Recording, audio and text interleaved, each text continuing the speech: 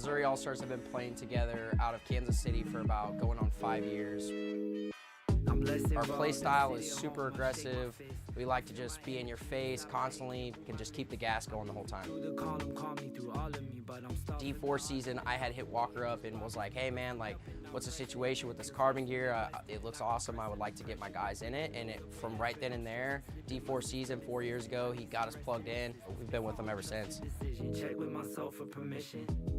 They're here at every event. They have gear that you can buy on hand. They have lenses on hand. If you have a tear in your knee pad, you need to swap that out. They'll have that for you. I've literally had Walker in my pit in Dallas asking me if I need help with pits. Like, you can't ask for anything more from a sponsor. If it's meant to be, I'm up and coming, but calming down, I'm centering. Walker here with Carbon Paintball to discuss the Zero goggle system with you guys. We have the Pro version and then the SLD. What you're going to notice first is the color options. The Pro, it is a semi-translucent Airflex bottom. That's the mask region. And then with the Solid series, it is just a solid color. It's opaque. They're both exactly the same durometer. They're both the same softness or squishiness. Other than that, you're actually going to get a clear lens with your Pro goggle. They both come with a case. And another cool feature of the Pro model is a dual silicone strap versus a sublimated strap on the SLD. And last but not least is another cool highlight is the Pro has some orange accents versus the SLD comes with black. For more features and information on sizing and pricing, visit carbonpaintball.com.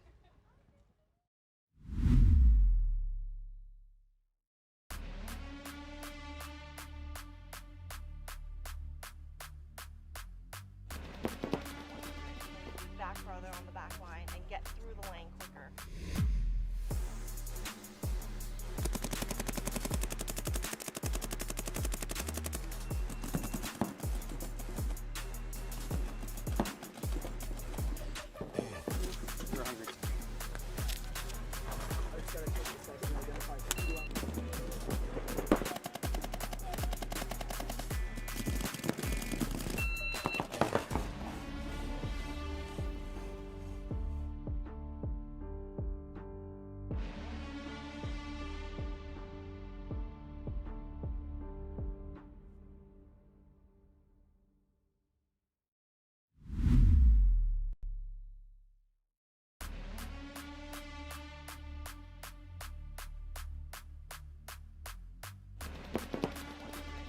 Back further on the back line and get through the lane quicker.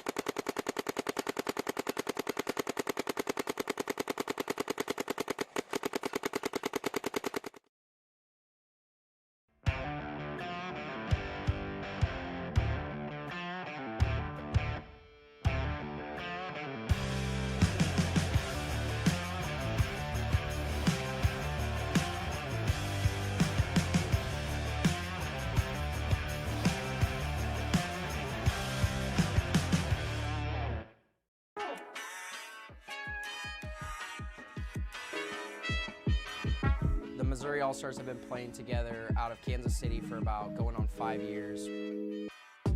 Our play style is super aggressive. We like to just be in your face constantly, can just keep the gas going the whole time. D4 season, I had hit Walker up and was like, hey man, like, what's the situation with this carbon gear? It looks awesome. I would like to get my guys in it. And from right then and there, D4 season 4 years ago, he got us plugged in. We've been with him ever since. They're here at every event. They have gear that you can buy on hand. They have lenses on hand. If you have a tear in your knee pad, you need to swap that out. They'll have that for you. I've literally had Walker in my pit in Dallas asking me if I need help with pits. Like, you can't ask for anything more from a sponsor. If it's meant to be, I'm up and coming, but calming down, I'm centering. Walker here with Carbon Paintball to discuss the Zero goggle system with you guys. We have the Pro version and then the SLD. What you're going to notice first is the color options. On the Pro, it is a semi-translucent Airflex bottom. That's the mask region. And then with the Solid series, it is just a solid color. It's opaque. They're both exactly the same durometer. They're both the same softness or squishiness. Other than that, you're actually going to get a clear lens with your Pro goggle. They both come with a case.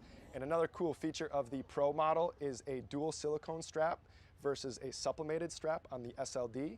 And last but not least is another cool highlight is the Pro has some orange accents versus the SLD comes with black. For more features and information on sizing and pricing, visit carbonpaintball.com.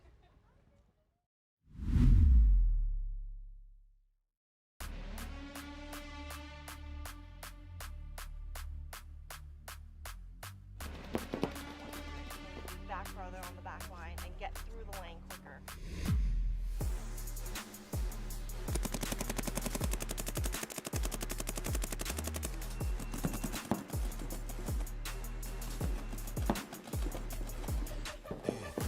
You're hungry.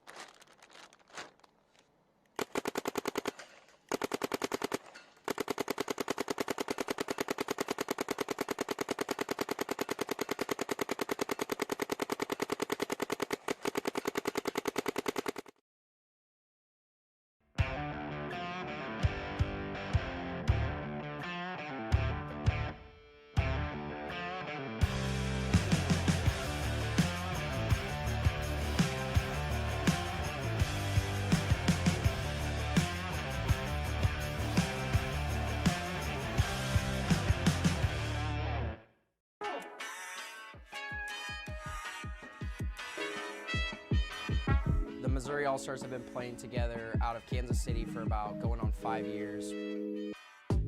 Our play style is super aggressive. We like to just be in your face constantly, can just keep the gas going the whole time. D4 season, I had hit Walker up and was like, hey man, like, what's the situation with this carbon gear? It looks awesome. I would like to get my guys in it. And from right then and there, D4 season 4 years ago, he got us plugged in. We've been with him ever since. They're here at every event. They have gear that you can buy on hand. They have lenses on hand. If you have a tear in your knee pad, you need to swap that out. They'll have that for you. I've literally had Walker in my pit in Dallas asking me if I need help with pits. Like, you can't ask for anything more from a sponsor. If it's meant to be, I'm up and coming, but calming down, I'm centering. Walker here with Carbon Paintball to discuss the Zero goggle system with you guys. We have the Pro version and then the SLD. What you're going to notice first is the color options. On the Pro, it is a semi-translucent Airflex bottom. That's the mask region. And then with the Solid series, it is just a solid color. It's opaque. They're both exactly the same durometer. They're both the same softness or squishiness. Other than that, you're actually going to get a clear lens with your Pro goggle. They both come with a case. And another cool feature of the Pro model is a dual silicone strap versus a sublimated strap on the SLD. And last but not least is another cool highlight is the Pro has some orange accents versus the SLD comes with black. For more features and information on sizing and pricing, visit carbonpaintball.com.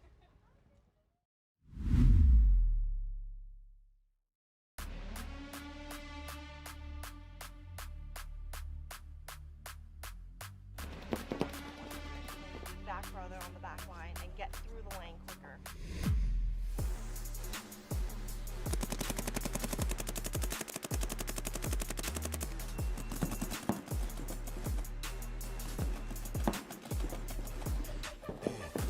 You're hungry.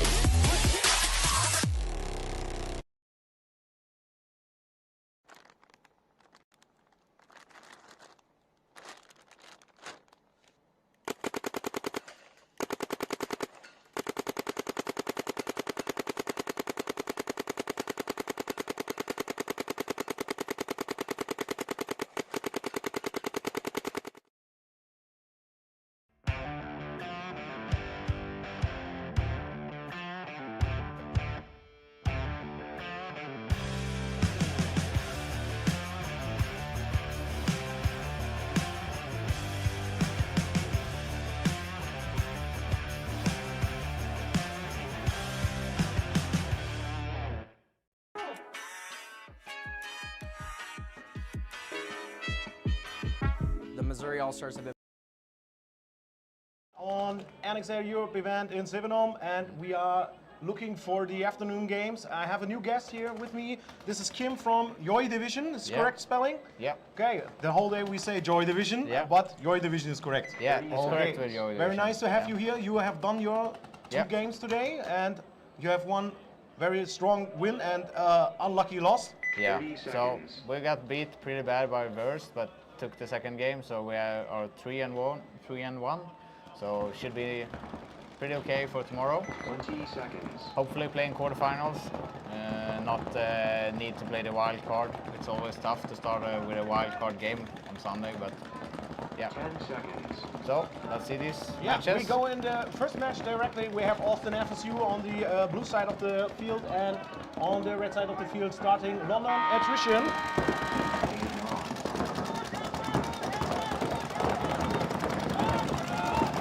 5 guys alive, both teams. Nice moves here from London.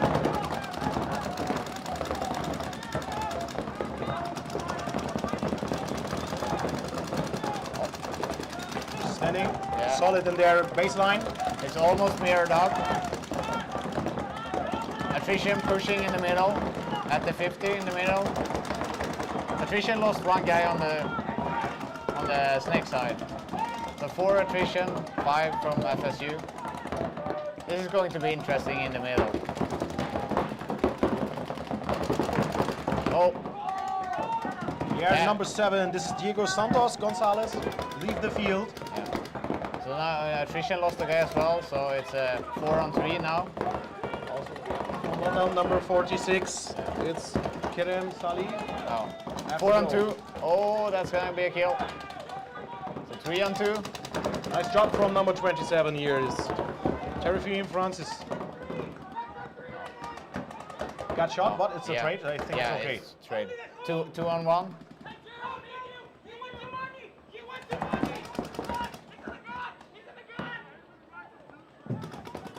Interesting that he starts pushing forward against 2 guys. Yeah. He's trying to catch them. Oh, he's probably getting it. Oh, he missed. Well, I think he didn't know where he is. Yeah. And now This is- here comes the surprise. Yay. Yeah. Oh, clean. It's a 1-on-1. 1-on-1. Yeah, 1-on-1 situation. So. Oh. Now he's going to run them down. Yeah. Nice shot here. By number 11. Number 11 from Austin. It's Rene Rodriguez. Yeah. I think he's clean. Yeah, looks like it. So then we thinking there's the first point for Austin FSU. Yeah. They did a pretty solid push through the middle. But what do you think? It depends if you are playing in the morning or in the afternoon. Is it more difficult to play later or earlier? we have some problems playing early in the morning. We're always pretty morning tired. So, but it's definitely more hot now. So the paint is a bit different, and it's more demanding playing now. So I prefer to play in the morning. And yeah, otherwise it feels like you just going to wait for the games that you need to play. 30 seconds. 30 seconds for the second matchup here in this bracket. We see D-Rooks Frankfurt from the blue side, and on the red side we have Ranger Warsaw. 20 seconds. D-Rooks playing with the guy Kyle Berry. He's wearing the number 8, so keep an eye on him. 10 seconds.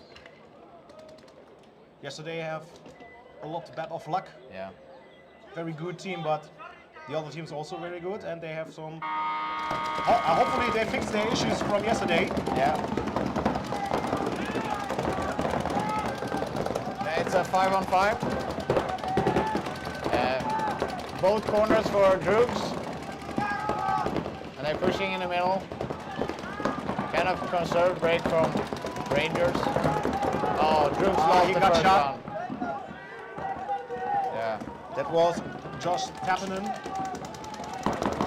from D-Rooks. So Rangers play pretty calm and collected, trying to push in the middle.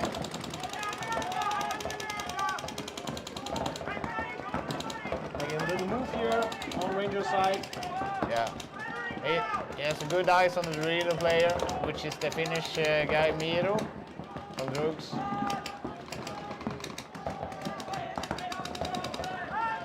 And one more player left the field for D-Rooks Frankfurt. They shot Miro on the right side, so Rangers have the right side completely open to push through now.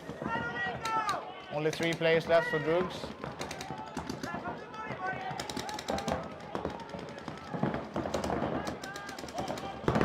Rangers are on D-Rooks side now.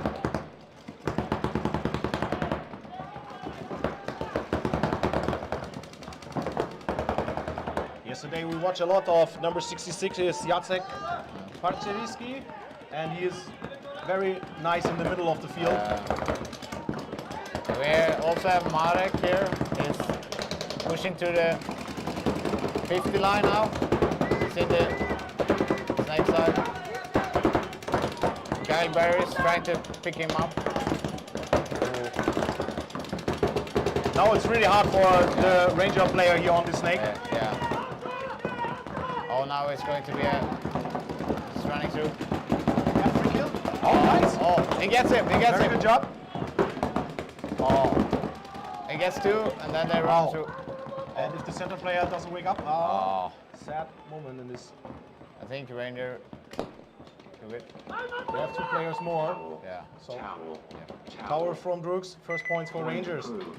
Kyle Berry made a really good move up in the middle, almost solving the whole problems for them, but got picked up by Marek running down. The Rangers sending man after man on the bottom side of the field. We are going into the 30 seconds. next point between London Attrition and Austin. 20 seconds.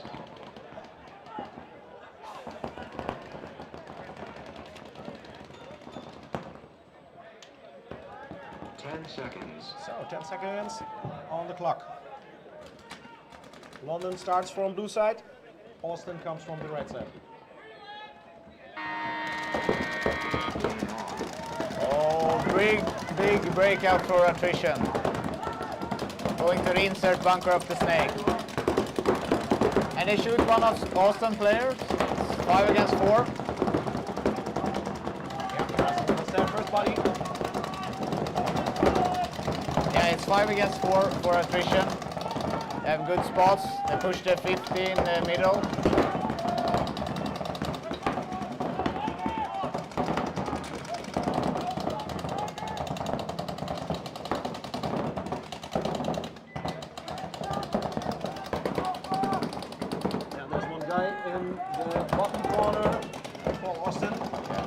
The guy in the corner for Austin is all by himself. The other 3 guys are on the other side. So Attrition should try and push down the snake side here.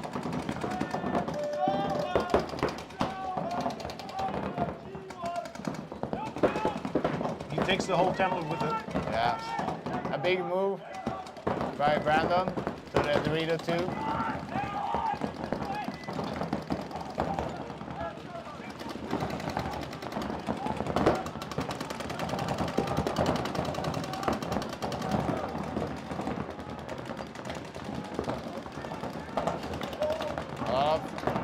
Lanes going down.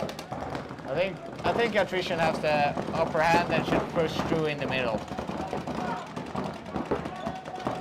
Yeah. Also thing we seen yesterday a lot of times. The team that first controlled this middle bunker has good control all over the field here. Yeah, it's hard to reach them.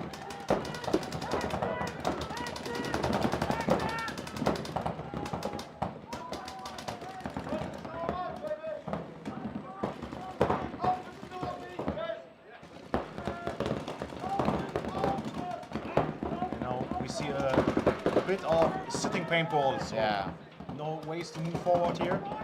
Probably people will run out of paint soon and need to stop shooting that much. And you need to make your shot count. Yeah, time is a big factor here on this layout, Yeah. We have seen pretty slow points. I feel like usually Friday and Saturday is going to be fast points, but oh, here is a big move on other side, over to the other side for Attrition. It's number 27, Francis Sedel. And Attrition lost the Dorito guy. So it's 4-on-4 now. I don't think Austin knows about the play in the middle. Yeah, that's number 27 from London. Telfrin Francis. Yeah, he picked one up. So it's 3. Oh. Number 8 from Austin, leave the field. Yeah. So it's 4 against 3 now in the favor of Attrition.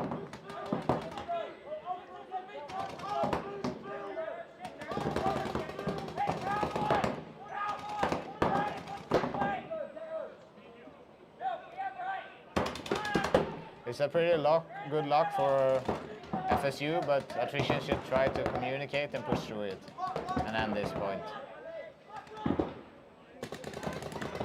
Oh, he missed the move. Oh, he got him, he got him. Oh, it's a 3-on-3. Oh, he shot him in the snake. Oh, he tried to take the snake and he shot him. So it's 3-on-2 again. Now, then they picked up the last. Oh, it's only one in the corner now. Yeah, last player from Austin plays bottom corner. Yeah, it's 3 against 1. I don't know why the Attrition guy moves back, but trying to get the angles on him. Yeah, they picked him up. That's it. He got shot? Yeah, he got shot. Yes. So, Yeah. here's a point for London Attrition. Yeah. Good job here. Yeah, it was a solid point. They've been struggling some this weekend, but this was a really solid point. And there's the towel from Austin. So game is even. Yeah. Zeros.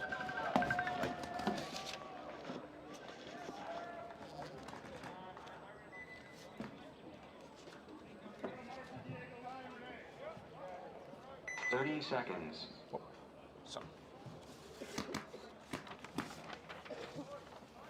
Okay, next game between Rangers and D-Rooks. 20 seconds. Now D-Rooks needs an answer. 10 seconds. 10 seconds is called. Rangers start from the blue side with the blue jerseys. D-Rooks has the black jerseys on the red side.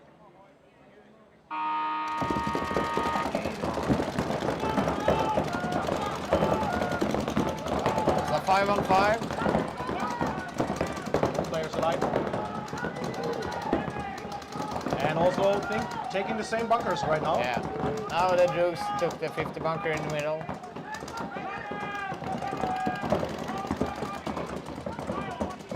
That's number 13.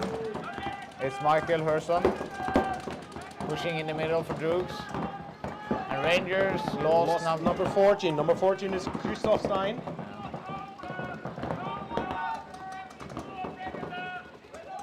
Droogs are still 5 alive, I think. Yeah, still 5 That's against good for them. 5 against 4. And they really pushed in Rangers in the pocket. So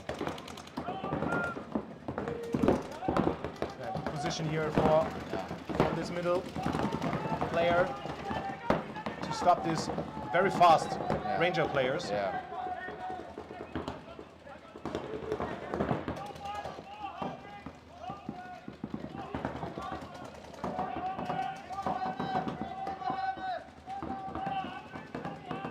So Droogs have the guy locking down the snake side here in the middle, and they're trying to push under the other side.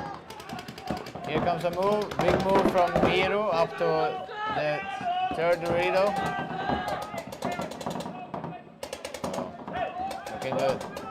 Rangers take a little step back Yeah. to get better protection. I think it's a smart move to move back when they take the 50s or up here. Also different thing here on this layout to other layouts. Never see so much backstabs on paintball matches like this. No. But it's easy to get the guys that are far up in the middle to bunker them, so it's a smart move to move back. So now Rooks are doing 3 guns on this side. They switch over. So I shoot the home guy. So it's 5 against 2. Should Number be a 8, Bogdan Andresiuk. yeah. He left the field. And Federico is getting a paint check on for Rooks. No, it's clean.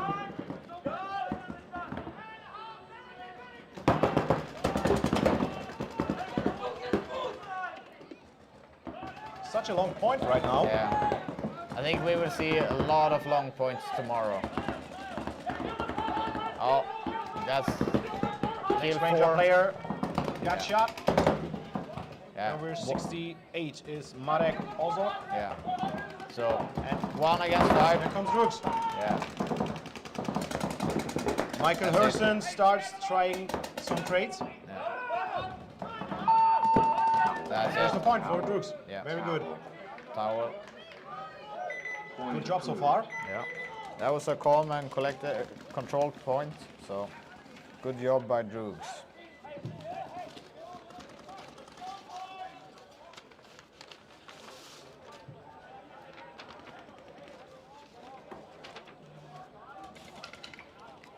Seconds.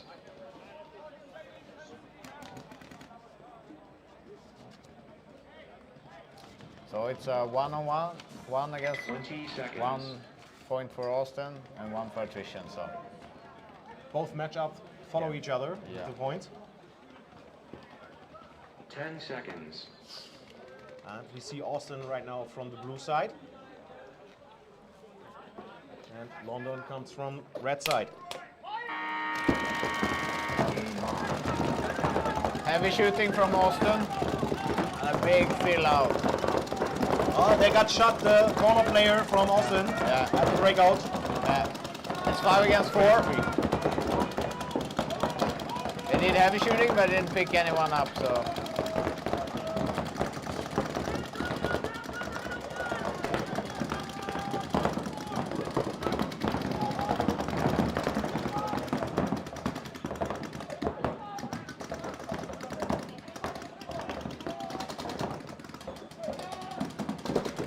So we have Diego, number 7, in the middle, with number 12 also.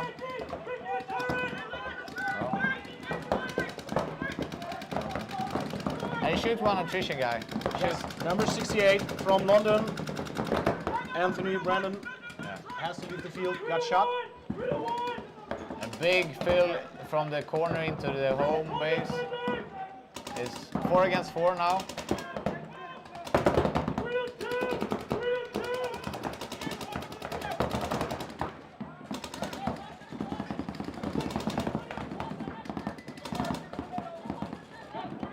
And Attrition pushing in the middle, take 1 more bunker up to get closer to FSU. I think FSU missed the guy moving up in the middle. So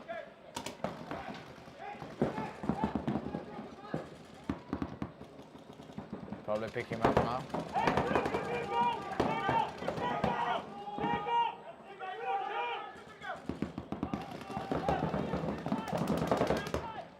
Making a little move here in the middle of the field. From number 7, it's Diego from Austin.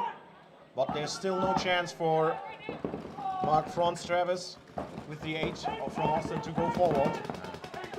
If he tries to go forward in the middle. No, the Attrition guy saw the middle guy now. FSU knows there's the 50 in the middle, so probably going to try to bunker him. He's doing a good job here. He's just stay calm and waiting for his opportunities to get the shot. Yeah. Don't overextend here.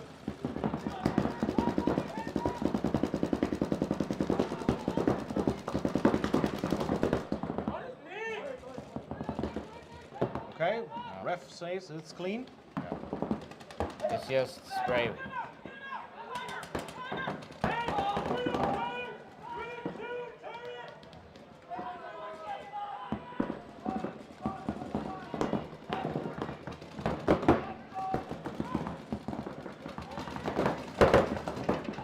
Oh, they picked him up. So it's a 4-on-3 now.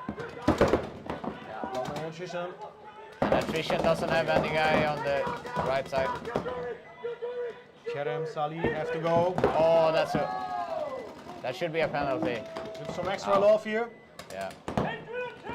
It's 1 against 2 now. Now 1 against 3.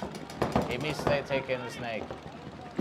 So he's going to get also the yeah. Region 2 player from London gets up. And Austin take it to the house. After losing one in the break and then playing solid, they fixed it with 3 guys left. That's smart paintball.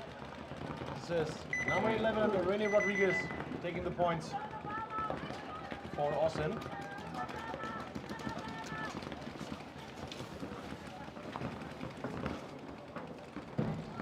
We have D-Rooks again and Ranger. 30 seconds. D-Rooks start from the blue side. Ranger also is prepared to come from the red 20 side. seconds.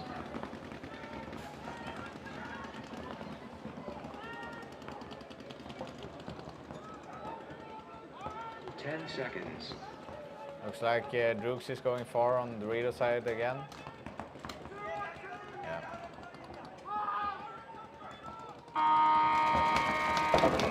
Oh, Big move here on the top side. Yeah. Taking Dorito 2, but lost the player at the break on the bottom side. Yeah. Some gun problems in the middle for D-Rooks guy as well. Seems to be the hopper not working. And they lose another, so it's 3 against 4. Rangers losing a guy. Making good moves here in the middle of the field. Yeah. So Michael Herson really pushing the middle. And Rangers have a good lock now in the middle. It's going to be hard for D-Rooks to push through.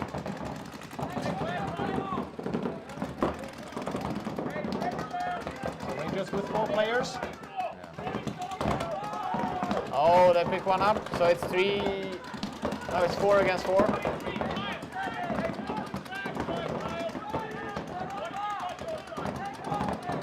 So that frees up for Miro on the Dorito side to move if he wants to.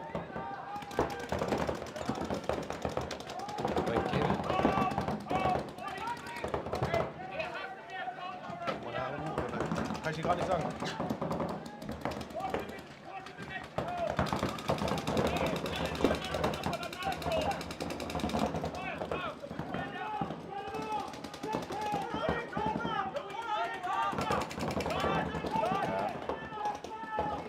Positions here for D-Rooks. Yeah. They have the chance to push in the middle, I feel like. We're sitting a lot and shooting, communicating with each other, figure stuff out.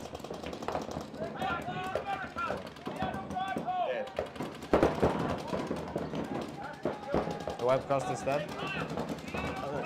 Livestream here is no problem for us. Everything here runs. Not right now, only my tablet is gone. So we cannot see the live chat right now. Yeah. There's no problem.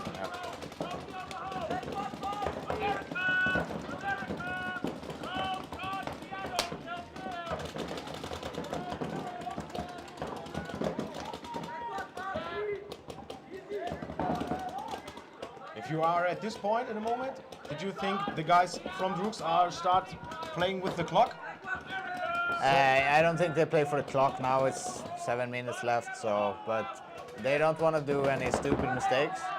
So they always need to be calm and controlled on this field because it's so easy to lock the field down. So if you lose 1 point and the other team is up, it's hard to get back. So Oh, D-Rooks lost another player. Yeah. This is number 14 of D-Rooks. It's James Beardley Jaybird. he's a really friendly guy, Jaybird. The most of the people are here Yeah. really friendly guys, but on the fields you are Yeah. creating monsters. Yeah, exactly.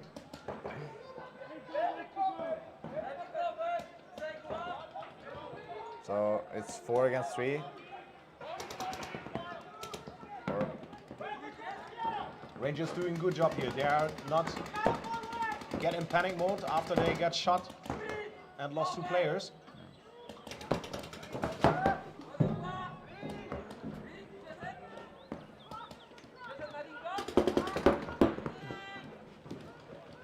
Oh, so Miro shoots a big kill on the snake side for Miro. Here's number 14, leave the field. It's Christoph And they Stein. pick another guy up. Carl Berry got the kill there, so it's only one guy left. Oh, and he shot one. Yeah, He got shot, Carl Berry. yeah. So it's 1 against 2. And he comes for them. He tries. He's out of paint. He was out of paint. Miro getting a bit hyped. Very good job here from Miro. And also from Michael Herson in the middle, playing solid.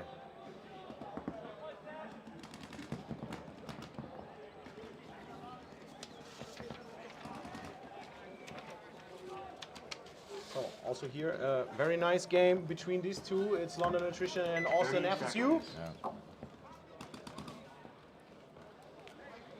Austin leads this game with 1 point only. It's not so much.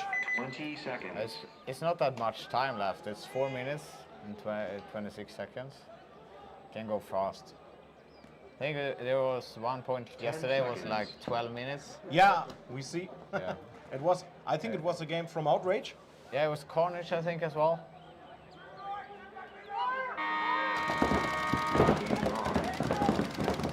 Five alive on London side.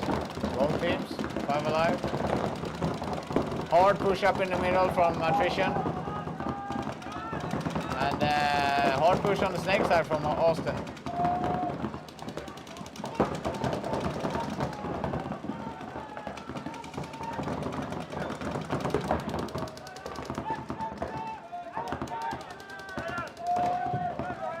No player left the field right now. Yeah. 5 against 5. And London starts entering the middle of the field.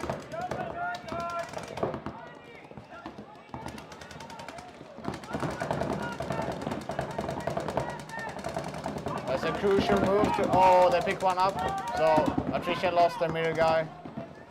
That's number 27. This is Tarifine Francis. Yeah. He lost his paintball life on the field. Yeah.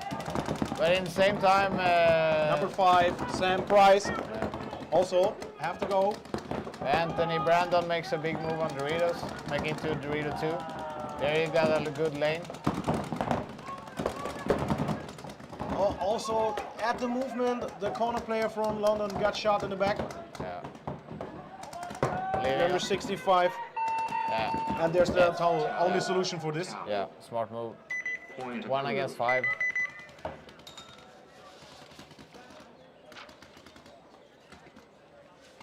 Good job here. Another point for Austin, guys. Playing solid. Doing good work. Shooting a lot, communicating. Looking good. 30 seconds. Yesterday was really funny. We were watching one game from D-Rooks, and the last 2 guys from D-Rooks was on the field, and it was really quiet. You can hear 20 they have a whole conversation. There was no calls. It was really conversation they do in here. Yeah, we end up in those situations sometimes, just having a good 10 conversation. seconds. That's what you want on the field. 10 seconds called. Rangers come from the blue side, and the D-Rooks are leading this game from the red side.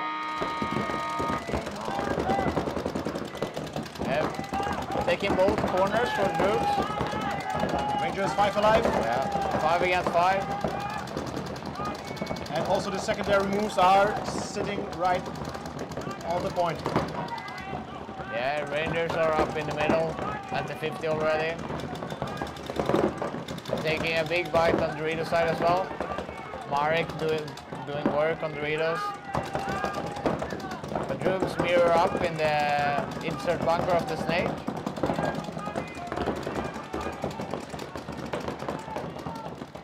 So still 5 against 5. Yeah, nobody left the field right now. Strong matchup here. Yeah.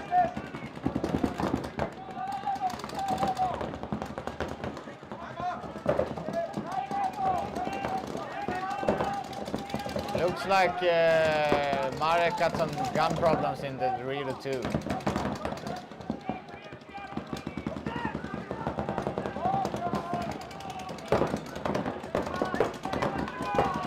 Oh, One player from D-Rooks yeah. leave the field. That's Number 13. Michael Herson. Michael Herson. Jaybird fills the spots immediately after to keep the line. Oh, here Ranger pushes over to the other side. He got picked up. Jacek, number 66 from Rangers, also got shot in the middle. Yeah, but Marek did a move up to Dorito 3 at the same time when they dropped him.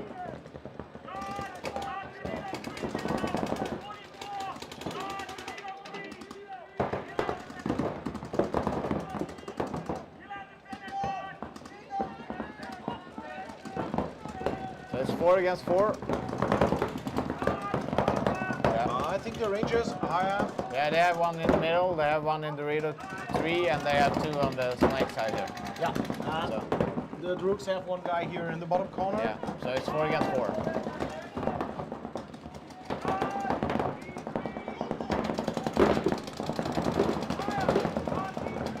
So this is a crucial point. It's only 3 minutes left. If D-Rooks can drag this one out, it could be and win this.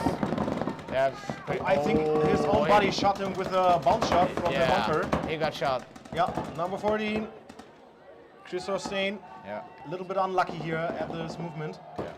So now it's a 4 against 3. Oh, I think also. Oh, he's clean. Okay. It looks like a hit. And now this was a it- clear hit. Yeah, Yeah. yeah, it was hit. That was a clear hit. Oh, and on Drooks D-Rooks. takes the snake. I don't know if he got shot. No, he made No, it to he's snake. alive. Oh, they picked up the insert bunker. That was their back player. So it's 3 against 2 now.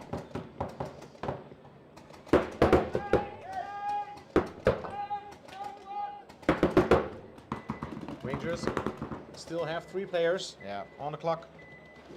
it's 2 minutes left. It's running out of time right now. He picked up the snake guy, so it's only 1 left for Drooks. They have their corner player. He's still inside. It's not so easy to get this guy out of this corner. You need to dig him out really bad. There you got him. So Marek picks him up, running for the buzzer. Yeah. With 1 minute and 45 seconds left. Good job. Yeah. This point goes to Rangers and we have an even game. Yeah. Point approved.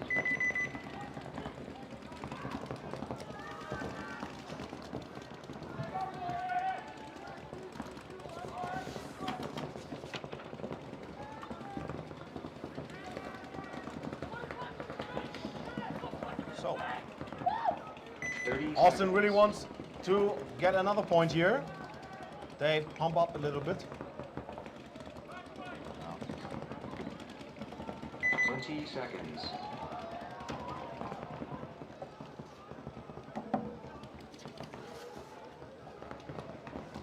Nice little 10 fresh seconds. air comes to us here. Yeah, it's pretty hot. So it's nice with some nice weather. Yeah, for paintball it's really great. Or it's not too hot, it's not wet. Big breakouts from Attrition up in the middle. They lose 2 guys, so 3 guys. So it's only 2 Attrition guys left. Should be a quick point for us, Austin. Oh, It's tough. Yeah. It's tough. Yeah. Doesn't make any sense to play this anymore, so it's 2 guys versus 5 guys. Point approved. Just throw a towel, save some time here. Quick point from Austin. yeah. When you're up like 2 or 3 points, usually you see quick points because people are so scary to burn the clock down, so they do a lot of towels. But this would have been a quick point either way. So 2-2. Let's see. Gets the point here. Yeah, this is just a little nail biter right now. Yeah. It's a really, really important point for either team to take it. Yeah, D-Rooks really need one victory here. Lost both of their games yesterday, Yeah. and I think they don't want to go straight home after this day. Oh, they struggled a bit last year, but this year they look stronger. So. Going to be a big breakout maybe on. Yeah, big breakout for Miro. Here we go. Going to the corner. They take the tape sides. Both corners are entered from D-Rooks. Yeah, they lost one player. And Ranger lost one as well out of the 3. So it's 4 against 4.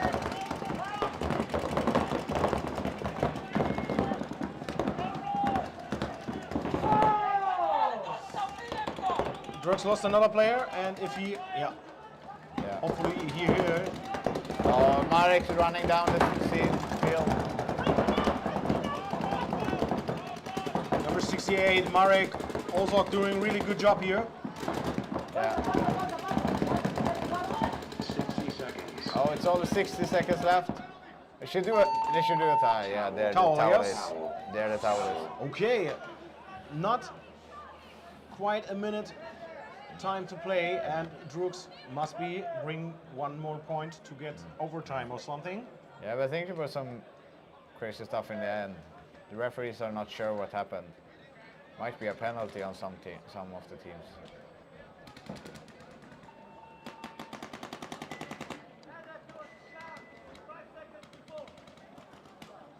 Yeah, they'll just talk to each Yeah. other. They've stopped the clock, but seems like they have the decision now. Should be a point for Rangers, no matter what.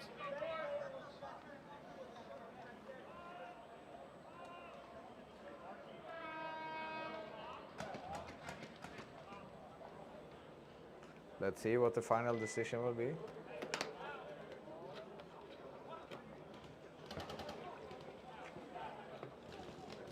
A little bit of speaking time from head ref to organization team.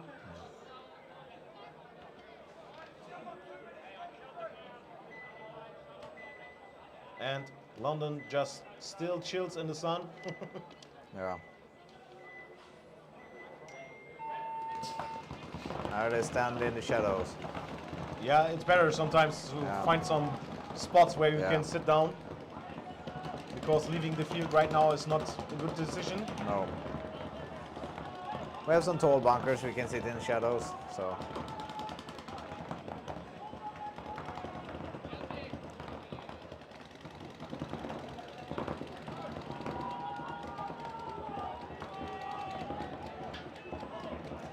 And Attrition is from England, they are not used to the heat either. It's Yeah. usually raining over there. So they are not like the guys from Gladiatori Uniscano, No, they are no. loving the sun. Yeah, Have no problems with this. Also the guys from Austin, I think, Yeah. have no problem with probably warm not. weather. But Gladiatori doesn't have that many. I think they only have like one Italian. Most of the players are. Some live there, but there are 2 English guys. I think it's Lee Hughes, and then we have Jason Wheeler. And then they have Paya. He's from Czech, I think. So, and they have Slava. Slava is living in Italy. Yeah, Yeah, Mr. Sensei. yeah. He's doing really good for being that old. He's I think it's 50. still sharp as a knife. I see him, I think 2 or 3 years ago, he Yeah. was making some pro school stuff Yeah. and something like this in Germany. And you are going there, you are not 30, and he's just over 40, and he just run away from you, and you have no chance. I think he actually is 50 years old. Yeah, So I think he was 49 last year. pretty strong Yeah. man. Yeah, doing good. So Also a role model for every other Yeah. young paintball player. He has so much, tons of experience.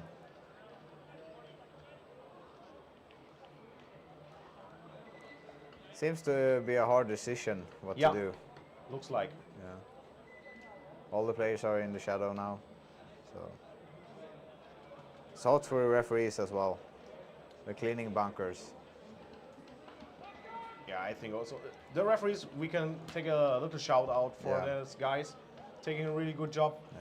the last day and also this day, and they're staying for every game on the field, have to do their job. And the reffing has been really, really good this tournament. So? So they're really doing a good job. So This is good to hear. yeah, Every day, every team and every point. Yeah. Sometimes there are some decisions player don't understand or didn't see the point why the referee has this decision. But at the end of the day, what the referee say stands. yeah. And the good thing about these referees, you can talk to them, and if there's a problem, you can talk to them, and they will listen. They will not just make you walk away. So you can have a discussion with them if you're not agreeing on something, and then without no hard feelings. And I really like that with referees. So it's really nice work by all the referees out here. Yeah, really great. Also, what we see the last 2 days here, Yeah. me and my guy Kerem here on the top. Yeah. It's a lot of sportsmanship here. It's Yeah. not bad, no bad languages here. Very nice. Yeah.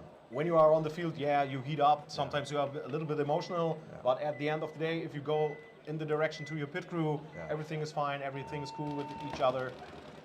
As it should be. It should be like that. So that's.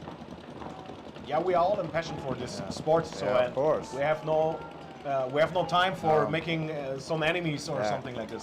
All of the players here have invested a lot of time and a lot of money in this sport. So we do it because we love it. Yes. No one is getting rich on this. So Also, I hear from our guest before, it was Pete from PP Arena. Yeah. He says they stay 20 kilometers away here from the field, and a lot of teams are in the same vaccination where they are. Okay. And also cool when they can, after a long, hard day, come all together and have some cool drinks and just enjoy the rest of the day in peace. yeah, that's cool. As it should be. So I think this is really a hard decision here because nothing doing on this. Maybe they're watching a replay. I don't know. When we have our last day at the German Paintball League, we are lucky. We have seen one mistake from one team and referees, and our drone pilot was in the air for a moment, and we can say, hey, first time ever in screening, stream, we can give you a replay from this one, because there was 6 guys on the field and nobody noticed it. That's perfect. At a point went to Rangers, so it's 3-2 with 56 seconds left. So tough next point for D-Rooks Frankfurt, and we are going here in the game between Austin FSU and London Attrition. Also, London Attrition needs to get some points on the scoreboard. 20 seconds. Yeah, they've been struggling Attrition in this, so hopefully they can get something going here. They've had a pretty solid push in the middle.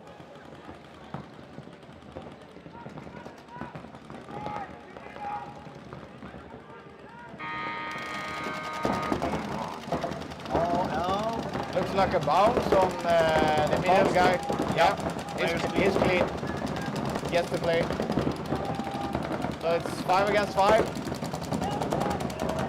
Yeah, and we see double center here from Austin. Yeah. It's going to be pretty hard soon for him to leave the double center there. In your games we see sometimes you are just have something like triple center and then one guy move really fast to the wings. Yeah, we want to have some double shooting and then try to move.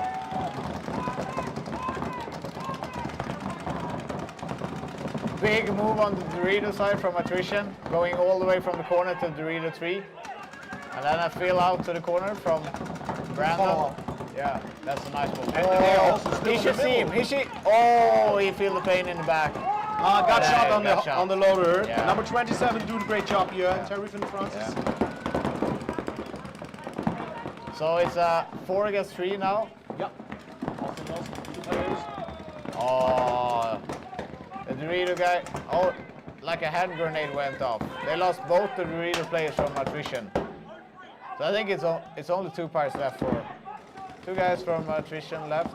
Austin takes a snake off the top side and is still in the field side of London. Now he shoots the only the insert bunker from Snake left. They got him? They got him. So it's a point for Austin. Yeah.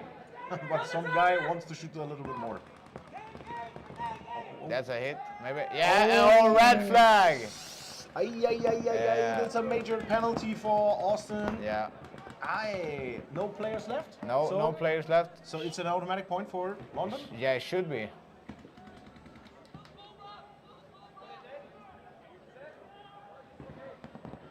Or no point. Or no point, I don't know. Game stopped. Another thing we have to wait for. The player from Austin didn't agree with the decision from the head ref. No. He got shot on the barrel. Very difficult to watch from your ankle as a referee to see if the barrel is has some dirt from the shells or it got shot. But that head ref has been reffing for so many years. He's so experienced. He knows when it's a hit. So I trust him in 100%. If he says it's a hit, it's a hit. He got so much experience. So Yeah.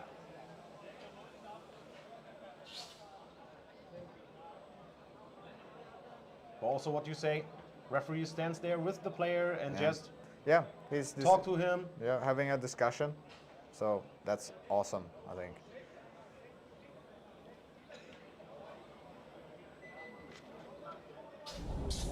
You should be allowed to question referees' calls. Yeah, absolutely. Yeah.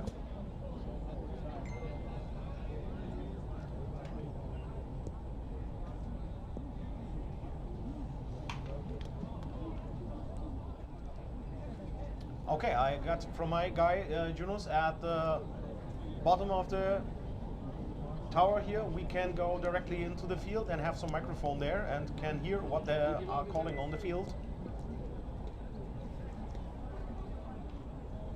Seems like the decision is done.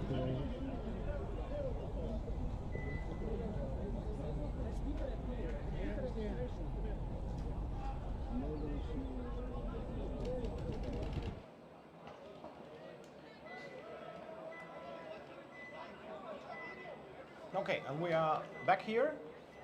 Hope you have fun hearing some sounds from the field directly. It's our guy Heiko there, walking his way and give you some information. You have more information than us right now.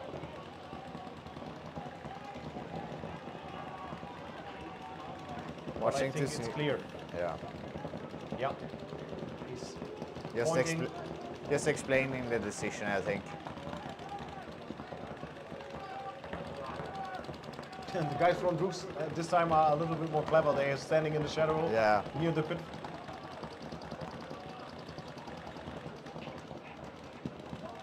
So it's going to be an interesting next point for D-Rooks.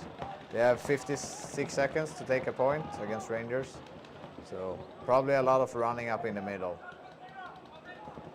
Yeah, but you think there's 56 seconds left. So for speedy players, it is a lot of time to get from one side of the base to the other Yeah, of side. course. But what are you doing here? Are you just start calm or you go fast forward as possible? To get a fast point, you need to shoot players. So do I have a shooting off the break and then try to run? Would be my plan. So because if you shoot two guys off the break, then you have an easy time running. So, but this middle is so hard to shoot people in the middle. So you can push pretty fast up in the middle. So probably they will send one guy just running down in the middle and run both corners. They have been doing that a lot. So.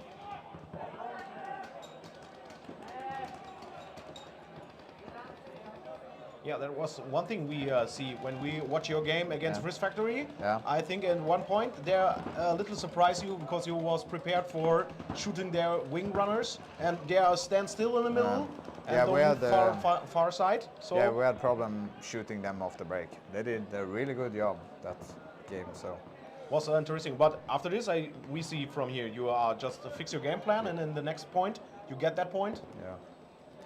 yeah. Was a very good match for us to see, and you show all the community here very nice paintball in this match. I Also in feel all like other matches. we have a lot of new players on the team this season. We have 3 new players actually. So So it's trying to get everyone to get a part of the team and feel like this is where I want to be and feel like they belong.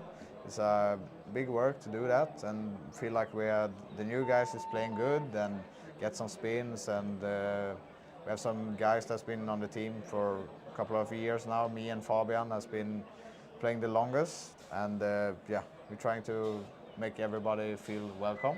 Yeah. And, so you're not better than your worst player, so try to make everyone be as the best they can be. It's the goal. And we actually had one of the guys that we picked up. It was his first tournament in Europe yesterday. And the first point, he ended up winning a 1 against 2. Okay. So yeah. the first pro tournament or tournament in Europe, either way, and he wins 1 against 2. So he did really good. Nice welcome in Europe paintball. Yeah.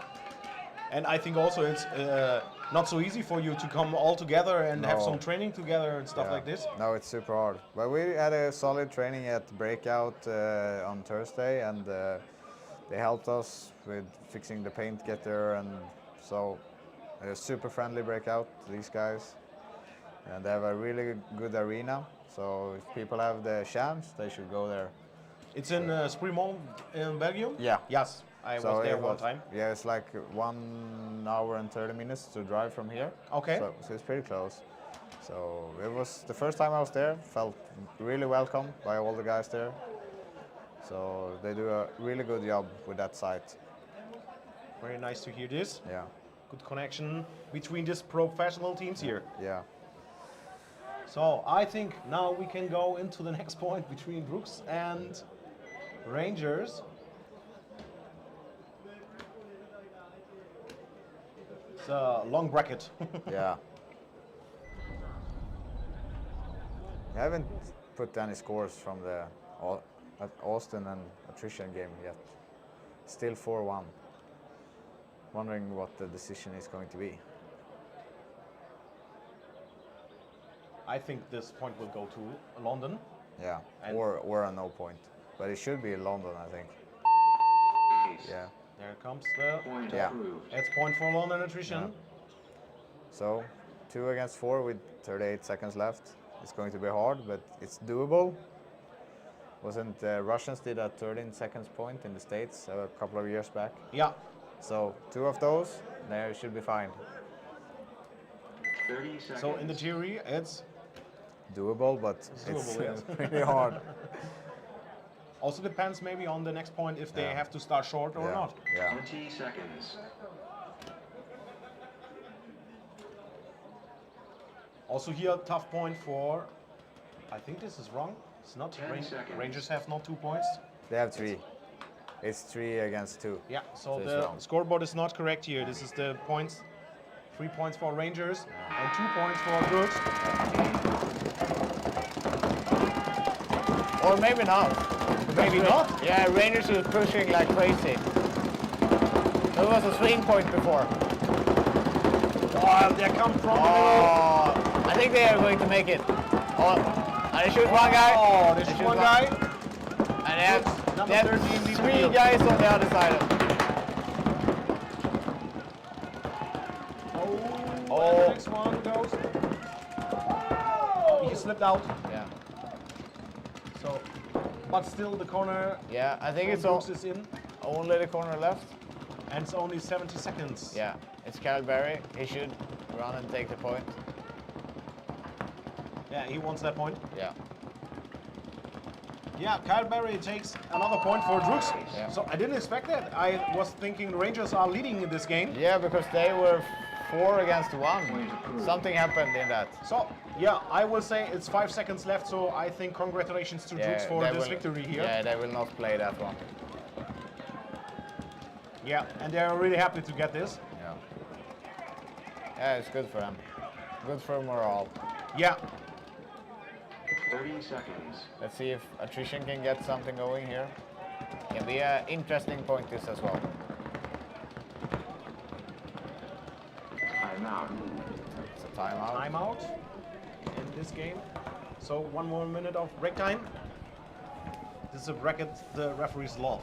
Yeah, a lot of can time. get some water and clean the bunkers is really important as well, so you don't get that much rub on players. Yeah. So it's easy to see when players are hit as well. When you start playing paintball, it's just like when you are a player and never start refereeing something like this. You are just like, can you clean it for me? Yeah. But also it's good for the referees. When the bunkers are clean, you can see more if the players start doing some crazy stuff. Shady stuff, Yeah, some cheating. Yeah. If you don't get catched, cheating is not a crime. No. Sometimes. No. Agree with you on that. 30 seconds. So I know a lot of it has to come. Yeah. Fast forward. 20 seconds. Austin can start with 5 players, so Yeah. no more. 10 seconds.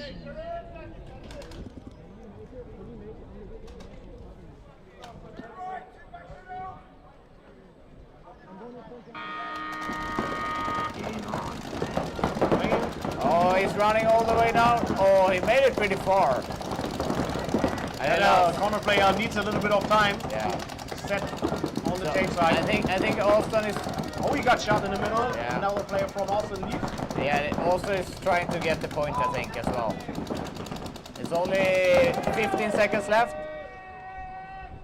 Austin player also. Yeah, They have one player more. I think it's only one player left. Oh, they're not going to make the point. Austin is 2 players left. They can just run down and push the buzzer. Yeah. So also congratulations to Austin Attrition here. Yeah. They got also a victory, and we have the victory for D-Rooks Frankfurt here. Good job from them. And this bracket is over. We are going for a little break and see you after this. See you. See Bye. you. Bye.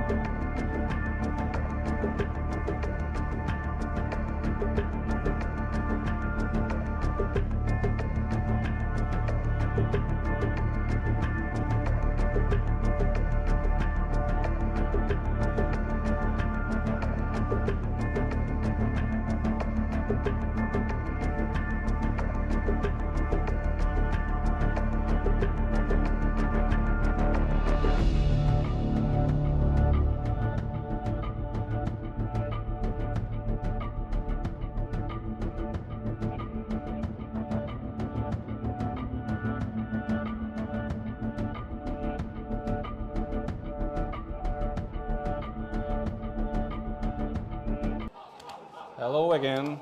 We're back for second bracket of the afternoon games with Kim from Roy. Hi guys, I'm Kim from your division. This game we will try to comment you together. Yeah. It's a big pleasure for me to be here with you. It's a pleasure to be here as well. So now the team's section play against Lucky 15 Staffordshire. And Ron Holt Dynamites play against PP Arena. It'll be two pretty good games. Section played really good yesterday. Yes. And also Lucky. Lucky is always playing good. Tough team to beat. Section play very well, and now they try to start with win today. Yeah. And Lucky Staffordshire was very lucky that they got 2 games yesterday. Yeah. Ron Holt win 1 and lose 1 game, and PP Arena also won both games. We practiced run-off guys before this tournament. They come to us in Sweden, and we did pretty solid practice for a whole weekend. Shot a lot of paint and having some good times with them. So first game, the section players. Number 9, Tiago. Number 10, Filipa Riesco. Number 22, Florian Cheville. Number 55, Adrian Frankel. 74, Fabrice Gambing. 77, Andrei Grico. 83, Huan Din. I hope I spell it right. 96, Kevin Marsault. Jennifer Duchaussel. Frederic Marie. Didier Marsault is their staff. And Lucky. 20 seconds. Lucky, Ethan Levy, Mason Hintz, McGowan, Spencer Tilbury, Louis Coffey, Thomas Carroll, Clint Moore, and James Green. Matt Carver support them from the pit sides. So blue side,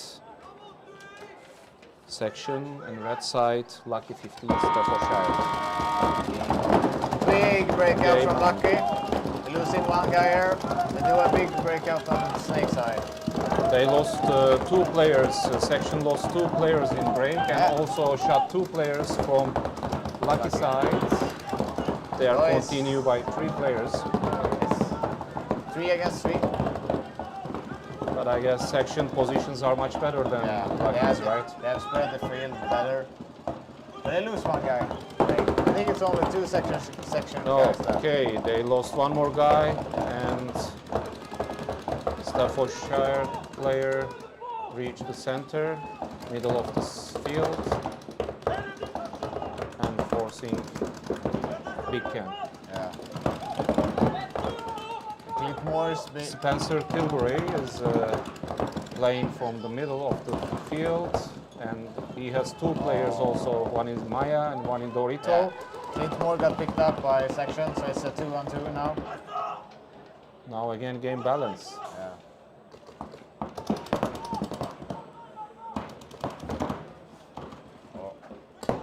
They missed the move on the snake side from section, so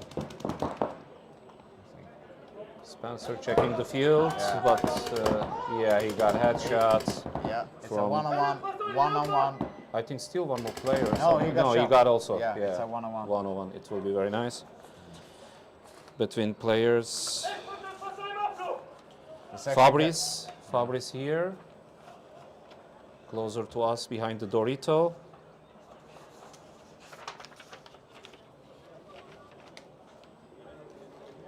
Retreating. He moved back corner, yeah. Yeah. He tried to get more safe.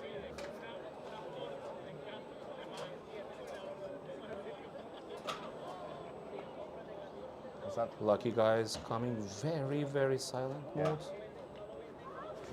Yeah, he missed him. He's going to pick him up. Oh, Florian. dropped the No, ball. no, no, sorry. Oh, he picked Louis he Coffee. got him. Louis Coffee, yeah. Nice move by Coffee there. Really nice move. Ace.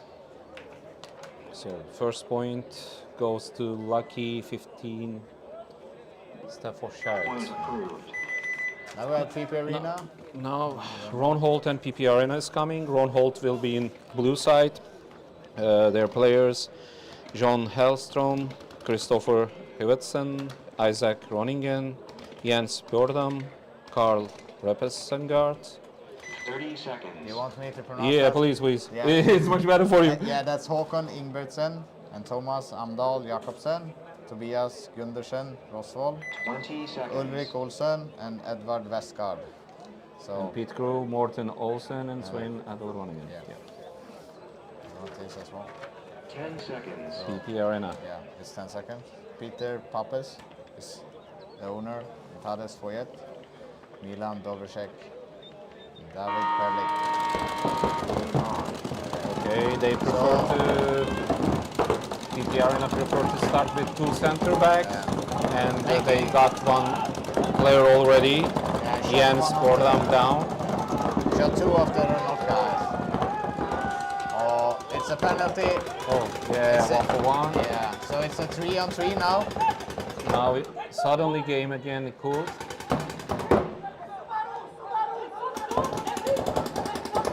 Oh, no one on red. Peter is making moves on the snake side. No, it's Jacob. No, it's Peter. Peter from PP Arena. It's in this inside bunker of the snake. Oh, it was so close.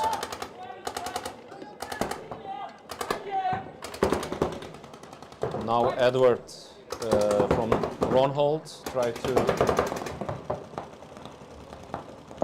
keep him safe behind the snake in Dorito. Carl in the middle from Ron Holt. I think it's Jan on the other side for Ronald and Doritos as well. Yeah, it's Jan. Okay, PP. Peter takes got the the snake. snake. Yeah, Peter is moving into the snake. And also in same time it's a control. penalty Okay, one more, for 1 for Ronald. 1. Now Jan got up. it will be hard for Edward. Yeah, but he's really good in these situations. He has 3 players in front of him. It looked like he got shot. You know, their technique is so cool, but 3 players is too much for him even. Yeah, They picked him up. finally got. Nice Okay. move by Peter. Okay. And David Perlick did a good job. I think they will see that anybody not in the field soon. So PP Arena won 2 games from yesterday, and Ron Holt 1 win and 1 lost. Lucky 15 got 2 games from yesterday, and Section was lost 2 games. Okay, so remain players from PP Arena: number 3 Petr Popes, 8 Todias Foy, 10 Milan Dvoracek, 22 David Perlik, 25 Jakub Hayek, 77 Dominic Carlos, 89 Thomas Perutka, 69 Pavel Habetnek. The staff: Simera, Denisa, and Jens. 20 seconds. So now, Lucky 15 Staffordshire starts from blue side and Section ready in the red 10 seconds. area. See if it's a big breakout from Lucky again. Seems like that.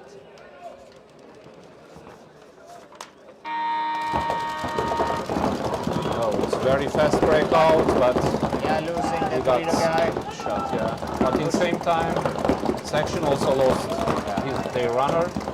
Oh. Lucky was another guy. One more player down. Middle. So,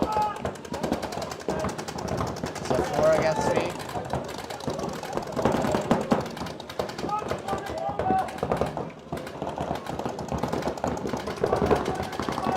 Oh, Lucky lost another guy, so it's only 2 guys left for Lucky.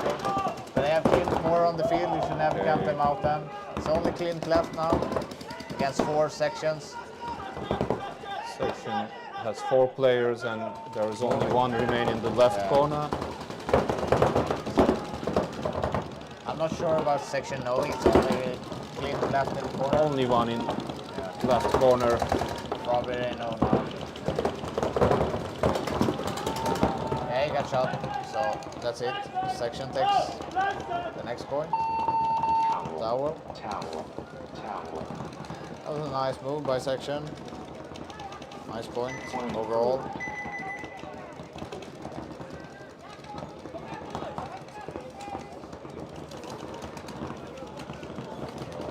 Let's see what Reynolds can do to step back against PP Arena. The traffic is too much in the field now. Games are very 30 fast. seconds. A lot of running just around, not that much control. So now PP Arena coming from blue side, Ron Holt Dynamite coming from red side. Yeah. They have the young guys on the team from Dynamite. They have Isaac 10 seconds. running on the Dorito side, and they have Tobias on the Snake side.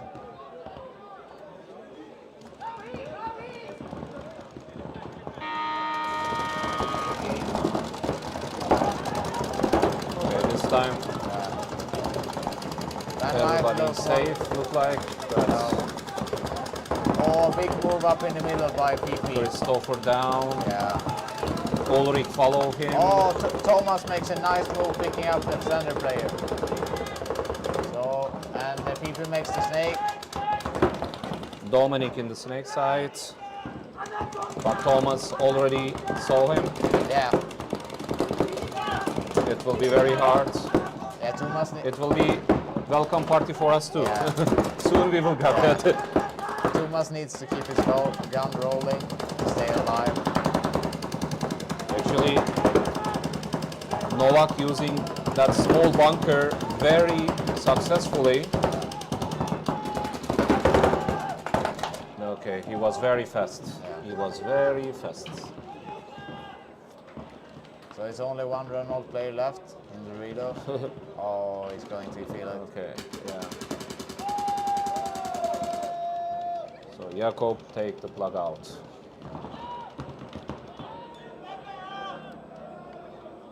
So PP Arena got second point. I think It's kind of easy than first point, I guess. Because Snake Novak, when he got it, did some damage. yeah. Took out 2 players. So. I think Renault is going to be a really good team this season. They have a lot of young players that are really impressive. So The age average lower than 23. yeah, so Lower than 23. they have some old guys that's been playing with Blast before, but now when they are switching again to Olsen and Swain. yeah, so Edvard and Håkon and Jens Even has played a lot. I played with Edvard back in the days. I think it was 2010. I played in Millennium, the first Millennium series with him. So he and his brother Håkon used to play for Blast as well. And there were some other Norwegian. Jens Even was with as well. So I played with those 30 guys seconds. back in 2010 in Millennium. Actually, Scandinavian teams has interesting skills they have. Yeah. 20 seconds. Yeah, we do a lot of technique because we need to practice indoors, and then we don't have a full field, and then we and use reballs. So 10 seconds. we need to do a lot of technique then because it's hard to get the full-on feeling with the smaller field. Section in blue side, Lucky is coming from red. Oh, section is forcing too much, 2 players down in the break. Okay, Very good shooting off the break from section.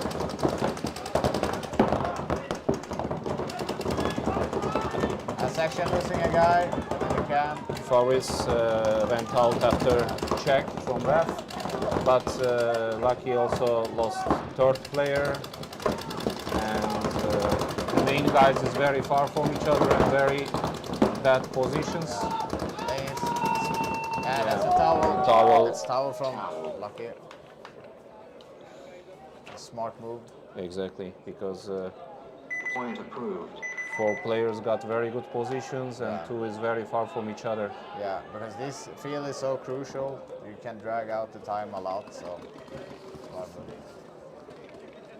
Yeah, but as we were talking about earlier, we prefer to do a lot of technique, and we live kind of by that, doing a lot of snap shootings on the winters. Several times I was joined some training in Norway, Oslo, Menes, Stian and Volkan was helping us as his Marine Park. We learn a lot from them, but they are so, we finish, all our power finish, but they start again and again and again. 10 But seconds. you used to run Izmir back in the days? Yeah. I know, I recognize you, so. Yeah. Ron Holt coming from blue side, Arena from red. Big breakout from PP. Shooting one off the break as well. That usually helps a lot. Oh, he lost one. So it's a 4-on-4. Milan got hit and go out from Pilsen.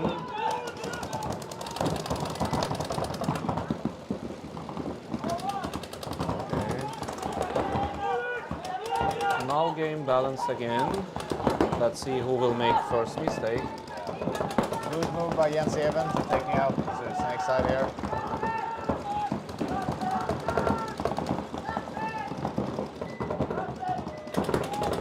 Carl from Ronhold, focus on the Dorito line. His right side.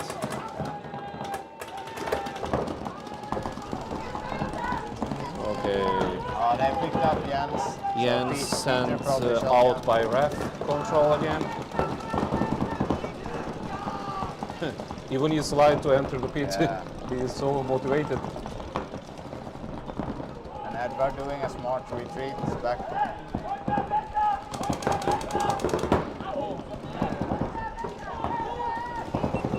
We've seen this picture many times during the games. Yeah. The front guys giving briefing to players. Yeah. Okay. Edward coming to right side and got to Dorito. Oh my God. Yeah, Now he got very important position. Yeah, he got a really good. Okay, move but by they Edward. wake him up. Yeah. He should not be allowed to move from the other side to the other side like that. So, I think they have 3 players, huh? or I think it's only 2 red one players. No, one is in the left corner. Yeah, it's There's one in the 3. back corner. Yeah. So it's 4 against 3 maybe. Pilsen guys also take their left base corner. So, Now it's almost teams. oh, you have not lost the corner guy. So Jon Jon is Hellstrom. stopping the ball. They lost very important And thing, Edward but pushing to okay. the snake.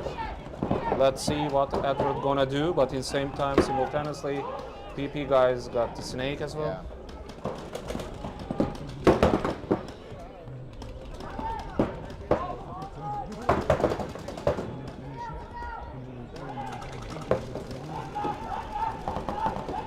Carl reached whole cake, but is it a good idea or not? It's going to be pretty hard for Carl to be He there. can take snake player out from Pilsen.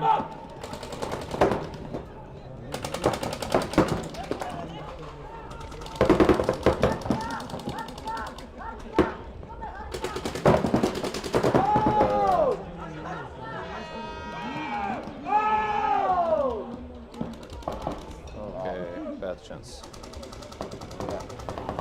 Good. DP guys got this point again, but it wasn't easy like before. They tried to eat some seconds from the time, but Ronhold coach didn't allow this. Take a towel and made it finish. Yeah. So Some easy kills for PP. Ronald needs to play tighter. okay, now But do you step play forward. any paintball anymore, or just? Locally we are continue, but Corona is, West out almost 3 years, Okay.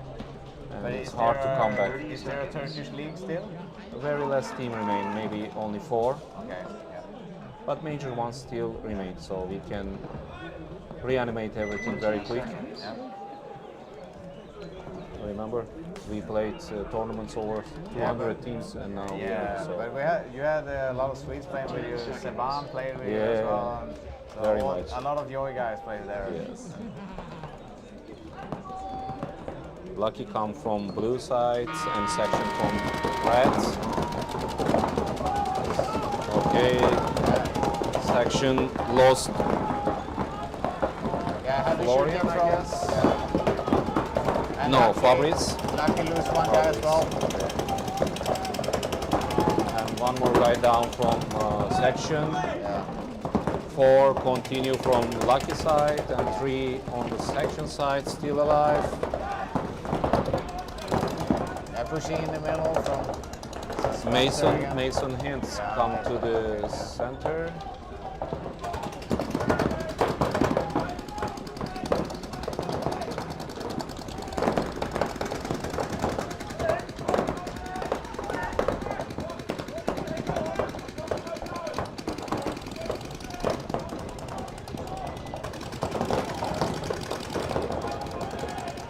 Section doing a job blocking down. One players is very important, but if you located your players in right bunkers, you still can hold the game. Yeah. Now section doing exactly this. Trying to burn the clock off. Making a move on the snake side. Strange choices. 3 of them is together now. And it usually gets like that. You push on the snake side with 3 guys because it's easy to push in the middle. And then the reader side is all by itself. Oh, make the insert bunker there.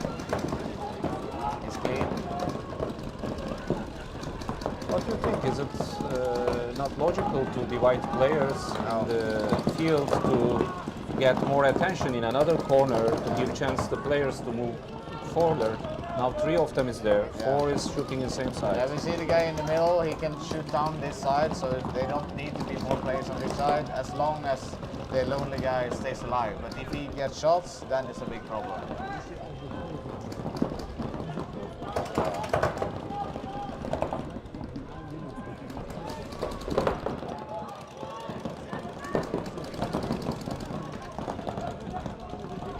That's like a small triangle, Yeah. but still we call it a Bermuda. Yeah, They a don't lot- tell anybody to get close. A lot of players playing it like that. They are waiting one volunteer to taste it.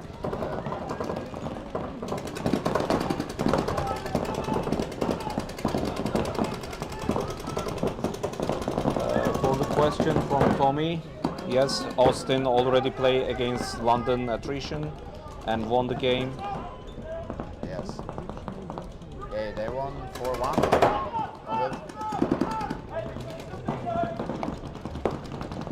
Okay, we have very much love messages. Continue. We even love. In same time, section lost 1 player more. We got a question about Firm. They haven't played this morning. Lost. Mason got close to section guys. And Clint making a big move down the snake. And Clint Moore got the snake. Oh, Hint's picking Mason out. shot him down. Yeah. And also immediately Adrian got hit. Yeah. So now he's going to feel the pain. Okay. 4 guys shooting at him. Got some extra balls. Solid point by Lucky. Talking it through and figure it out. Lucky found a way to catch section.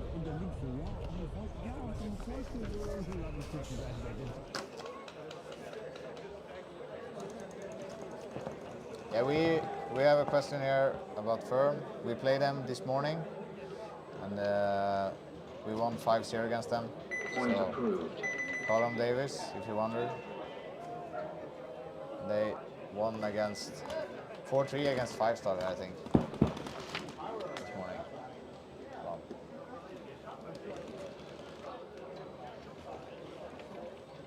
So 7 minutes remain. 30 seconds. Game between Ron Holt and PP Arena. PP Arena start from blue side. I see 20 seconds. Pappas, Jakob, Tomasz,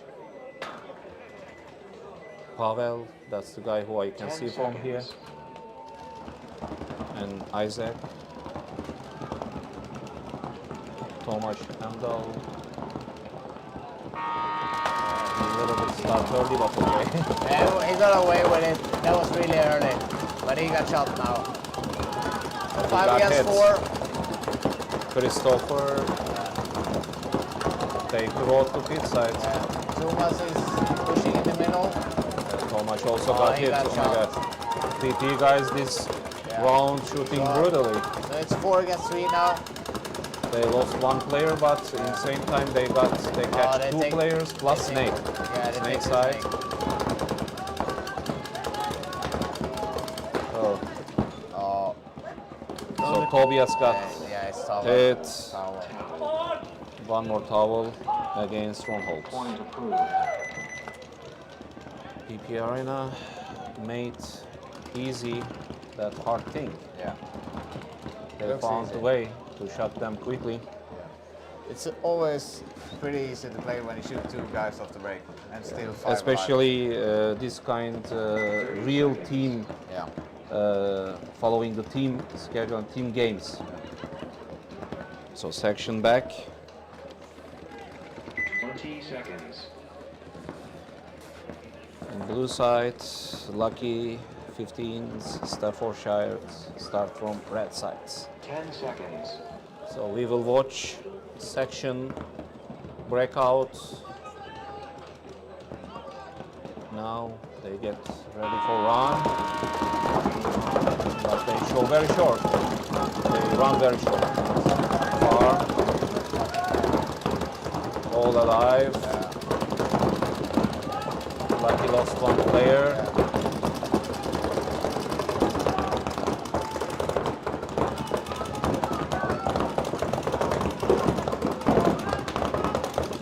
Adrian Franco, number 55 in the middle from section. I think it's Mason Hims that push up in the middle for Lucky as well. For now, they don't interest at each other. I think both of them try to lock snake lines.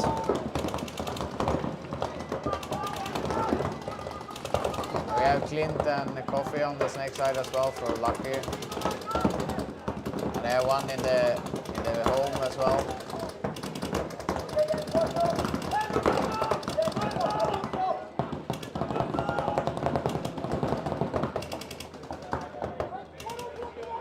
Mason check out. They shoot one, so the whole right side is clear from section now. But they lose Levy in the back. Yeah. So One it's, by one, they are 4 losing. against 3 now. But they have pretty good positions, Lucky, so Adrian searching way to shot one body. they have turned the field around. So Lucky is on the right side and section is on the right side, counting from there.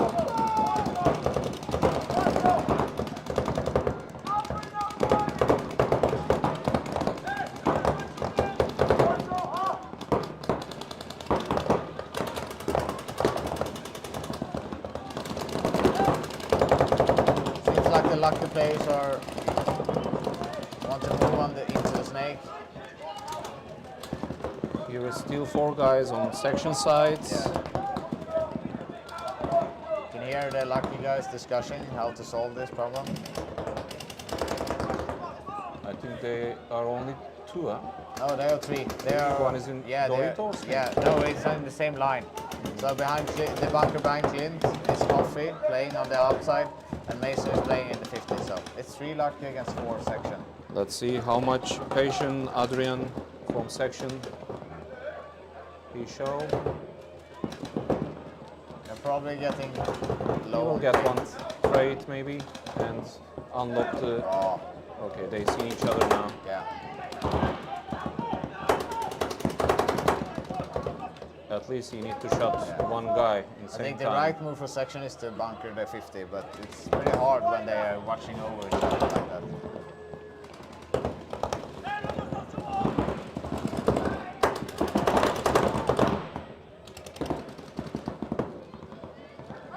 Section is moving out to the corner. Oh, they shot one guy. It's 3 on 3. Okay, Oh, now he's got- trade is coming. Yeah. Oh, I thought it made it alive. Okay. Oh, but he got shot. So it's Oh, 2 on 2 now. it must be painful. 2 and 2, but Yeah. they are very far from each other. Yeah.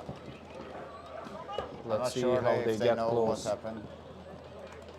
He already back to can. Yeah. So we have Clint in the middle, and we have Coffee in the can. And we have 2 guys from section. No, it's only 1. No, it seems like it's No, 2. No, 2. 1 in the corner and 1 in the middle. You know, this kind of layout is a little bit different and force players to play the cross lines instead of tape lines. Remember, several years ago we always playing in the tape sides because the field is exactly how I can say mirrorized. Yeah, but now it's here you have your mirror on the other side, yeah, so it's corners and corners. it's.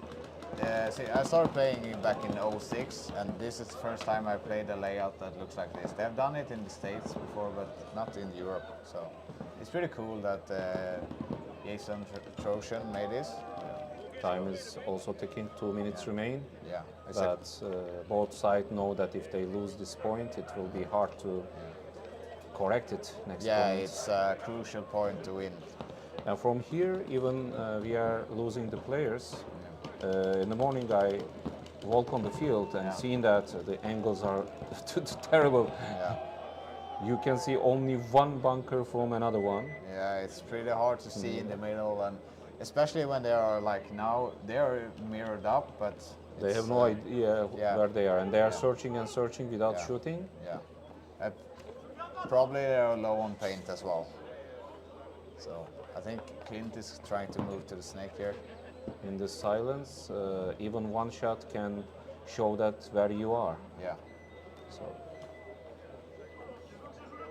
120. So I think someone will try to make it happen. Okay, probably when we down from the 1 minute, Yeah.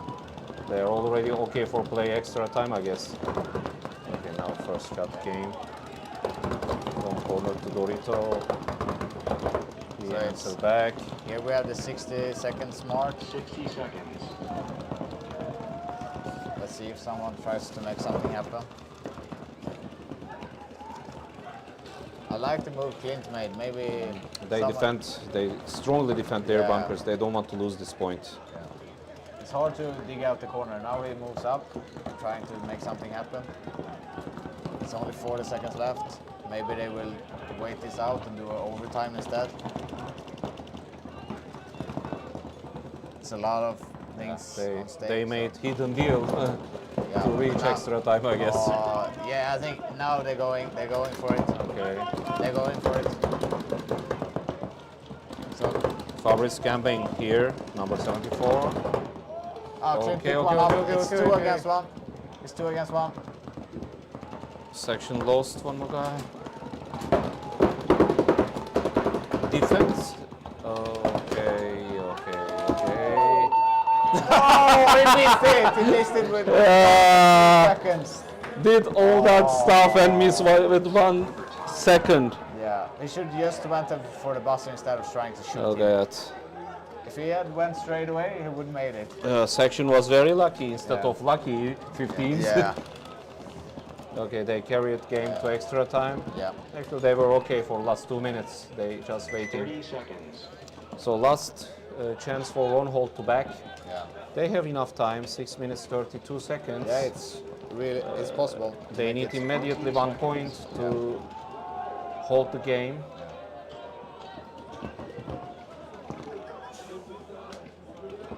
But PP Arena is very stronger Yeah. than yesterday even. Yeah, they're looking sharp. Now they show runs from every corner.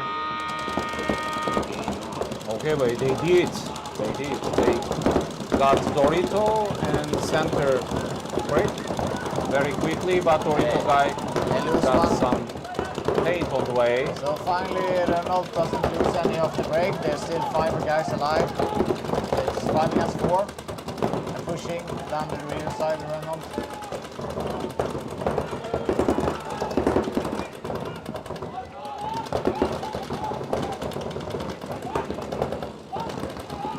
Ronhold don't want to lose this point. Follow the Oh, players. they They pick one up. almost So it's- play inside the bunker, not behind the bunker. Yeah, it's 5 against 3 now. They picked one up in the middle. So Renault should try and do something over with this. Try to push. Pavel, the guy who got hit and lost. So now 3 players still playing in the PP side, 1 in Dorito, 1 in center back, and Big Ken. And Ronhold playing double Ken, 1 Dorito 2 and 1 center, not center, but mid break. And they pick one up again. Okay, so they it's 5 also against 2. shot Milan. 2 remain against 5, and now Ronhold They need to push. got good advantage, but they need to consider about time. Yeah, and they also still- they their still- enemy now. They still think it's. They still thinks there's someone on the left. Okay, luckily they see that guy who ran to corner from PP Arena. The bunker fell down and he is not in safe. I not made it to the snake. And 2 guys already seen him. It's Yasev. Okay, you know, he looked like a warrior from home age. He got the bunker as a shield and holding, but Yeah, it's the whole unfortunately, time when the bunker is not stuck to the ground. Okay. They move easy. Okay, 2 minutes, not bad. But time still working. I hope the refs correct it. It's 4 against 1. It's possible to do it. We did it against last year. We was down 4 against 0, and then turned it around to 5-4 win. So in Birmingham last year. So it's Actually, possible. today I was really expecting this, and I even told Dennis that game still continue. Game still continue because Joy is there, and after your correction, we need to call Joy. Okay. So Ron Holt got the point what they really need, and we back extra time between section and lucky 15s. Section start from blue corner and Staffordshire coming from red sides. Let's see.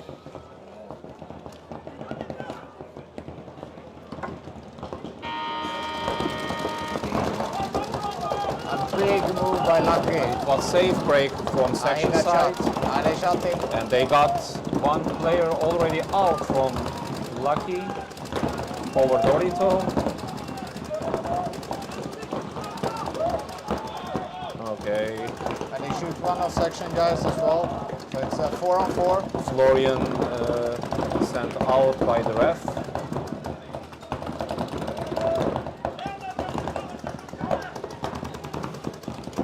Now 4-and-4.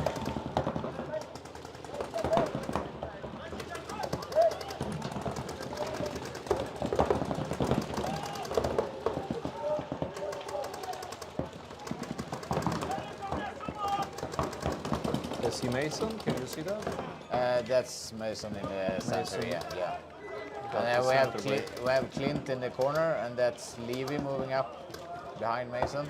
And we have, I can see who the last guy is, I'm not sure. I think Thomas following him from Maya.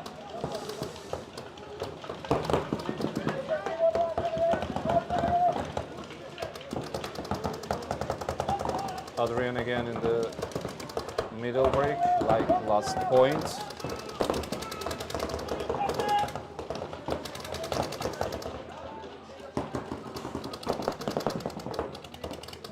Corner player cleaning his barrel from Lucky. Breaking some paint. And in same time he's watching the side, but it's hard to see anything. Oh my god, it's too much noisy. They picked him up. Even if he could do it, it was so noisy. So, okay, now Mason got that bunker. Section side. They probably noticed him when the bunker moved.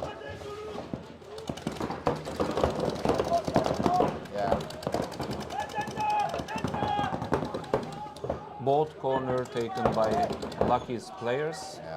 And Mason playing blue side already. And Levy playing on the right side. So now we have section guys standing in the open.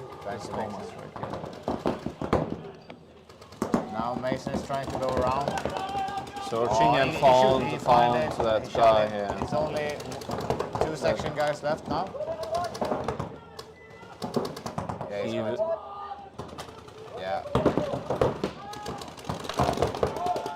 he picks both guys up. So Story finish 4 section for now, it looks like, because they have 4 players. He's still shooting somewhere. Yeah, but that's it. Someone needs to switch him off. So Clint hangs the flag and that's it. Lucky takes the win. Lucky at one more point. So they won 3 games. Won 3 games and have 1 left. Let's see if Ronald can make something happen here. Yeah, the refs corrected time, 4:20. It's nice because every single second is very important for teams in this moment. We've seen last point. But Lucky didn't allow them to pass. But at least Clint doesn't have to be worried about that he missed it because they won either way. So we have 10 seconds.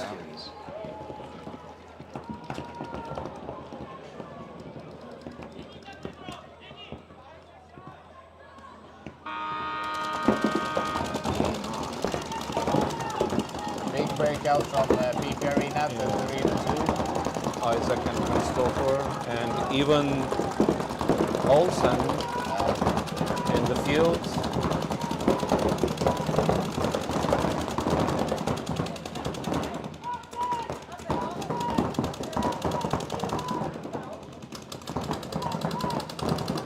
I was wrong, not Olsen, it was Thomas. Yeah, it's Thomas in the Yeah. middle. Yeah. Still playing 5 against 5. Yeah. Interesting. No, Renault lost one guy off the break. Oh, okay. So it's 5 against 4. But Tobias from Renault making a move to the inside bunker of the snake. No, PP Arena white this game perfectly. Both sides under their control, and they have one extra player, Papas, in the center. So they located players very well.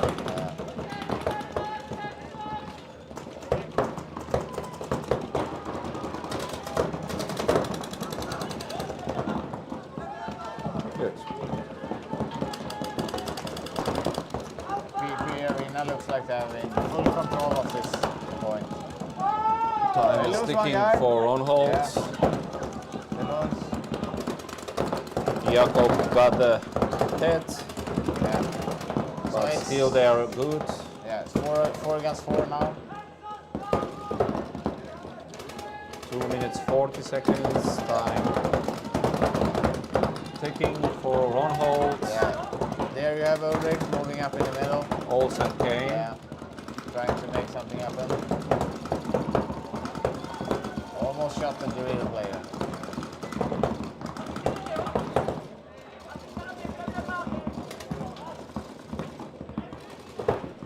Two minutes 15 seconds. And Olsen both- has no paint. Oh my god. yeah, almost He finished the same as everything. it with Thomas. I think both Thomas and Ulrich is out of Oh, paint. Yeah. Both front Yeah. players. So, Normally they are not forward players. Both of them. At least Olsen is a back player. yeah. But he's pushing from the center back up in the middle. He needs to do something because he doesn't have any paint. 1:37. Yeah, one Every minute. second take Hobbs out from the wrong hold hands. And Isaac sent out by ref. He got And shot. Olsen also got hit and Yeah. he tried to back his big That's, bunker. oh, they pick one up. They shot one more PP guys. So it's 3 against 2 now. Yeah. PP takes the snake. Dominic Novak again in the snake. Yeah, and it's Only it's- one guy remain. Only Thomas remain, With and no- he has not enough paint to challenge Towel. Yeah. Okay. Point approved. They want to show us one more point. Yeah. It's very important. Average in the groups and points are very important. Yeah, it We is. check a little bit with Kim Yeah. before games, and even 1 point is very important. Yeah, it is. So every point counts. So if you have the possibility, you should try to take it. So we have pretty good points spread, and that's probably why we're going to make it to tomorrow. I'm not sure if we're 100% in, but we should be. We're second in the group, so should be no problem.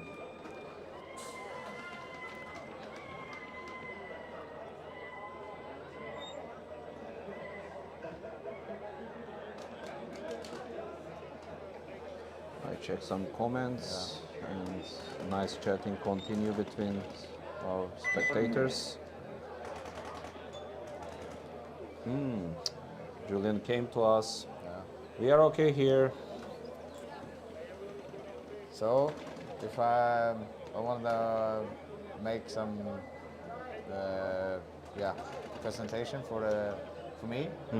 So I've been playing paintball for 16 years now, Oh, and played the first tournament in Europe was 2010. So I've been playing for quite some time. I've been playing for Joy since 2018. Was picked up there, and I was playing since then with Joy. 20 seconds. We're based out of Falköping in Sweden. Practice Rebel at Mesh Arena, Sevenum, Samuelsson's place, you know. Please bring my greetings to him Yeah. from 2011 Yeah, we'll do from that. Germany. Yeah. We will play together. Let's continue later, Yeah. we have time. Yeah.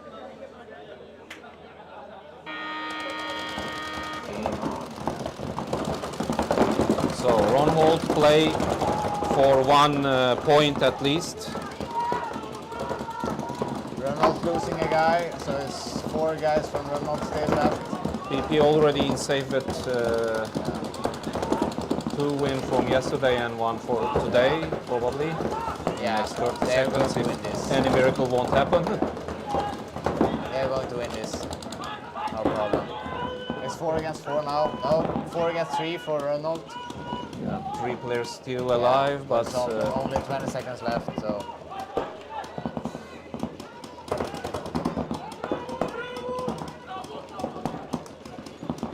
Seconds left only.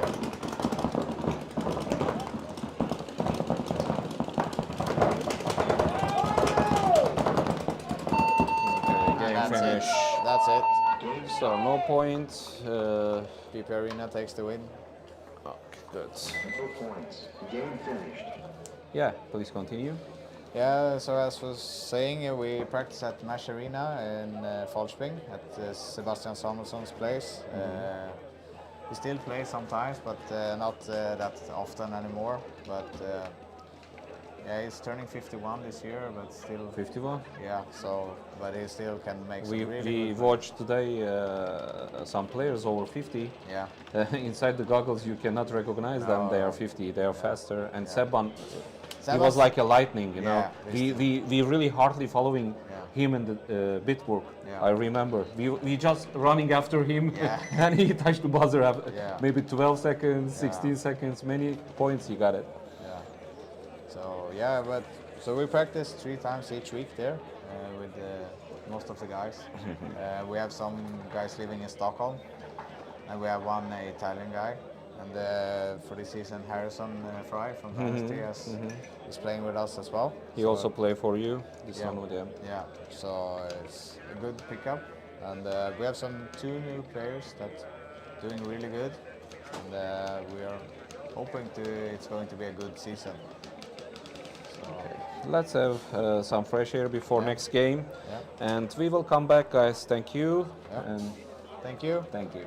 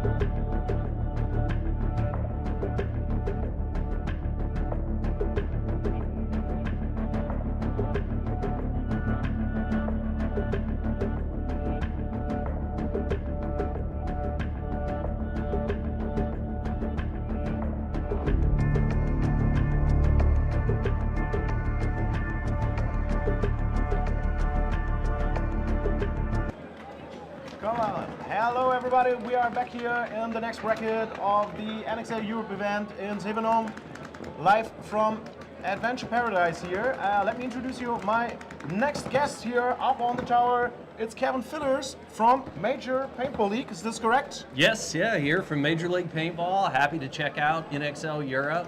You know, beautiful weekend, beautiful facilities. So at this point, just excited to see this matchup here. Yeah, we got on the blue side is ready for takeoff the Austin FSU team, and on the red side of the field we see Toulouse Tontons having a strong day yesterday, and in the other matchup we see D-Rooks Frankfurt against Breakout Spa, also one team with very strong matchup opportunities. Oh, absolutely. I mean, with what Tontons was able to do when they came over to the Champions Cup. I mean, they showed on the big stage that they are an absolute elite team. So behind the game, 5 alive on both sides. Yep, big push up the middle by Tontons. Control kind of protecting the Dorito side. Or I guess that's Snake side. Always a little tricky with these cross mirror fields. Awesome. Shot Axel Godin from Tontons, so one player from Tontons left the field. So it's 5 against 4. Austin looks really strong in their last game. Yeah, give the field position advantage to the Tontons. I'm not sure that anyone from Austin has picked up this center player, so we'll see if they're able to deal with. Oh, another French guy has to lose the field. So 3 more players from Tontons. Oh, looks like they've picked up the center. Look for Austin to come through and clear him out. That should really swing the advantage on this point. They lost to number 89 from Tontons. Be happy to protect Toulouse. But they shot the corner from Toulouse, so only 2 players left on the red side. At this point, you'd like to see, oh, here it comes. That's a free kill. Perfect. Beautiful move. Looks like we just have the one Tauntaun there in the wedge, and that should do it. Also. Oh, no, we still have one over in the Dorito. Oh, there was one more. Okay, surprise, surprise, but also got shot. Yeah. No, I mean, and that was actually an interesting point because, I mean, Tauntons with the big break, they had a lot of field position, but Austin just showed that, they're a good, smart team, maintain discipline, and were able to just pick them apart. Very nice also to watch for our guys from European here. We all know Toulouse Tontons already. Not all of the people know about Austin FSU, but they are really go heavy up here and making good first point. And in this case, we have D-Rooks Frankfurt start from the blue side of the field.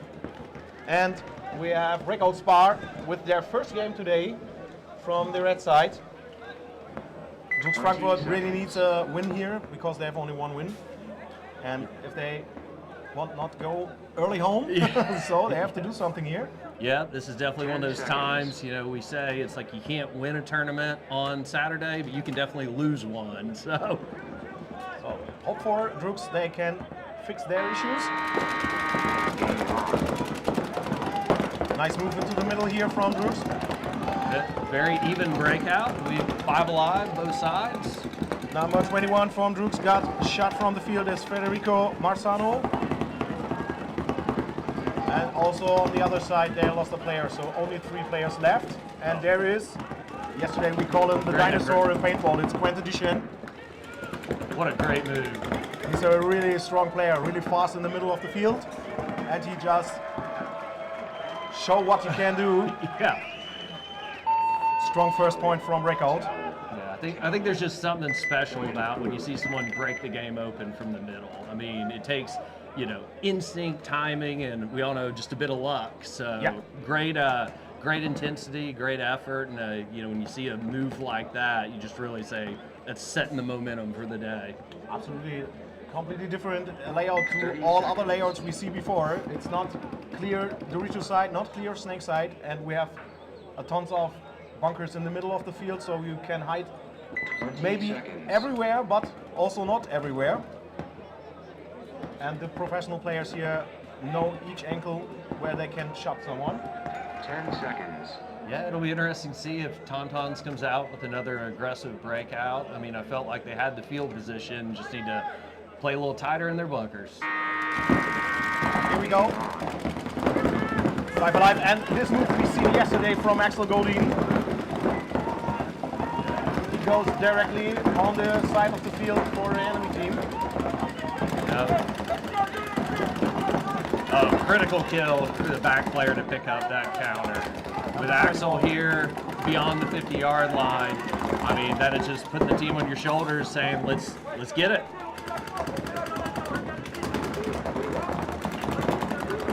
Every time fun to watch this. Number 91, Axel Godin from Toulouse Tontons. What? Oh. Now he has to go. Take a little drink. Rest for the next point.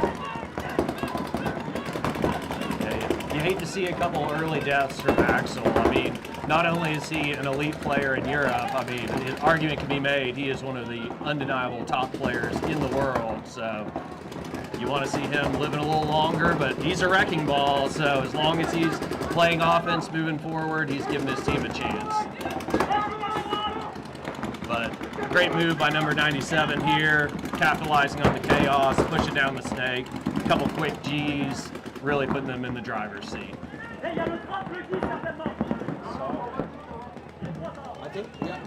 I believe there's two alive for Austin. They haven't picked up. They got a back player in the Aztec. Yep, down to just one. Now, if we can have this center brick, just go ahead and take care of business on that Dorito. Should secure a, Oh, he got shot. So. Yeah, 97 coming in and making his impact known.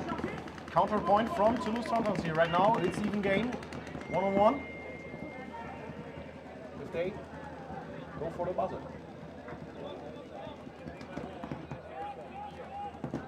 Yeah, you can go.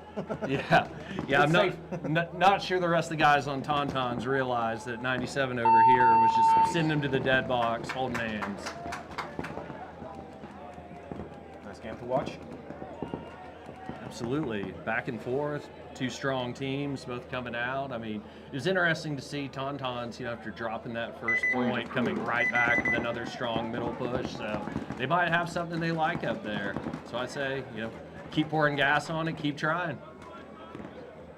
Did you think there's a big difference between European teams and American teams? Is there, when you watch the whole day here, what is your... 30 seconds. Well, I think you just see with the European style, with the 4-pod limit, it just forces the action to be a little quicker. From the actual mechanics, there's no question. These guys can snap shoot, they can run and shoot. I mean, they can stand with any of the American pros. It's just, especially when they cross over and played at World Cup, having to adjust to that extra pace, saying it's not shoot a hopper and go. It might be shoot 3 pods before you make your first move. So, but I love to see the action of the 4-pod matches. We are in the action here. Breakout Spark comes from blue side. 5 alive after the break. And Brooks also lost one player right now.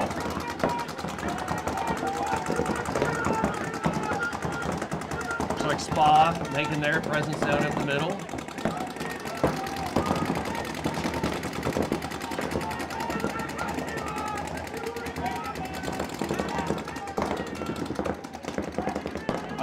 Have a good position here right now. They're locked a little bit the bottom side.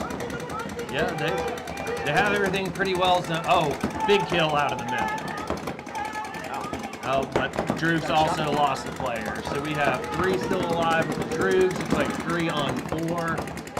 Spa with a slight advantage on field, having spread. You'd like to see this guy start to work his way over into the snake, but I can also understand being a little cautious. Don't throw your body away, but feel like once our guy over here in the Aztec gets an opportunity to kick into the snake, that should pretty well do it for this point.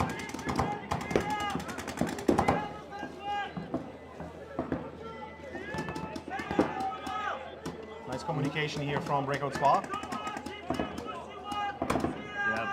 With the wide bodies on this side, if our guy here in the wedge would be able to, okay, there we go, be able to provide a little support. Now, was Corner shot, easily.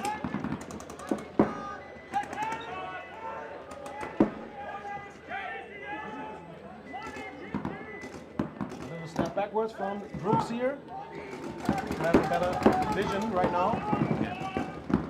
And I think this is one of those great examples where the limited paint playing style, you have a little bit more of this cat and mouse in the middle of the game, whereas, you know, in the U.S. pro field, those lanes never come down. So I know at this point you just want to put a little pressure, especially if they could eliminate this back center player and really have the wide advantage.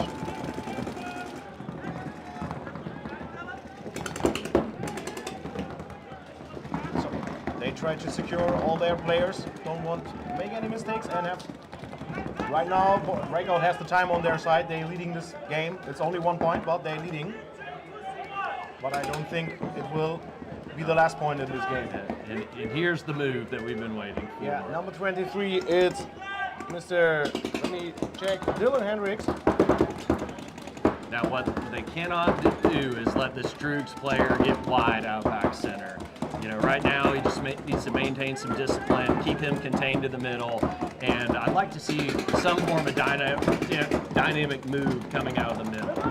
You know, right now we have the D-Rooks guns are really stuck in defense, so the opportunity is there for someone else to step up. Oh, big kill.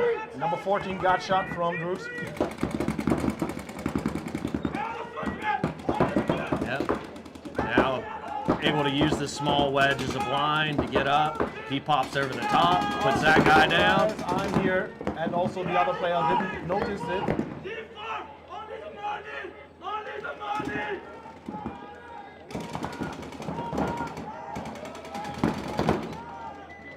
Is that player still alive in the center brick? Nope, finally got him. So we have one D-Rooks player left. Towel. There's the towel, yeah. Good solution here in this moment. No chance to come back from this. Breakout Spa looks really strong right now. Yesterday also have a good day. Yeah, here we tie game, 1-1.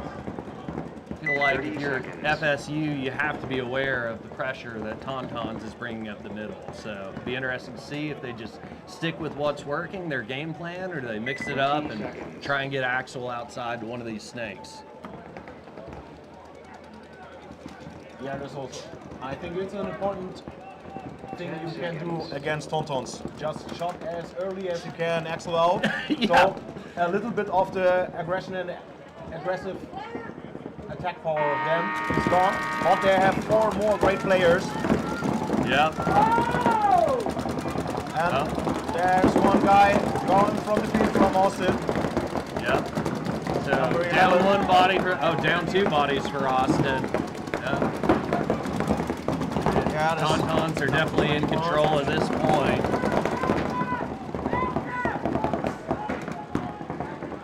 So with Austin kind of held here and 3 players all in the pocket, they really need a mistake out of one of the Tauntaun players to let them get an easy kill and get back in the game. But at this point, I feel like Tauntons can taste the blood in the water. Oh, good fill by Austin. Oh, no, didn't make it. So down to 2 players. Believe we're still 5 alive, or at least 4 alive for Tauntons.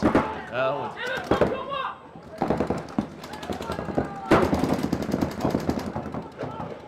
Move here from number 7, Peter Alfonsi. And I think the field is clear for Toulouse Tontons' next point. I think Axel loves to slide over this nice turf. Yeah, just showing off that form.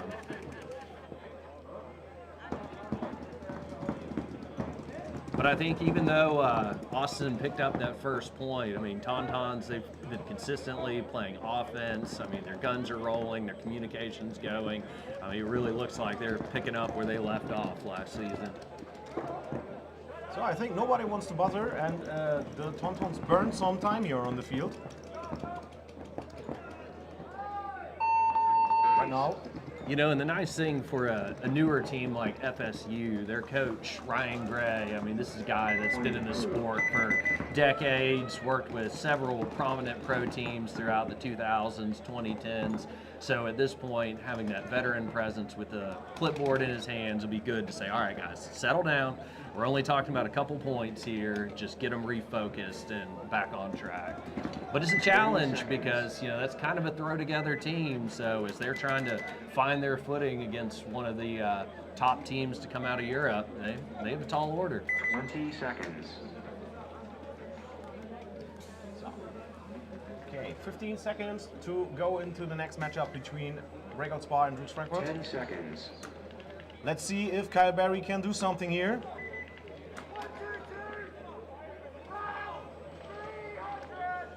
Would be good for D-Rooks to get a point here right now. Oh yeah, critical point for the Droogs. I wouldn't say must win, but when you start talking about that 3-point deficit, statistically, it is a hard hole to dig out of. Ooh. Oh no. Oh, little contact here between the breakout player and the referee. And oh, another massive move up the middle by Small. nice move here. The D-Rooks player got Quentin from breakout. But that is not good position here. Kyle Barry is fighting for his life. Yeah. In this Dorito. Still 2 Droogs. I mean, this is the time for Kyle to get a key kill. I mean, the Spa is coming 4-on-2. They're on both sides. They're at the 50 on one side, cross the 50 on the far tape. It is not looking good for the Droogs right now. Yeah, and we have our guy Nick Ripple here from Breakout Spa, and he shot Kyle Barry. Oh, yeah. And also the other guy got shot. So another clear point for Breakout Spa. Yep. And there's the towel. And Nick Ripple, strong point for a guy that's really starting to make a name for himself back in the NXL US. So it's nice to see some of the guys that have sort of cut their teeth over here in Europe get an opportunity to come across the pond and play for some of the US pro teams as well. Did you meet him sometime? No, I haven't had a chance to. I hope for it. He's a really nice guy. Really funny. Yeah, I've heard plenty of good things, and really his play has spoke for itself. 20 seconds. All right, it'll be interesting to see if Austin tries to take a little more ground. It seems like Tontons has been the aggressor on the break, and Austin's just been unable to find the lanes to slow him down. I think they have a plan, and if it works, we see another nice game between these two. Oh, Big aggressive break by move here from Tontons. Number 97.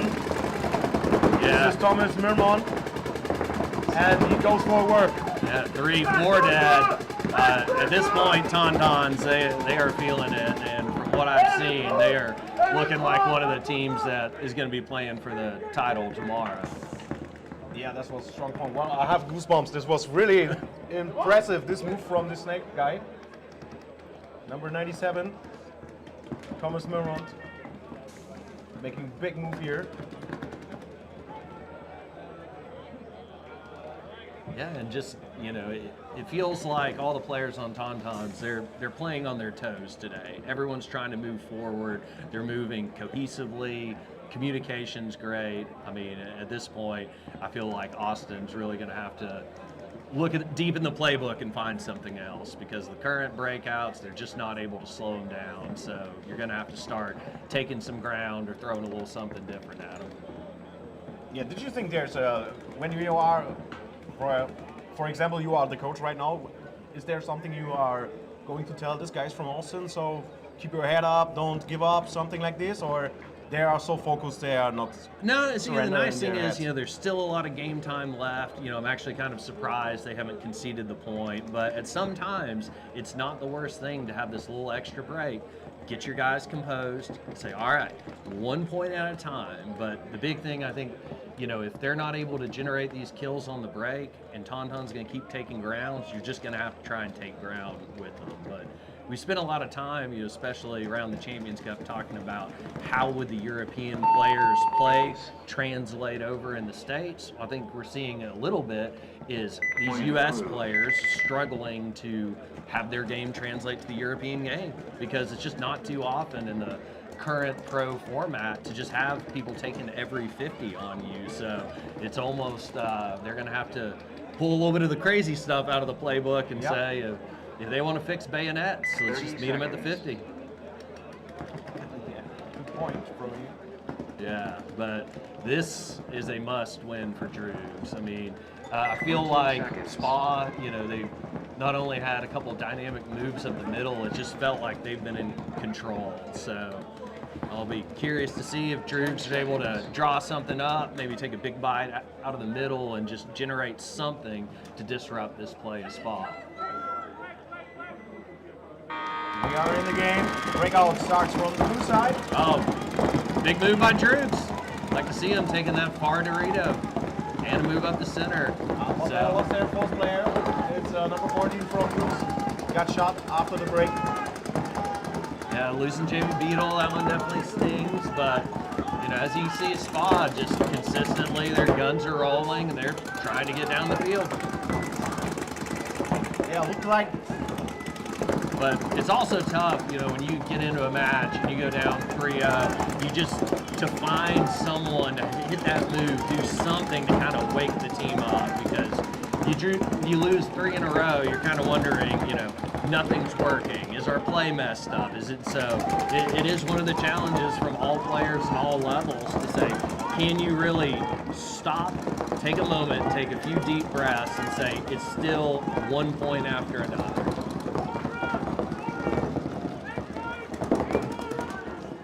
It doesn't look like Breakout Spa will bring the foot from the gas.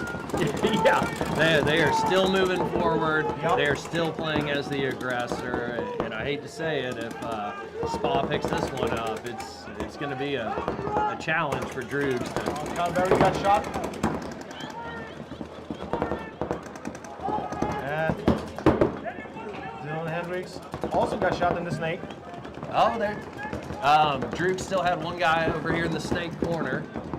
So 3 on 4, 3 on 3. Yep. Talk about, you know, excellent play from a low body situation. And now with them having outside contain on Spa, really giving themselves a fighting chance in what looked like a very bad situation for not only the point, but their match.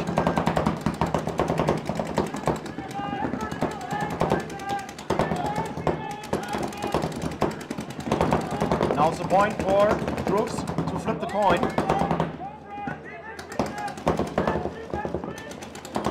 And they're doing good here. Yep. Moving up to the middle. No, he's going back. It's kind of one of those moves that you like to see them just, rather than trying to sneak, just commit to taking that 50 and push the issue. But try it from a different angle. Number 21 from Brooks got shot. That's Federico. What a great counter move by Spa. Strong. Picked it up. But I think you know, no hesitation, knew taking that guy off the field is, you know, this is a great back and forth point, but that move up the middle, yet again, for the Spa, has just really been the difference maker. Yep, the Korean player also got shot. This was Miro Rainu. He has tried to save this. Yeah, that was a good back and forth point. I mean, it looked like Droogs, they were, you know, pretty much in a hole, and then they had, you know, even though they're even bodies, they had the field advantage. But I really think if their center player could have just forced the issue and at least taken one of the guys off the Spa, they might have been able to pull that one out. But now, 4-0 deficit, that's a challenge. Yeah, when you are 30 seconds. forced to are so far behind from points, you have to run behind the enemy team. It's pretty tough, and also a mental issue maybe. You have to 20 seconds. focus. It's enough time for getting a comeback, but it's tough. It is tough. Also here in this game, Austin has over 7 minutes to come back here, and it's only 2-point difference between this. I think they have all opportunities to get it. Nice breakout from Austin FSU, just taking the Dorito on the bottom side. Yeah, it looks like Tontons tried a little up and over and is able to get good field position as well.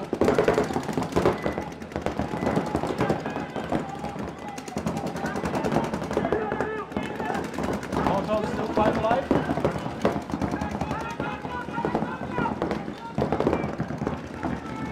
It looks like Franz, back center player for FSU, decided that he was going to get in the action. So nice to see a quick release, really take a defensive role and switch to offense. I think he realized this is a must-win point for them. Number 42 got shot from Austin. Yeah, and it's tough with this 2-point deficit, and now with Tontons in some good key positions, they really don't have to force the issue. So it'll be interesting to see if Austin can peel the body off and really generate some. Oh, here we go. Franz coming through the middle.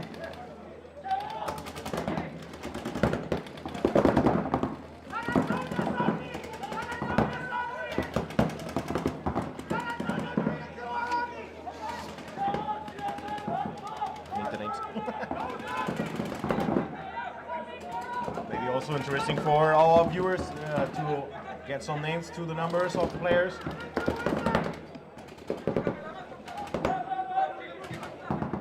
Now it's a little bit stuck right now. Nobody moves. Yeah, this critical point. You never want to be the guy who makes the mistake, but this is a game of offense. So fortunately for Tontons, they're in the driver's seat. They have the option to play a little defense. And, right now they're having to play against not only the other team but the clock for Austin. Yeah, what we hear is just a lot of our guests before you saying on this layout, time is also an X factor here sometimes. Absolutely.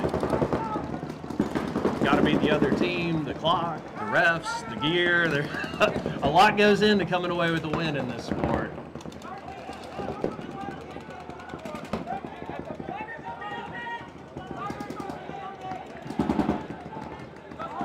But I think Austin find their mood again, so they stay good and calm in their bunkers.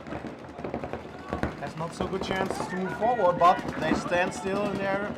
Yeah, just Austin needs somebody to hit a shot.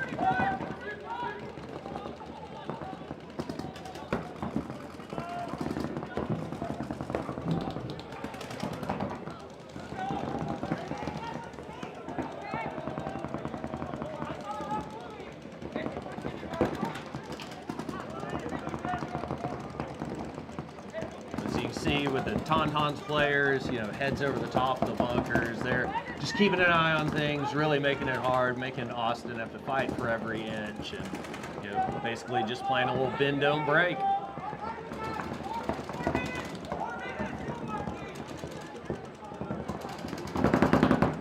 But with time winding down, we just dropped below 4 minutes. It's really up to the Austin players to realize, take a risk, roll the dice, because if you sit here, you lose. And if you let much more game clock go away, you're really putting yourself in a challenge to mount a comeback. So I'd like to see someone just try and force something, hit a shot, make a move, and it seems like the ball's with Franz here at the center brick. Maybe we are also at a point in this game where the coach from Austin have to think about the towel so they can restart and save some time. Oh, that's a tough one. With 3 minutes left, putting yourself in a 3-point deficit, it's a tough call for a coach. You really want to see your players realizing the urgency and say, try it, don't make me concede this, because it's just, But I think that's also, some of the youth and inexperience shown with FSU. This is a mixed bag of players. A lot of guys that have put some time in the NXL, worked their way up to the ranks. But when you're playing one of the most dominant European teams, these guys have been there. They've played on the biggest stages and the biggest moments. So they're not going to make that mistake for you. You're going to have to actually go and find a way to win this game.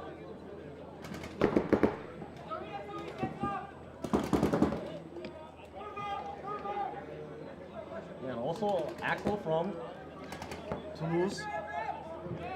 Just chill, and Dorito 2 on the bottom side.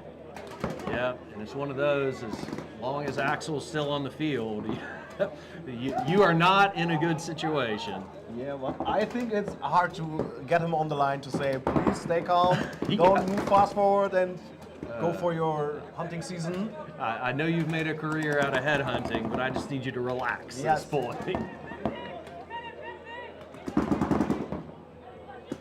At the time, burns down.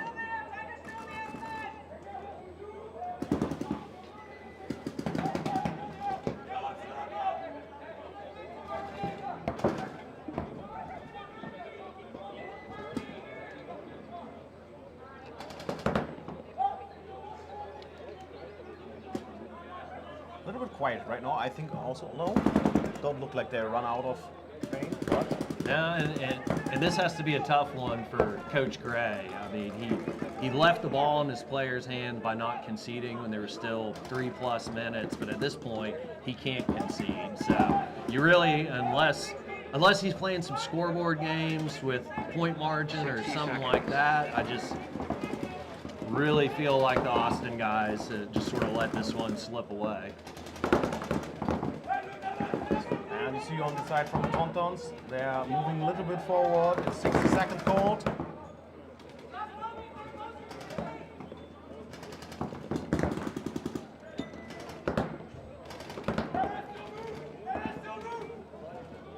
Number 23 from Austin, Geronimo Patino. Shot one guy from Toulouse, very good. Yeah, I feel like that's probably falls in the category of too little, too late. I mean, I understand the move from Tontons, figured just go ahead and put in the dagger, but at this point, 15 seconds left in the game, 2-point deficit. I think that, yeah, there's no chance to do anything here. Only playing for galleries here right now for the photographers. Get a nice shot from you. And this is what Axel wants to do. Yeah. He wants to have a little speed up.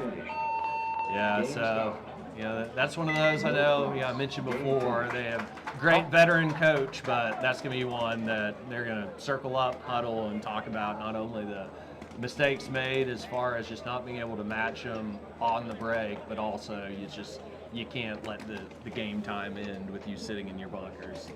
Yeah, and I think the guys from Austin FSU don't have the point to let their heads hang down. They have playing a great game against a very strong game and a strong team. It's okay. Keep your head up, straightforward, play more paintball. There's more paintball to play. It's a long season, and with those guys, I mean, they're a great program. What they're doing across multiple divisions with the pro team in the U.S. I mean, they're on the right trajectory. But unfortunately, in this sport, it takes a lot of lumps and learning to become a consistent contender. Was a good move here, but he got shot after. D-Rooks, Frankfurt, lost their first player. Yeah, and you can't be mad at the move by D-Rooks. I mean, at this point, they got to try everything. You got to throw the haymakers. You have to try and find a way to get in this. There's Quentin again in the middle of the field. Yeah. Oh, he don't shot him, so both players of D-Rooks alive.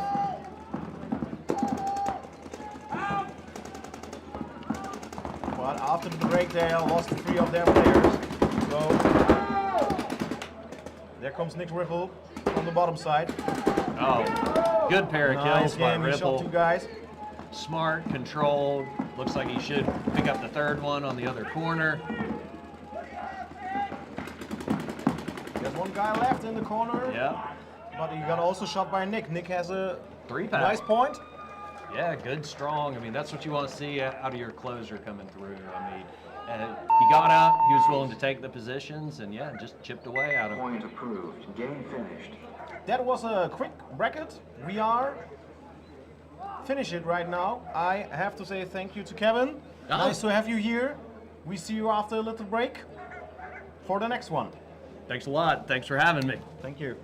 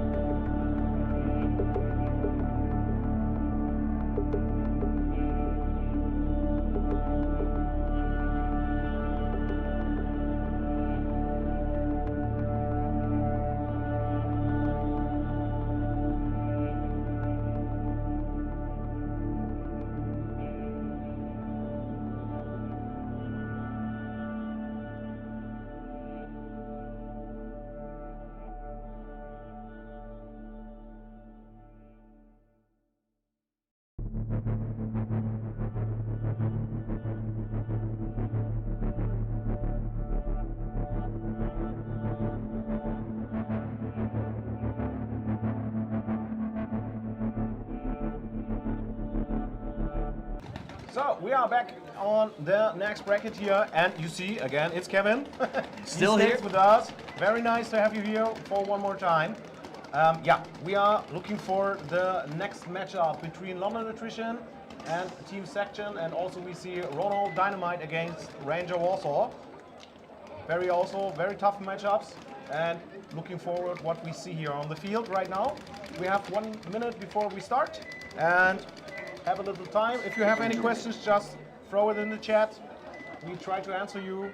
If you want to use your chance to ask a guy from far up on paintball, just give us something. Happy to talk NXL, Major League Paintball, some of the things we're really trying to do behind the scenes to push the sport forward.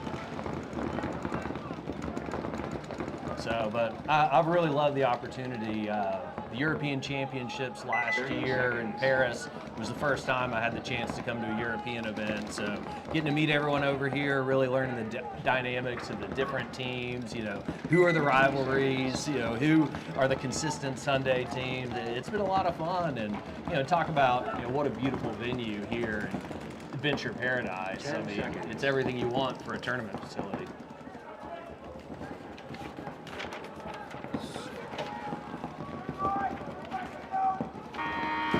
Okay, here we go. We are in the game. London Attrition starts from the left side, and Team Section starts from the right side. Lost their first player. Dominant moves at the middle. Wow, he's far from home. Oh. And say hello. Oh, there it is. Woo. Yeah. That hurts on the fingers a little bit, maybe. Yeah, with London Attrition, I mean, they came and they were sending bodies faster than dead box, and we could even call them out. So it looks like we're down to just one player alive per section. Yeah, number 27 from London Attrition is Terfan Francis, looking for an opponent. It's always a little bit of a challenge from a player's perspective when 2 or 3 Gs come off at the same time. Good clubs. Classic trait.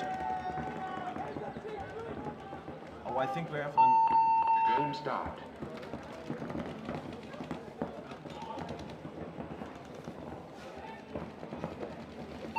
Kevin, if you like, there's one question for you right now here in the chat.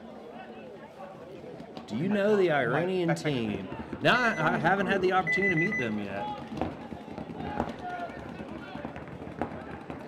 It's funny, we are definitely wanting to, find more ways. I saw there's a question about, would we bring another event to Asia? We are having constant talks. Tom was actually just at a conference in Frankfurt leading up to this event, talking to different international cities to look at where we can potentially bring some different events. On one hand, from a business standpoint, you always want to bring a large-scale event to somewhere that you have a good established player base. But we also know from a growth of the sport perspective, you have to be willing to go into new markets, because that's where people get that exposure and say, I had no idea paintball was even played on this scale. So we are in the game. Ranger Warsaw faces Ronald Dynamite. In the blocks before, Ronald played their first game today, have a strong game against PP Arena, and get a loss. And also Ranger Warsaw has an unlucky loss in the first game of the day. Yeah, good. Even breakouts right now. Looks like both teams, beginning of a match, you're trying to feel each other out, really figure out, what you can get away with. Don't make a mistake, don't die early, really get the blood flowing. And as I say that, commentator curse, looks like one of Dynamite taking the walk.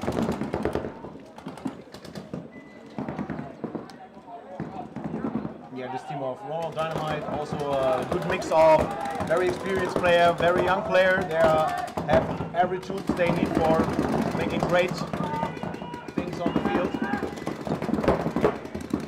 And also the guys from the Rangers are a very strong team. Yeah, looks like both teams are moving well. I'd like to hear the communication pick up a little bit. Number 8 from Rangers left the field. This is Bogdan Andresiuk. And also one player from One hold. Have to go. It's number 96. Good back and forth point. Number 66 from Rangers. Take the middle of the field. Ah, he got shot. So they was prepared for that move. Yeah, it looked like that move had the potential to break things open, but good counter.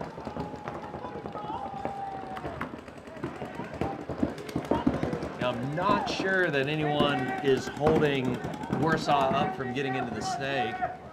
Can't see it now. So I feel like our guy here in the God Dorito bunker, it's time for him to just take the risk, make the dive, and break this one open for his boys. Yeah, if you get that one eye blink, he's in the snake, and then it will get dangerous for Ronald. Yeah. And there it is. There it is. Yeah, now if he'll just crawl all the way to the end, it's gonna And this, you know, it's one of the things that is a challenge is you're still feeling out the field, that if he would have just crawled all the way to the head of the snake here, he would have been blinded out by the brick, and I think he would have been able to peel off those last two players.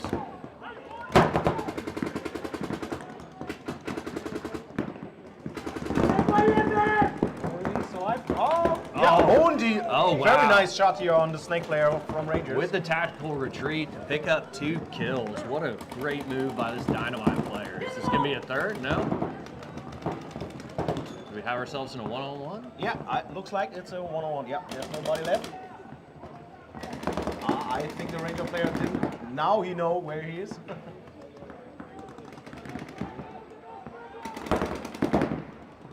And the Rangers player has maybe a little bit better position because the bunker is a little bit. Yeah, Doritos, they're always a tricky one in a one-on-one. It's one of those bunkers that, you know, doesn't take much to just get clipped. Number 24, Karl Repesgard. Sorry for, I don't know if I spell it correctly. Oh. Nice job here from the Rangers. Yeah. Number 68, it's Marek Ozok. He got the win. Good job here from Rangers. Yeah, I'm pretty sure the rest of the guys owe number 68 a beer after saving that one. Hope for him. Yeah. He got one. I also hope I got one later. Very nice to have. Very good weather here, and when you are finish your work for the day, it's really nice to have a little can. Yeah. Yeah, there's a few things that go together better than playing a day of paintball, cold beer, hanging out. I mean, when you talk about perfect paintball weather, I mean, we're sitting here about 70 degrees, sunny blue skies. I mean, this is what you want out of paintball. 20 seconds. Also, a thing I talked before, really nice to see what happens after the tournament is over for the day. All of the guys come together, have some fun, 10 seconds. doing some nice stuff after paintball playing, all friendship. Very great sportsmanship, what you see here.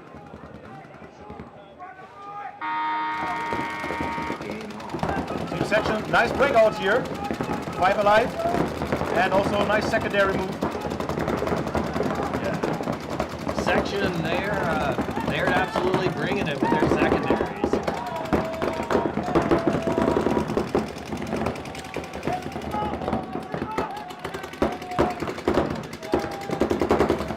It's nice, you know, like our back player here on the snake side. I mean, he's made 3 moves since the breakout, really trying to push his guy, generate some offense. So I like the pace they're taking, but I'm not sure anyone's picked up the center 50 player. I think still both teams 5 alive. So it comes down, if our center guy can stay quiet, pick up this guy when he makes a move to the snake, he could really save him, but if he lets that guy clear the gap, it is not going to be a good situation for attrition.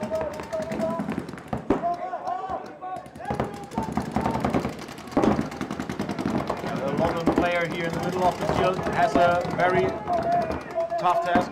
He has to defend his bottom side. Yeah, still a very balanced point, back and forth, really just looking for someone to either get into one of these snakes or get a key kill.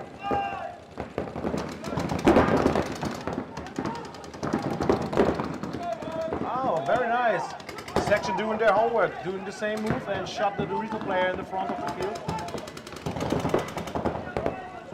Yeah.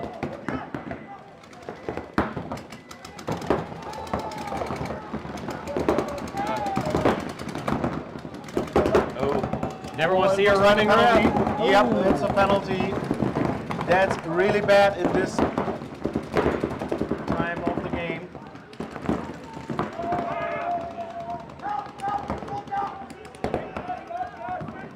I think there's nobody left from team section right now. No, that was a tough penalty. I mean, for a point that was back and forth to seem like section had started to gain the advantage, but when you see a running ref with his hand in his pocket, you know bad things are coming. Yeah, that's what we also talk to our guys when we are in the German Paintball League. If you see the head ref is running, it's better prepare for some big trouble. Yeah, you run away from him and hope he grabs one of your friends instead. Point approved. So we have 249 viewers. Right now, we need a little bit more. So come up, be a friend, tell a friend. Take your father, take your grandma, everybody has a tablet. Go for it. We are 30 seconds. still here in Sevenum for the NXL Europe event. Very nice weather, nice paintball for you. We are from Black Red Studios, Mohawks Media Crew. 20 seconds. And with me is Kevin from, I forgot every time, sorry for that. Major League Paintball. Major League Paintball, I'm so sorry. NXL, whatever you want to call us. Yeah, NXL, Major League Paintball, it's Kevin for you. He has a lot of experience for you to tell.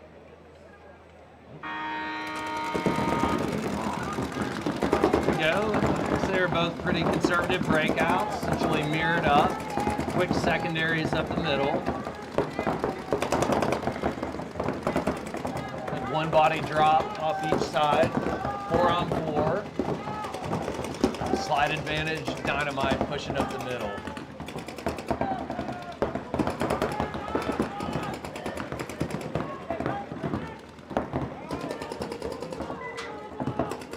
Ooh, costly death for Dynamite out of that center 50.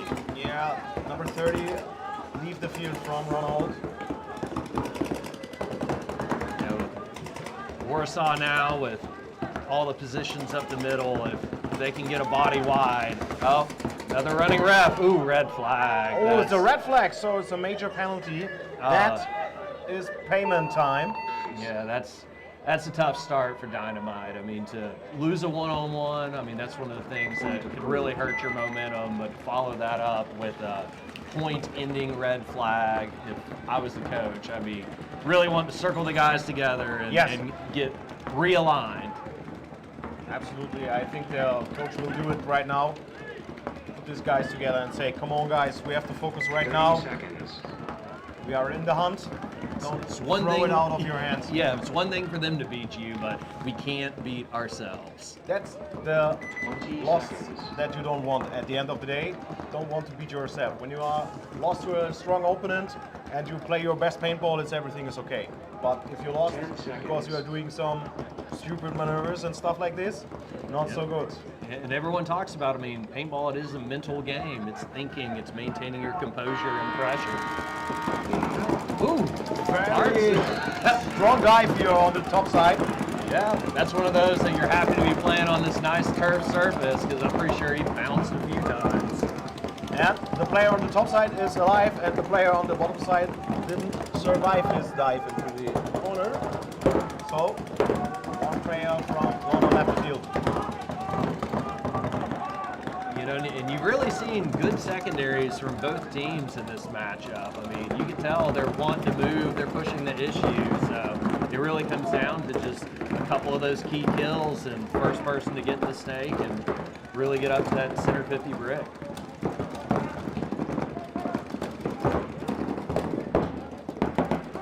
I think it looks like the team section gets a little bit more comfortable point after point. They have no point to the still, but their playstyle looks more comfortable.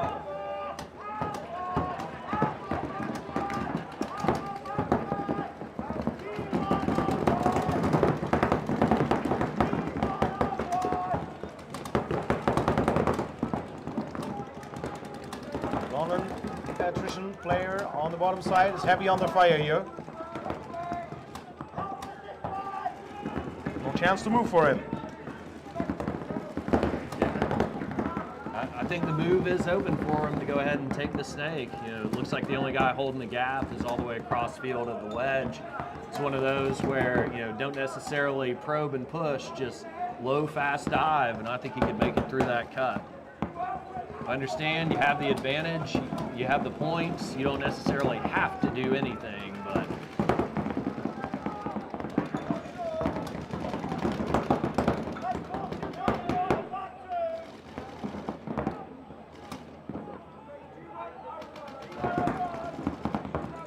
Yeah, London Attrition has the lead here right now, so they don't have to move so much.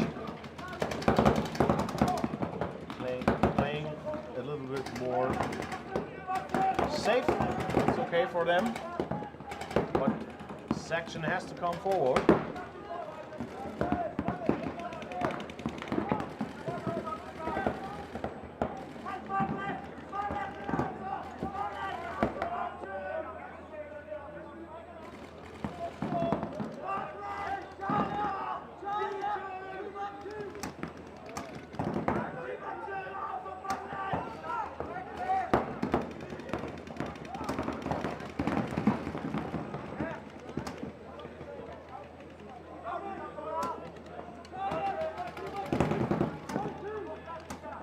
at this point it looks like section's just hoping to hit a shot, maybe do something to break it open, but as with a 2-0 deficit and the game clock winding, at some point you're going to have to play a little offense. On the top side, he's just taken room to 2.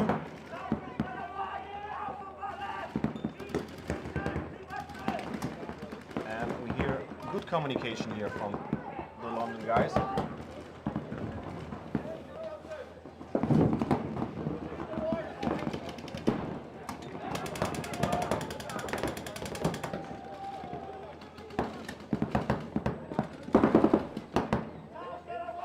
Yesterday we have just one game. It was only 1 point, and it takes 12 minutes before it was over, and the point was given for a towel.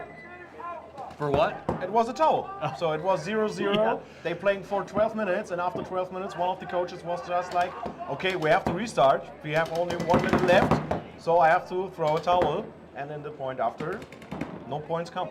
Well, and that's one of the things, you know, with the X-ball format versus, you know, something more like traditional paintball with the continuously running clock.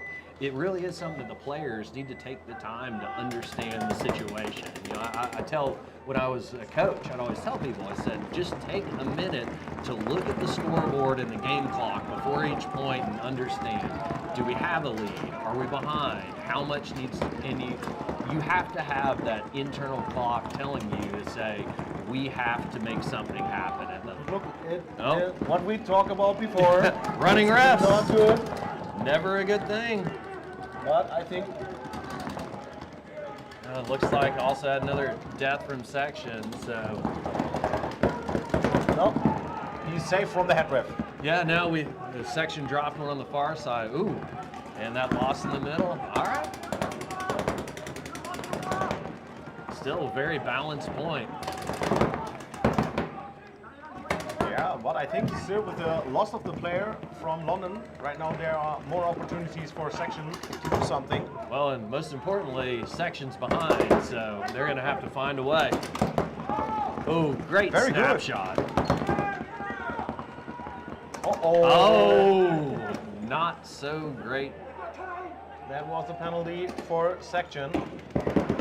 And so the point is turning again. You hate to see that because, I mean, he hit such a critical shot, and it looks like it might have been a simultaneous elimination, and sometimes you just have to take it and leave it up to your boys to finish the job. Yeah, really sad here for section. This penalty killed their game in the end.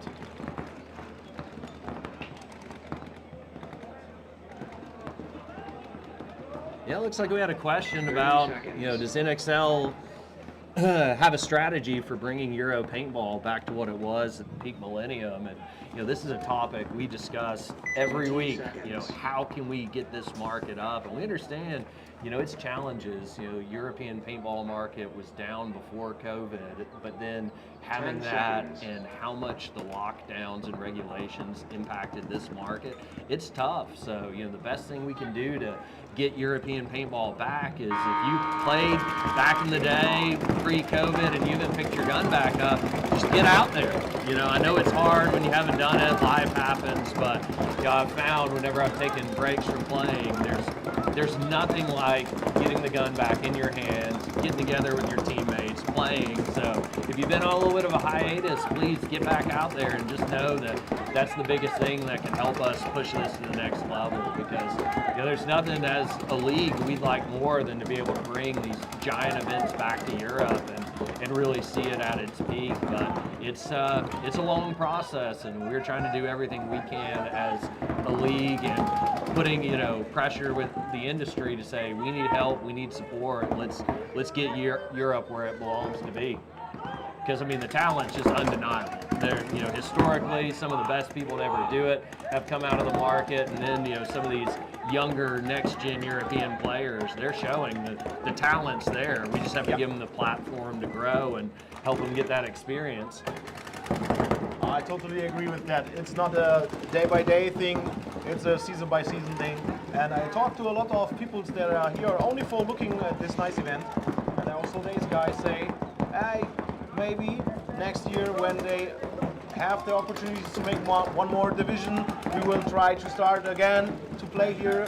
We are not so good to play semi-professional or professionally, but if they have the opportunities to go one division lower, we will come back and play here. So we need the players, we need the teams to grow up these tournaments. Oh, absolutely, and something that I think post-COVID that we were having a meeting with the DPL while we were here about just so many of the smaller regional leagues where they might have been a little more adversarial in the past have a lot more willingness to work together now because they understand there's less of a pie to split. And as leagues from local events all the way to regional up to the big national and international, we all need to be rowing the boat the same direction in order, because it's not going to work if we're all fighting amongst ourselves. We have to say we all want European paintball to grow. We all want German paintball to grow. English paintball, French paintball, all the countries that are here, especially the ones historically that have had this scene, and say, all right, let's get on a plan. Let's grow the local market, which grows the regional, which grows the national. Absolutely. We are still here in the game between Rangers and Ronald. Not so much happening here right now. We see one player from Rangers leave the field, also one player from Ronald in the field. But still not so dangerous positions for both teams. But now, when I say it, I see number 12 from Rangers crouching forward into the snake and looking for a good shot. Yeah, you want to see him get a little tighter here. Oh, but no, he's pushing the issue. Just not sure that he realizes how far down Dynamite is in the Doritos. Yeah, this is number 12. It's Mateusz Protoszak. And now they say hello. Oh, great move. Ooh, very nice, and he's still alive. And take the point. Good job here from number 12 from Rangers. And I feel like with Dynamite, they keep showing flashes, but it's just almost like each point, something little is just preventing them from coming away with the hang. But either way, it's a good match, even though the scoreboard is not favoring. Yeah, it's also a lot of times if you are only looking at the score of the end of the game, you are thinking like, yeah, okay, it's totally clear, but the most of the time it's not that. So no. Also teams that are getting beat by 5-0 or something like this, it's not that what you are looking only on the scoreboard. And paintball, it's a game of inches and seconds. It is such a narrow margin, and it's just so impressive that the teams that consistently win are able to really operate at such a high level, knowing that there's just no margin for error. So we have team section from blue side, still 5 alive, looks good. And also London, don't lost the player at the breakout. nice move here in the middle of the field.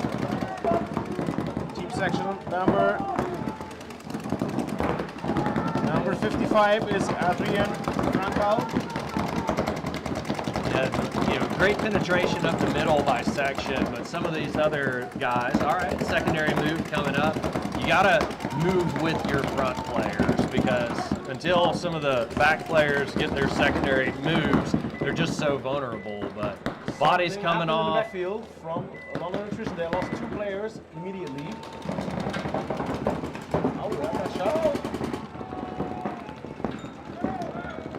That's another kill. And that was the last player from London. Yeah, so as we mentioned before, anytime you see a lot of those bodies come off together, from a player's perspective, it's just hard to keep an eye on the G count, but love the aggressive play from section to get themselves not only back in, but do it with authority. So, great point. So, this is 1 point for team section, 2 more to go. Then we have an even play here, and it's still 5 minutes to play, so a lot of time to come back in this game.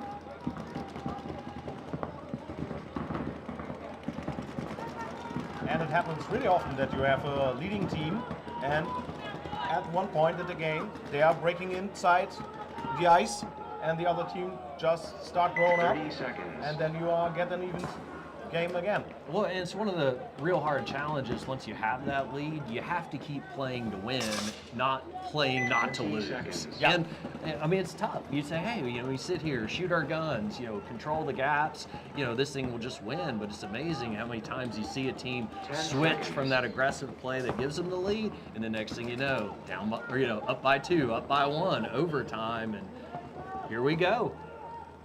And we are in. Ronald comes from the blue side. Yeah, we might have had a false start over here. 2 players at the start. Things don't go very well here for the guys. No, that's a tough one for Dynamite. I mean, it was essentially a must-win game to lose 2 on the break. They really need some dynamic play out of someone. For me, it looks like Ranger also looks very solid here in this game. They have their plan and everything works good for them. Well, and you really see, it's almost like a tale of 2 matches between these teams where, what started with a close one-on-one, you could see where the momentum really just started to positively impact Warsaw. And for Dynamite, I've been there countless times where it just feels like nothing's quite working, and then you start doubting the things you know. So, love to see them find a way to get this point and turn this back into a match.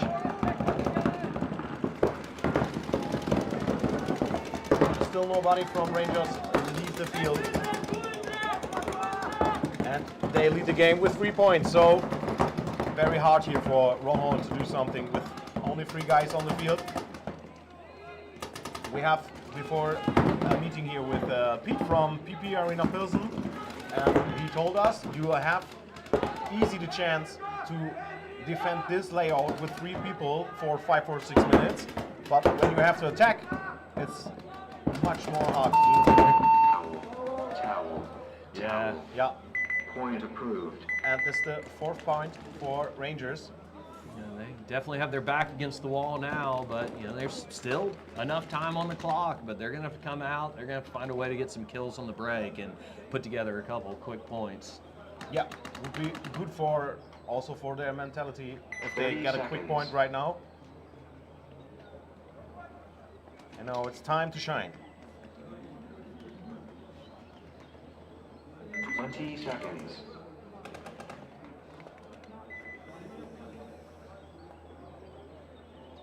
Here's a nice question for you, Kevin. Which teams have you coached before? Okay, I actually did a lot of coaching in the Southeast United States. Coached, some people might remember CEP. I worked with them through their divisional years. And then worked with San Diego Aftermath for a couple years. So it was neat to coach quite a few different teams in different regions. We actually used to run a paintball school in Tennessee back in the mid-2000s, and that's where a couple of the star players came out of our region. Zach Wake, Mike Zupa, a couple of the highlights, Robbie Goldsmith. So we've had some talented players come out, but Unfortunately, I got to that point in life where I had to get a real job, became an accountant. Didn't spend too much more time coaching, but always stayed a fan. And when the NXL approached me about coming on board in the CFO role, it was just something I couldn't say no to. I mean, you spend so much of your life just committed to this sport as a player, as a coach, as a fan, and to have come in and be in a role where I feel like I can make a positive impact not only on the league, but on the sport as a whole, I said, I have to try. So told my wife, said, you remember how I used to always travel and be at paintball? Like, I think we're gonna do that again. So I said, but don't worry, this is for my real job. So it's been a lot of fun. Got a lot of respect for Tom Cole and the guys that have been, pushing the thing forward. And, I felt like having the finance background and, 20 plus years in paintball that I could bring a different perspective and hopefully get us all, aimed and headed the right direction. Very nice to hear. Thank you for this nice question. So, hope you got an answer you like. Yeah, also see, who's your most favorite pro player? That's an interesting question. Yeah, so, I mean, I know I'm biased. The guys that I coached, I typically followed them. Right now, Mike Zupa is one of the last guys still going out of our camp. So, always going to cheer for Zupa, great guy. But when you talk about when I was a player and someone that I just watched in awe, had to be Fedorov. When he first came over to the States, he did things that we had never seen before, and he was really someone I realized that how we were preparing was not good enough. I totally agree with that.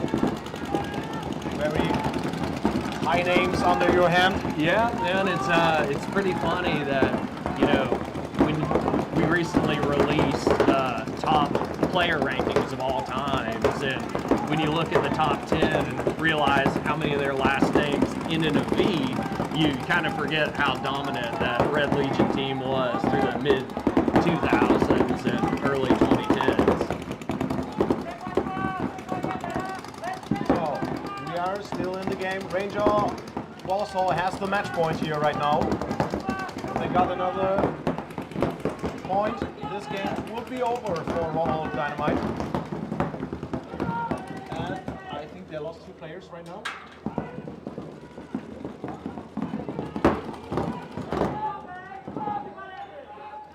Rangers looks good. Have 4 players on the field. Yep, the corner guy got shot. So, 4 players for Rangers.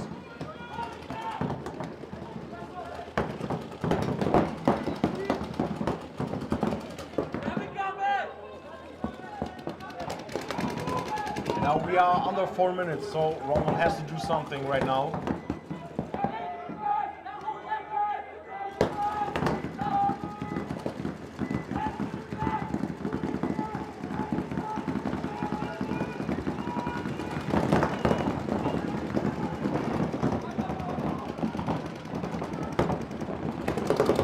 For a chance to shoot someone here in the middle.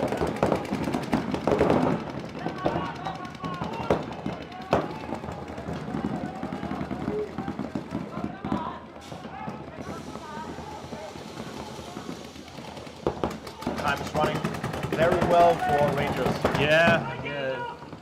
At this point, Dynamite's going to have to start finding a way or some incentive to go because the clock is not on their side. Yeah, and I still think it's 2 minutes and 40 seconds. It's still possible to get 4 points. It's still possible. But you have to do something. And there's also an opponent team on the other side. And that will let you make 1 point. Yeah, Rangers showed, they're not an easy team to put points on. But you really, as Dynamite, I mean, you have to know that you have to push the issue because, I mean, sitting is a loss. So might as well die going forward. Good move here from this Dynamite player here on the bottom of the stage. Oh. It's number 19. Yeah, I'm not sure they went. Oh, great. Oh, You're down. Yep.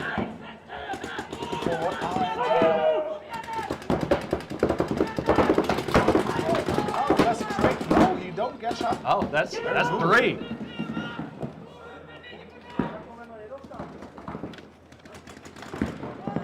What a great sequence out of number 19 to give his team a fighting chance. Very good job from Jens Bordam.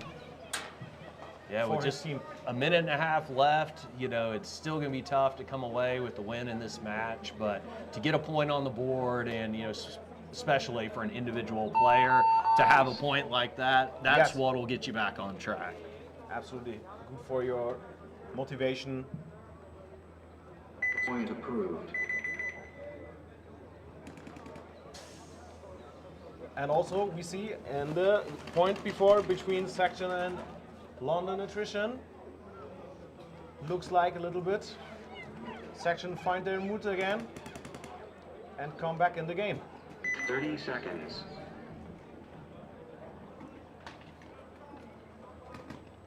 Oh, and this should be a good one. I also think, because I think this momentum is switched from London side to Section side. Yeah, and I have to believe, you know, this is one of those. Section's going to take some ground. They're going to make some moves. So 10 seconds. you really have to make a decision from attrition. You know, are you going to try and win with lanes, or are you going to say, let's go body for body and meet in the middle?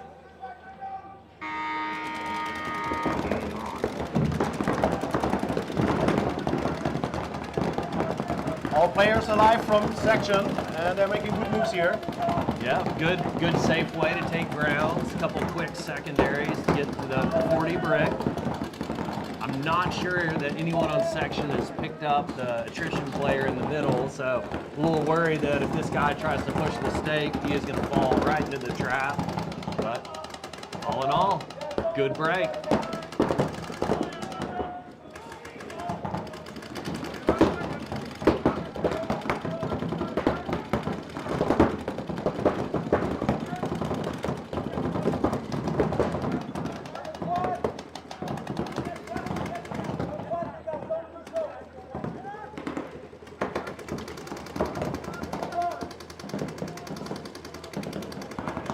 What do you think is a better position here for this game? When you are a Section team, is it better to get a quick point now, or if you feel comfortable enough to say, okay, let's take more time from the clock, get that point, and make another quick point to punish the finish? Yeah, I think for me, I always want to see at least that scoreboard tied. There's just too many crazy things that can happen, penalties, I mean, great moves by the other team. I'm thinking if I can get this tying point as quick as possible, especially you'll have the momentum, bringing it to a tie, really put yourself in a position to be able to push it to win at the buzzer. But great technical play on both sides of the field. I mean, you can tell both sides know what's at stake. They're not throwing their bodies away. Smart, methodical moves. Oh, I got shot. Oh, as I Very said, nice that snap shooting commentator curse. My apologies. Yeah. But with that, you know, even though they dropped a body, immediately a Section player pushes up to that 50 brick. So you like to see them understanding that, hey, we have to keep going forward. But I'm not sure he knows that this guy's been hiding in the middle. On the bottom side, they make some good moves here. Because, don't touch the bunker. I don't think from a spectator there's anything better than knowing two guys are sitting in the same bunker. Yes. With no idea. Absolutely. Say who's going to be the first to pull the trigger, and he's got the potential. If he sees the move, if he just comes through, he can break this open for Section. 60 seconds, and he goes. No way! Oh, very nice.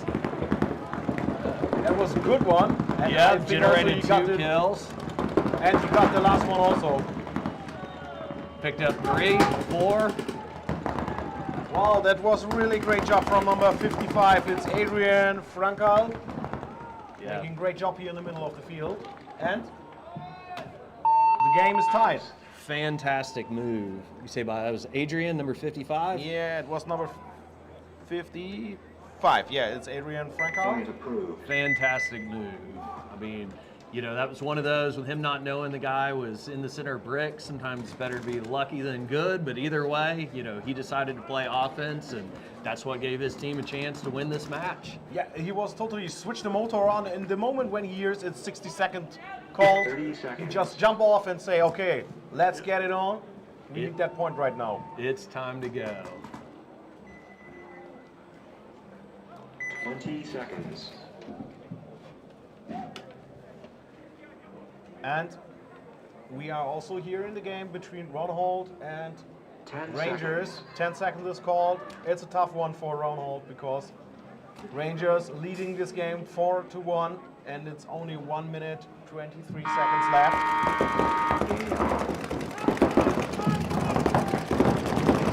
Nice breakout here from Ronhold Dynamite. But there comes the penalty. That's not good. 2 players left the field, and also another one got shot. You know, and that's tough. I know, you know, essentially that the match had already slipped out of their grasp, but you got to be careful. And he says hello, very friendly. And that's it. That's the match point for Rangers. You just don't want to see another penalty flag go up if you're Dynamite. So it's a tough match. You know, I think they played better than the scoreboard showed, but, you know, a couple little mistakes, couple penalties. I mean, that's the difference between wins and losses in a very competitive division.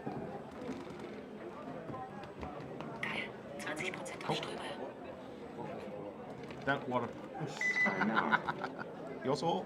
Yeah, I'll take a water if you wouldn't mind. Yeah, andere Münze 2. I think you got it. Yeah. Very thankful for our guys here from Black Red and Mohawks Media Crew. They're looking every time for us if we need something, and all the time on the field for you to give you some nice pictures. Oh yeah, I mean the work that you guys have done with this webcast, it's great. You know, I was talking to the director, and he was saying that relatively speaking, you're still pretty new in this Absolutely. paintball broadcast business, and I love to see just the desire to learn and express a lot of interest to come over and spend a little time with our guys at Go Sport. So Darren, if you're watching, you need to holler at our guys and get them over and let them know some of the tips and tricks you've learned from. I don't even know what he has, almost 20 years of broadcasting live paintball now. Yeah, we really hopefully see forward for something like this. Pretty fun to do something with this streaming, but 4 weeks ago, I just sitting on my couch, didn't know nothing about it. Yeah. Then I got a call from director Yunus. He says, do you have time? Do you like to speak a little bit about paintball? And I'm just like, okay, where I have to go? 10 seconds. Yeah. Tell me when to be there. All right, so what we have, 33 seconds. Be interesting to see if they play for overtime or if someone goes for the win. I think they're going for the win. I also think, Modern Attrition is trying to attack you over the middle. And Big ball clear. oh, a very nice yeah. shot here. Oh. But he got shot back. So nice. Oh, there's a penalty with a green flag, I think. Yellow flag. It was a yellow flag, but he throws his Oh. Mac goals. Section might have an opportunity to steal this one. Absolutely. 7 seconds. I don't think they picked up that the penalty went on. Only 4 seconds. So fast. RNO player. Oh, Time finished. Game stopped. No points. I Overtime. love the Yeah. aggressive play from both teams, but talk about situational awareness. A penalty with 33 seconds left. You cannot make that mistake. So it'll be interesting to see what happens in overtime. But I feel like Section they have to be feeling like they have the 30 momentum seconds. now. Yeah. I will not say before, but I think will be the better position is also for 20 Section seconds. right now. But also London wants the victory here. Oh yeah, and they've been strong in every point. So I would consider it definitely a 10 toss-up. seconds. So here's one more point between Ranger Warsaw and Ronald Dynamite. Rangers leading this game 5-1. Was a good point from Ronald, but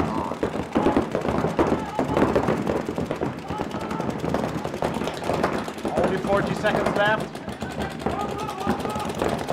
Yeah, these quick points, unless you get a kill or two on the break, it is just so hard to break through once the teams have had a chance to. Just saying hello to each other in the snake here.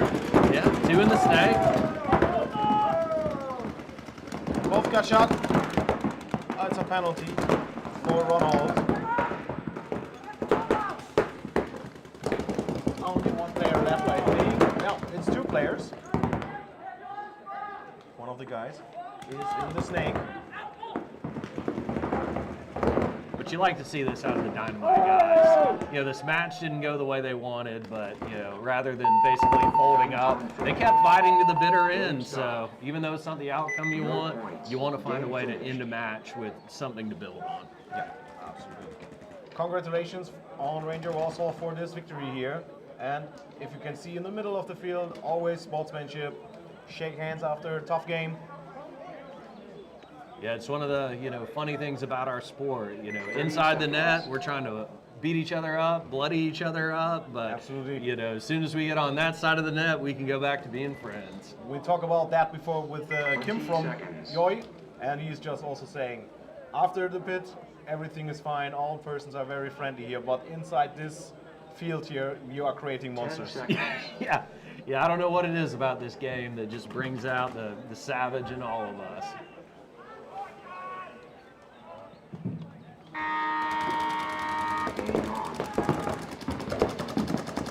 Good even breakout. Yeah, it looks really similar from both sides. Looks like London there, starting to put together a couple secondaries, pushing the issue. And they really don't want to make a mistake in the first minute here of this overtime match. No, but you know, you have to respect London. You know, they came out, kind of let a match slip away, but rather than coming out in overtime and playing on their heels, to just get right back into it and say, hey, offense got us here, let's play for the win. Section lost there, first player on the top side, corner player has to leave the field, but bunker got already filled up with another player. It seems like Section's a little bit more willing to play on their heels on this one, and you know, unfortunately for them, typically these overtime points go to the aggressor, the team that's willing to make the move and take the grounds. But as I say that, Section coming through with a couple secondaries.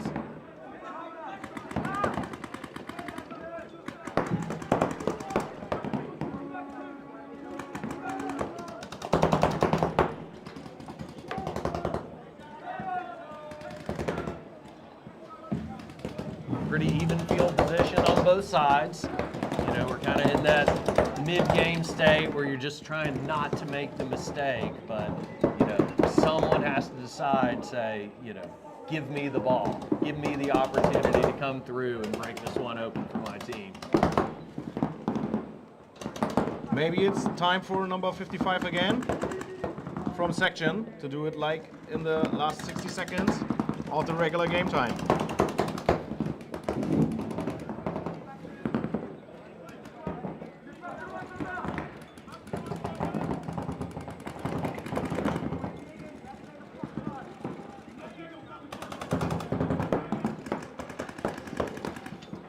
This is really great. Thank you, Andre.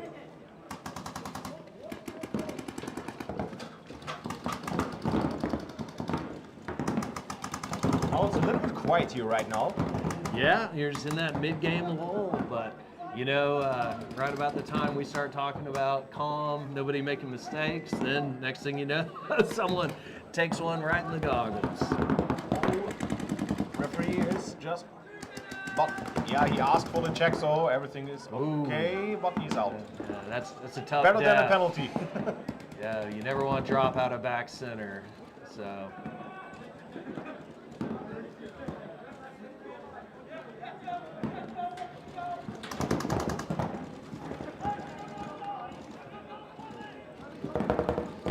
Seems like the door is definitely open for Section if they want to try and push the issue a little bit. It just seems like all the attrition guns are pointed our way, and I'm not really sure that anything's stopping a push down the other side. Ooh, Oh, they big, shot one more from a big long kill for section. Oh, and they dropped to the death. These guys are going back and forth like they have all match. Yeah, this is totally even, this game. So are we down to a 2-on-2? I think it's, yeah, no, in the corner is nobody, so, yeah, there are 3 guys, 1 guy. Okay, there is one in the corner. Yep. 2-on-3.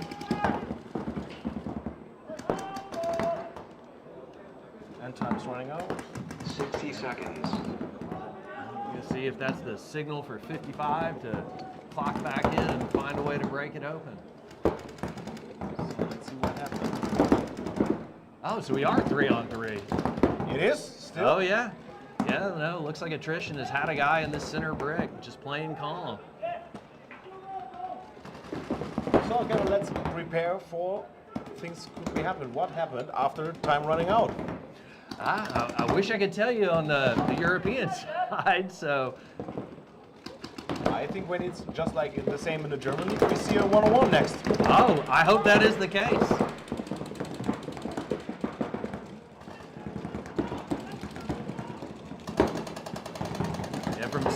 I think it looks like we will get something extra right now. 7 seconds, and nobody moves. No. Yo, time is running out. Game time finished. Game stopped. No points. 60 seconds overtime. Let's see what happens next. Maybe our director can give me information. Yeah, do we overtime? Do we 1-on-1s? I know as a fan, let's see a 1-on-1. Put your best against my best, and let's see what happens. Last game day in the German league when we are streaming was the same thing. It was the final game. After the final game, they have regular time is running out, overtime also running out. Then we have a 1-on-1 between 2 guys. They are really good in their sport, and the only way to get the point was one of the guy was near to the bunker of the enemy team as the other one. So nobody shot nobody in all levels of this regular time, overtime, and 1-on-1. Oh, looks like it is 1-on-1s. 1 minute. And this is one of those times as a player, you know, where this is your moment. Your team sent you out there. You can be the hero. I mean, it's about as high stress as you can ask for, but, you know, everyone practices, they train for these, and, you know, it's just about showing up and putting that shot together. Did you see the numbers from the players? No, I'm sorry, I wasn't able to pick those up. Referee's checking every player 30 seconds. if everything is correct here. First 1-on-1 shootout here in this tournament. 20 seconds. And here we go. Someone's going home a legend. Yeah. It's time to shining right now for these 2 guys here. It'll be interesting to see if someone decides to be the aggressor. It's number 68 for the London guys. Game on. This is Anthony Brandon. Yeah, and Anthony making big moves. Love to see that. You know, I believe that was 68 that took that bad death out of back center. So for him to come out and have the confidence to play this 1-on-1 and play the aggressor, you'd love to see that out of a competitor. Oh, Very nice move here from number 74. It's Fabrice Gambin taking Point approved. that point. clutch out of Very Fabrice. nice. Congratulations to Team Section here. Yeah. And to the hero of this game is Fabrice Gambin taking this victory home for his team. Yeah, because Congratulations. it looked like he had kind of lost track at 68 there for a minute, so I thought that one was going to slip away, but he was able to, you know, keep his head on a swivel, pick him up, and come through with the shot that counts. So Section with the comeback, overtime, 1-on-1. That's That's what we want to see. That's all we want to see. That was a sign of momentum switch. And this was this bracket. We have one more, and I swear you it will be the greatest today, maybe for my opinion. And we will come back after a short break.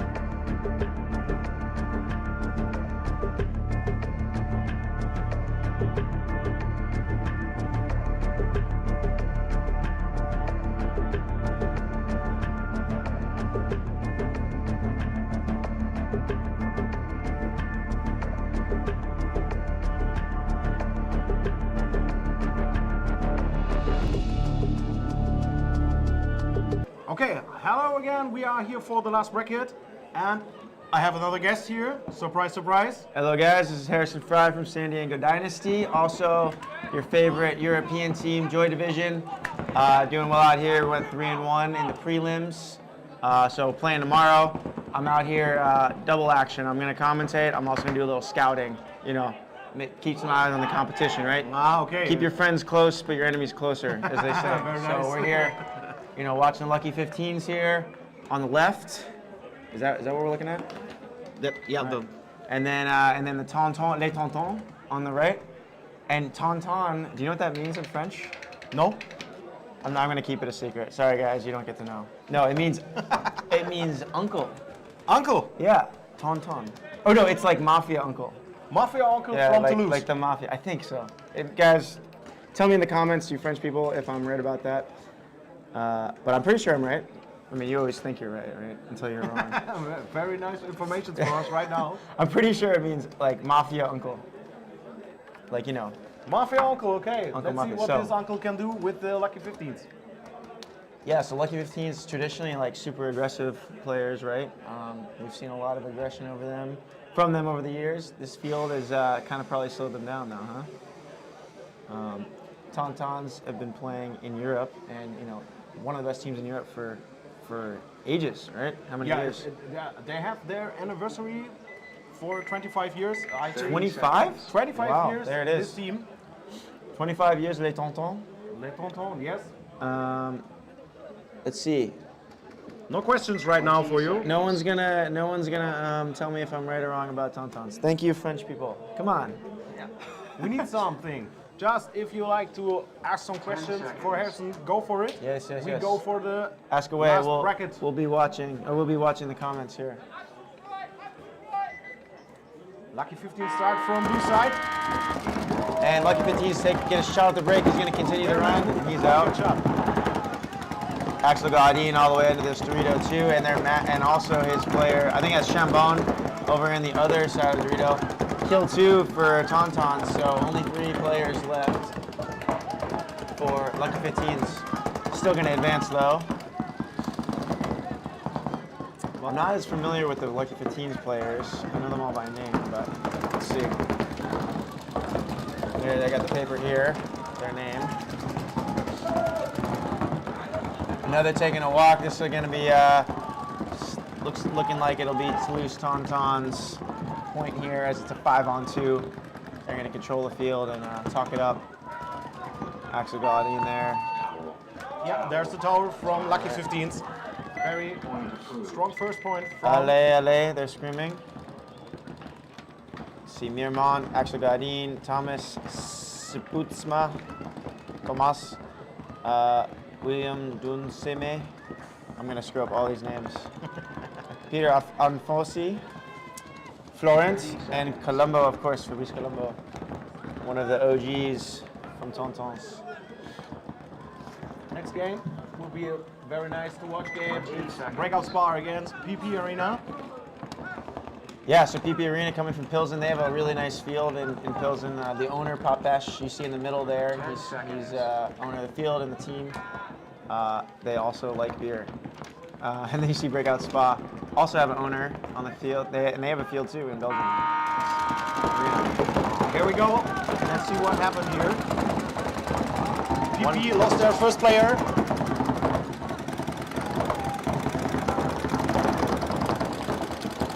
Get a little lucky bounce, PP Arena player. Take the corner. So yeah, 5-on-4 in favor of Breakout.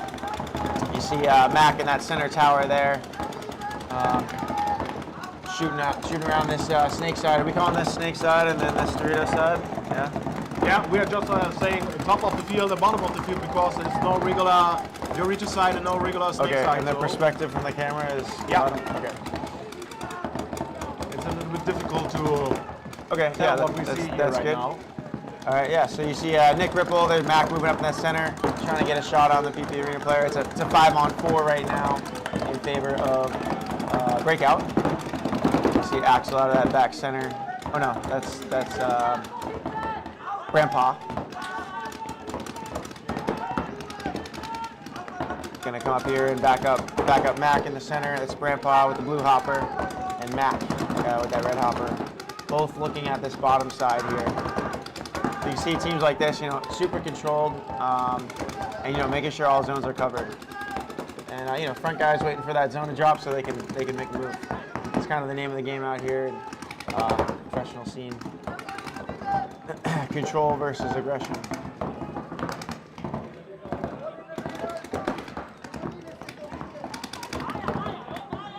That looks really similar, the positions. I was actually just over in the PP Arena pits before this, and I stole some food from them and a beer. So another player walking out for PP Arena. But now also Mac getting shot. And then Pape's taking a walk as well. So it's a 4-on-2 in favor of, never mind, now I think that's just David left alive. And there's the towel. Yeah, Hayek was the last one alive there for PP Arena, trying to wheel and deal, but could not make it happen to the strong breakout spa. First point for breakout spa here right now, and yeah, so shout out to PP Arena for giving me some food and beer. I was over there like, all right, Papesh, what do you got? I need some snacks. They always have the good snacks. So, FYI for everyone out there. So if you need some snacks or some beer or something like this, just come to the field and searching for PP Arena guys. You might have to grease the elbows. I played for them for a year, so they know me quite well. So they shut their eyes down when you go for stealing some stuff. We're all friends. So let's check. All right, yeah. This may be a question for you. Are you guys keeping your paint as coolers over there like you do in the States? So we don't have coolers right now. We're just we're taking the paint off the truck right before our games. Thanks for the question, though. See Axel Gotti in the blue hat on the top side, being aggressive, making it to Dorito too, but they're matched by on the opposite corner. So it's a 4-on-4 now. Right now. That was Clint Moore filling out to that top side corner, and he gets a hit. He's got a penalty because he had a hit on his pack as he filled out there, but didn't know it. So that's going to be a minor penalty on Clint Moore. So it's a 2-on-4 right now. 2-on-1. Oh, sorry, 4-on-1. And that is a towel. This is a towel. Let's see, who is that? Number 3 from Lucky. That was Mason Hins. For all you Lucky fans out there. Also on the Lucky 15s, we had Ethan Levy, Joseph, Mason Hins, Jim McGowan, tall guy, Spencer Tilbury, Lewis Kofi, Thomas Carroll, Clint Moore, the one who got a penalty. But usually he's playing really good, so don't take that one for what it is. And then Oliver, this guy has 4 names. James Green and also Oliver Charles. That's going to confuse me. Let's just call him Oliver. Oliver, okay. Let's call him Oliver. 30 seconds. Next point between breakout and PP Arena. Yeah, so on PP Arena, you see Peter Papesh, Foti. Oh my God, I'm bad at check names. We got David, we got Hayek, Dominic, Tomas, Pavel, and Milan. I can't do the last name, sorry guys. Some I can. Let's go on here. Breakout starts. Both with aggressive play up the middle. You see they both kind of ran their middle attack play. A little more aggression from PB Arena as they take that center 50 wing. Matt coming up to follow up Grandpa. Mac from Breakout Spa. You see we got Dylan in this bottom side Dorito, accompanied by, can't see who that is, and then Nick Ripple in that can shooting inside. Little showdown in the middle. Oh, and Mac stays alive during all that chaos. Great little instinct move by Mac, and another player in the chaos. Another player walks off from PP Arena. So now it's a 5-on-3. Amazing rope-a-dope by Mac,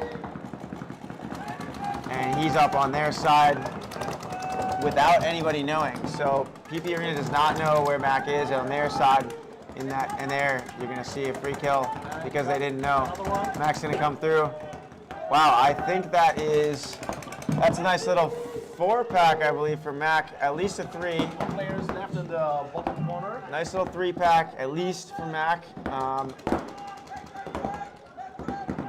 Au revoir, or not au revoir. Très bien, good job, Mac. Très bien.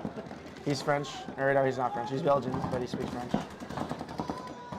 Belgian having 4 languages. Is it 4 or 3? I know about French. French,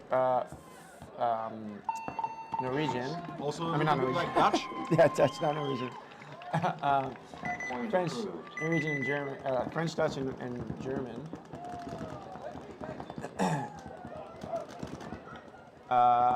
Yeah. So great job there, Mac. Little 3-pack, and so up 2-0 by breakout.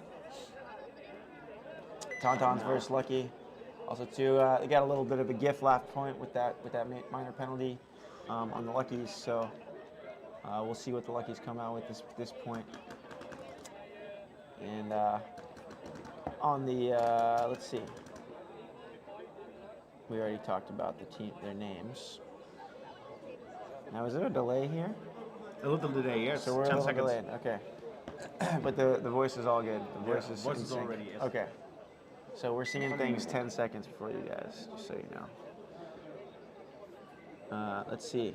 What other question we got? Yeah, so we're not using coolers. We're making sure that they're in the trucks right before we go out and play. This is the last block for today, Ollie. The weather is really good. Yeah, it's super nice here. Thank you to Holland for hosting great weather for us today. Yeah. Tomorrow's gonna be a little overcast, I believe, but also 30 seconds. still fine. No rain, I believe. I think it's just overcast. Everything is good without rain, and it's no rain for tomorrow. 20 seconds. Okay, someone corrected my pronunciation. Hindis. Like horses. Like horses, hind, not hindis. And now I'm just more confused, to be honest. I think it's hindis. So thank you for that. We are in the game. Lucky 15s against Toulouse Tontons. Losing 1, the Lucky 15s, and also losing Axel, the Tontons. So it's a 4-on-4. Both actually same side, but Dorito side.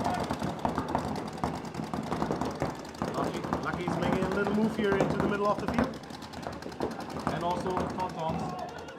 Yeah, so that full match by the Tontons player.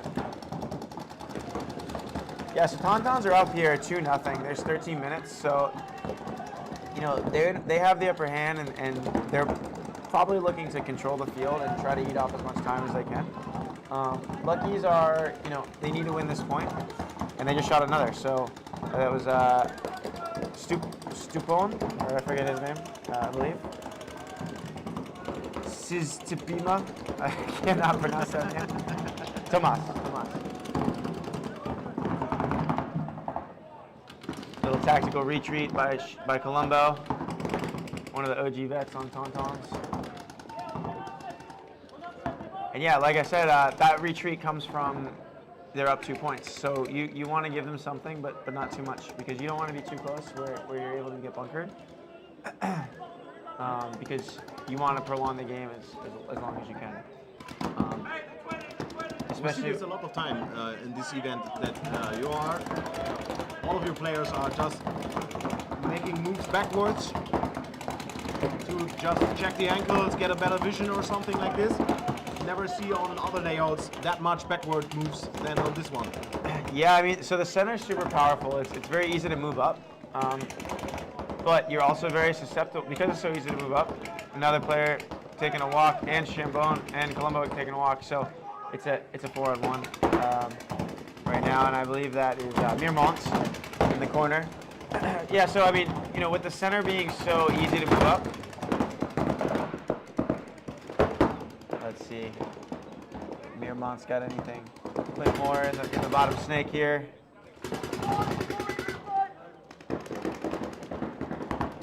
And Lewis Kofi is going to go down and just give him a little extra right there. Lewis Kofi putting the icing Going on the straight cake forward there. for the first point in this game. Yeah, so that middle, you know, being pretty easy to move down. That also means that the other player can come and get you easily, right? Because it's easy to go down. And you know, it being in a line like this, each bunker doesn't buy you that much better of an angle. It makes you closer to the opponent. And you know, you're typically seeing the center player, you know, defend, and then when it's time, he goes and makes an attack, usually to bunker out the other center player. So if you're up a point, that means you don't really want to be too close. You want to be, you kind of want to lure them into thinking you're close and maybe make a back move, and then they think you're still in that bunker and bunker nobody, and then you get a free kill out of it. So it's a pretty good strategy, especially on a field like this. 10 seconds. Where it's pretty controlled. It's a pretty simple field. I know that it's you know, untraditional in the way that it's mirrored, but it's a pretty simple field. Here we go. PP Arena against Breakout. Breakout lost their first player. And PB did as well. Man, PB's lost a player every single point. So they have not had a single point where they're 5 alive. You see Breakout also lost player at this point. I think that was Axel. See Nick Ripple in this Dorito can, this bottom side can. This Grandpa is gonna, oh no, that's Mac gonna take a move over. Breakout losing another player. So it's a 4-on-3 right now in favor of PP Arena.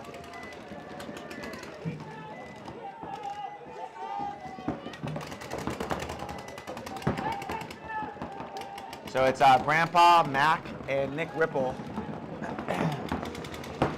Mac is also a name for Dushin. Number 25, And they got a kill. has to go. So yeah, Hayat gets shot, and Popesh goes and fills his spot. So good move over there by Popesh. He's going to make another move into that Dorito. So now it's a 3-on-3. So you know they had an advantage, and now they kind of lost one. Grandpa's going to take a move up to get closer to Popesh, stop him from getting in that snake. So yeah, I mean, you know, they did have the advantage, and now it's kind of back to even. So you kind of see a little bit of a tempo change in the PP Arena's play now that, you know, they lost the momentum. So they're gonna kind of start to figure it out now and talk it out. I believe that's I don't know who that is. Just move to the 3. Quentin Dushin, aka Mac, taking a little backfill to get closer to the tape line.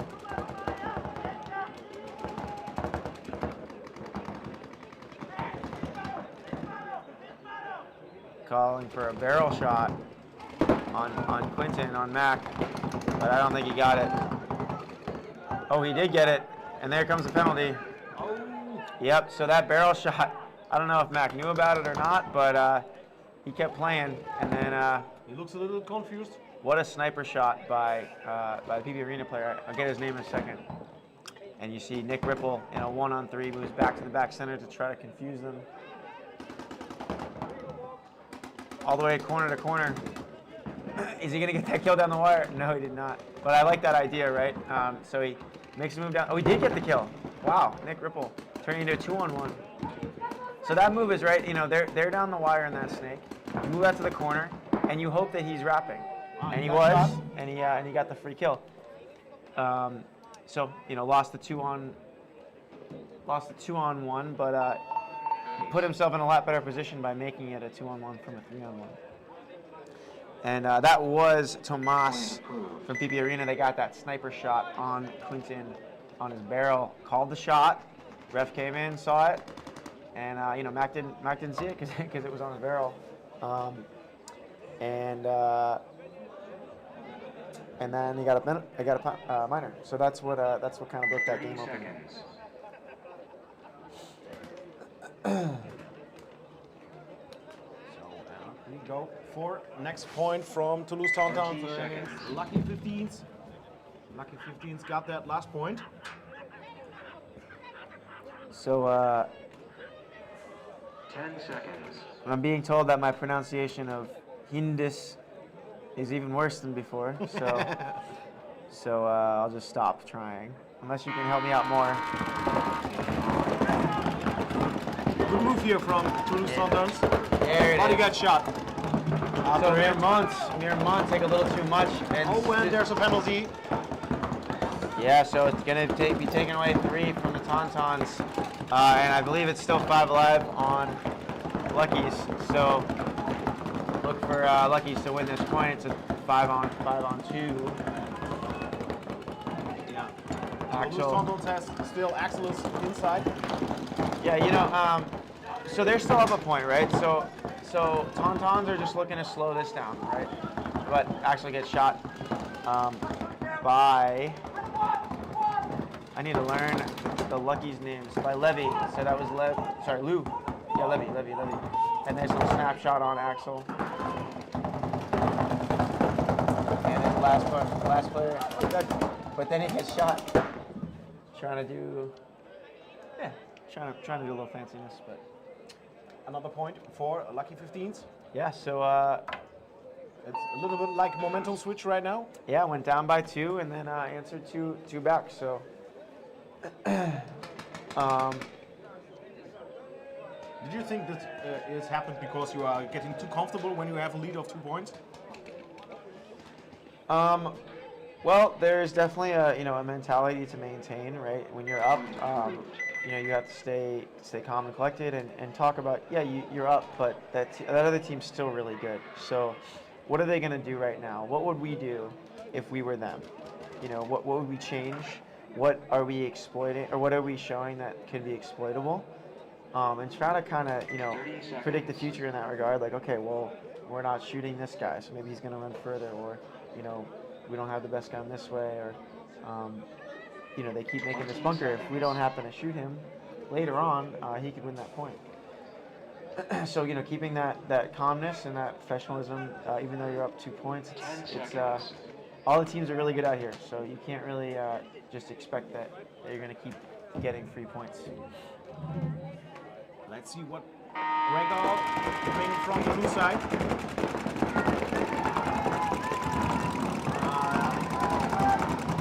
Okay, I think Another penalty and shot on the break by PP Arena. Man, they cannot keep anyone alive on the break. So it's a 5-on-3 again by with and Mac just Brendan got a really nice shot here in the middle of the field. just eliminates that's another center player. Papesh takes a walk, and I believe that's Ike. Now the last guy, Aiku, in the back corner. His name's Ike, but they call him Aiku.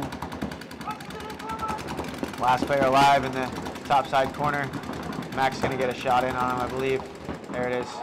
Very nice shot from So Quentin here. little confirmed 2-pack for sure on Mac again. He's just clocking in that center.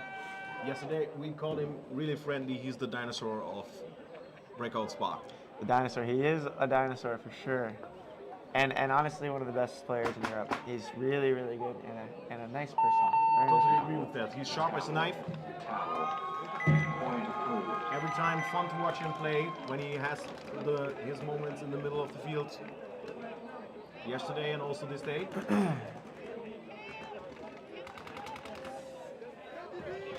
Yeah, I mean, that's 2 in a row that Matt came through and got his guy 30 seconds. and stayed alive, in the center. So a lot of times you're seeing trades happening, but when you can get your guy and stay alive, that's pretty great. 20 seconds. So this game is tied between Luckies and Tontons. 10 seconds.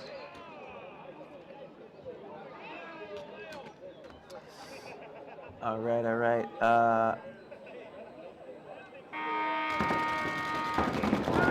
Lucky 15s are Topside Miramont all the way to the snake. One again, but gets shot. That's twice in a row for him. Getting shot off the break, trying to make the same bunker. So a little coaching call on that. You know, they decided that it was worth the risk, and you know, didn't pay off twice. So that's Miramont taking a walk. Not necessarily his fault. You know, he's just running and listening to what the coach told him. See Axel Gaudin taking film Dorito 1 here on the bottom side. Clint Moore filling out to that can.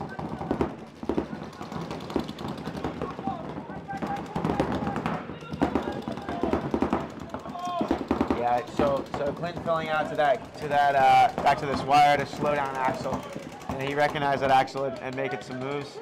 Lost another player. From Fabrice Colombo taking a walk on that top side, and so what is it? It's a 4. I think Lucky 15-7 is still 4 players. 4 or 5. There's definitely 3 for Tontons. I believe it's 4 for Lucky's.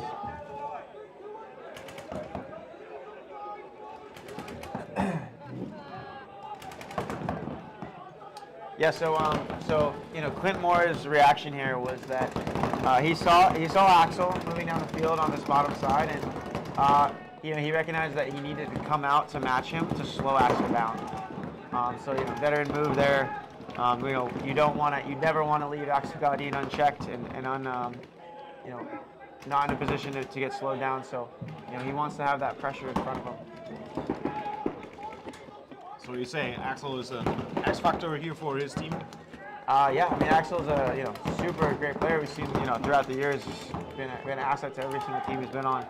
He's small and fast and a damn good shot. So only thing I can say is he's got a blue hat. I'm just kidding. No, really great player. Yeah, it's been proven over the years. I'm sure he currently plays for Edmonton Impact in the United States as well. So they also see his value for sure, flying him all the way over from France. So one of the few players, in Europe that's making the trip to US. Actually, Nick Ripple's another one.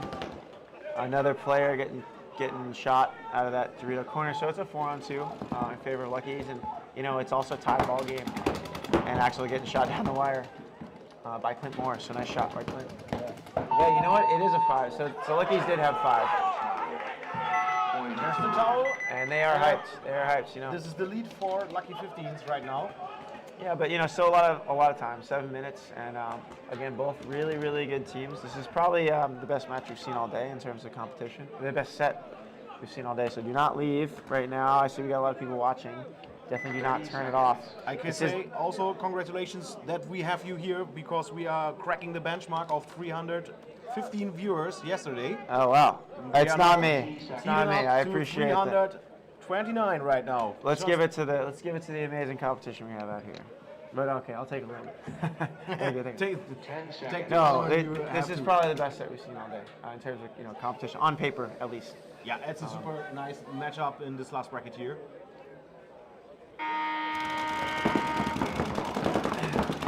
PP starts with a double center here, and nobody shot this time on the breakout. Yeah, so this is the first point we've seen 5 alive from PP Arena.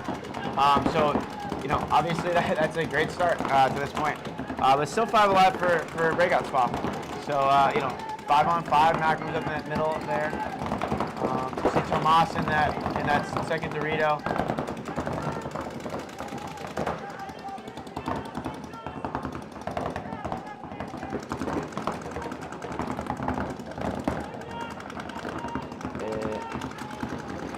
Yeah, and Dominic Carlos is his nickname. Carlos filled out to that bottom corner. Was also one guest today here on the tower. You see him a couple of brackets before. Very nice person. Oh my God! Another. Is that a? No, never mind. Another penalty on PP Arena. And it's a red flag. And it's a red one. As they took out Grandpa. You're trolling too many players, sir. Unless that was a wiping penalty. If that was a wiping penalty, then that's a 4-for-1. That's very hard here right now. Yeah, so that was a wiping penalty. I don't know who it was. Maybe it was Papesh. Maybe not. I'm giving him crap because Me and Papesh played for a long time together. But yeah, That was a tough penalty. yeah, that's before. David. That's David. You know, going to complain to the ref, saying that he did not wipe that hit.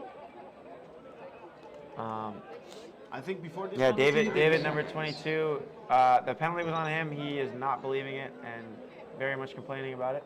And that's unfortunate because it was a 5-on-4. They just shot out Grandpa out of this bottom side corner. So the head ref's can actually pause the game, I believe, to review that call. But yeah, that's a turn of events there. As Breakout goes up 4-1, if that call stands, they can't really do much after the call happened. So I think that call is going to stand. Yeah, it looks like the scoreboard says 4-on-1. Yeah, but you know, still again, a lot of time. There's 5:20 on that clock, and you know, Breakout's up by 3. So 5 minutes to score 3 points for PP Arena. It's definitely possible, especially with shots on the break. This field is, you know, it's simple, but it's simple because you have a job for all 5 guys. Each player has a specific job, and when you shoot a guy off the break, now, you know, someone else has to take over that job, and that means that there's a few seconds of confusion going on, and it means that there's a few seconds of a job not being fulfilled. So that leaves opportunity for the other team. So that's why break shooting is so important. And yeah, you see on your screen, PP Arena is not happy. They're kind of trying to figure it out in there. It's Hayek on your screen, Papesh. Now in the game. Oh, Axel got shot at the break. Yeah, so and Mirmont, so it's a 5-on-3 in favor of Lucky's min. I think you know, Lucky's really should just kind of chill out, and sorry, not Lucky, Tontons as a gameplay perspective. Stop running into guns. You know, your guys are really good. Get your guys 5 alive, and you don't have to risk as much. That's what I would say right now if I was the Tontons coach, which I'm not. Yeah, I'm gonna call the towel. So you know, now Luckies are up by 2. Still with about 7 minutes, a little less, 6:30. Lucky's doing a good job here right now. Yeah, so if I'm Tontons, you know, I'm down by 2 and there's 6 minutes. You really just got to get 5 guys alive. You know that you guys are really good and have a lot of experience. 30 seconds. So that's the 3rd point in a row they've lost Mirmont off the break. And then that time they also lost Axel. 20 So seconds. it makes it a lot easier when you're playing 5 with 5 bodies alive. So they have to fix some of their game plans and some issues maybe. That's what I'd say. Just get your guys alive, yeah. And the same with PP Arena. I mean, they've had struggles right now with staying alive off the break and also penalties. Breakout comes from the blue side here for you. So 5 alive for PP Arena.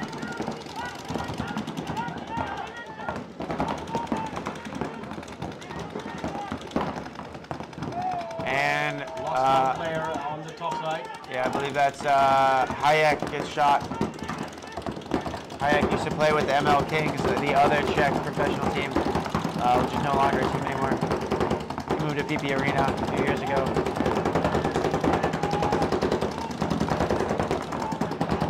See Axel on your... Oh, sorry, I'm trying to shoot this bounce shot in this Dorito. Shooting off the bunker. Hitting pretty loud there. Oh, Papesh gets shot in the head, trying to hunt through the middle. And another player's walking off. That's Carlos. Carlos walking off as well. So it's I believe a 5-on-2 for a breakout. And you know, right now we're seeing mistake after mistake for PP Arena. And what breakout's going to do is just kind of chill. You know, they're up 3 points. There's 4 minutes left. They don't really want to make any moves. They want to chill out. You know, it's the last game of the day. Both teams are 3-0, I believe. So they don't need to do much. They want to kind of just, you know, work on what they need to work on for tomorrow. Oh, and you see Grandpa getting shot in the head. I know that's Dylan. very good. I'm sorry, no, that's Nick Ripple. Got shot in the head.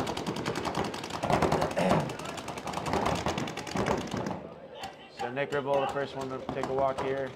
It's a 2-on-4 right now. And all the bodies are bottled up here. Mac's gonna come through. And wow. Oh, he has a nose for good matchups. Finally gets him. Say again?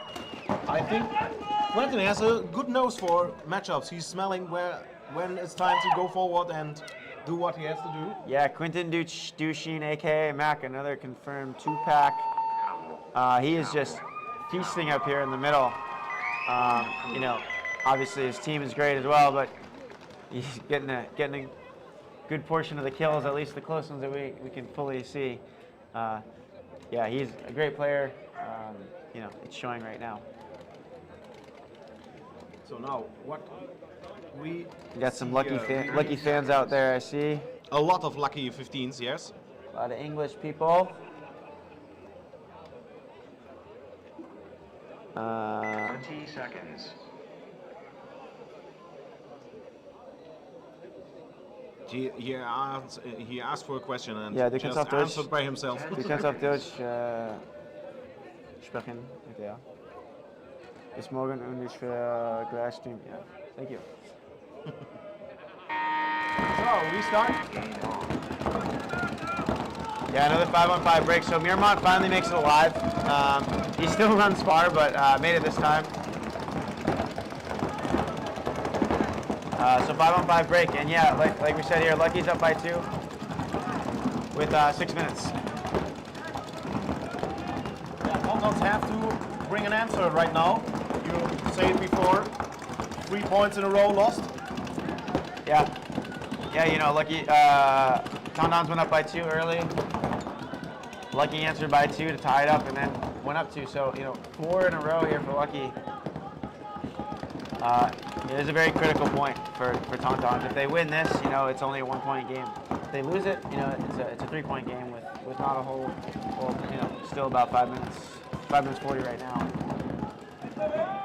Okay, Lucky gets, Lost 1 player on the top side. Tomas gets that shot and that top side player. By moving out the middle, nice aggression there. And number 89 is in the 50-yard line. yeah, so Tomas and the Lucky player very close to each other. Actually, Tomas doesn't know. He's gonna come through, get 1. Very nice shot. And It's Clinton and Tomas are right next to each Get other. the next one. Get 2. It's a. And he didn't know, Tomas did not know that there was a corner. Oh, that one hurt big time. There's still a corner player left for Lucky's.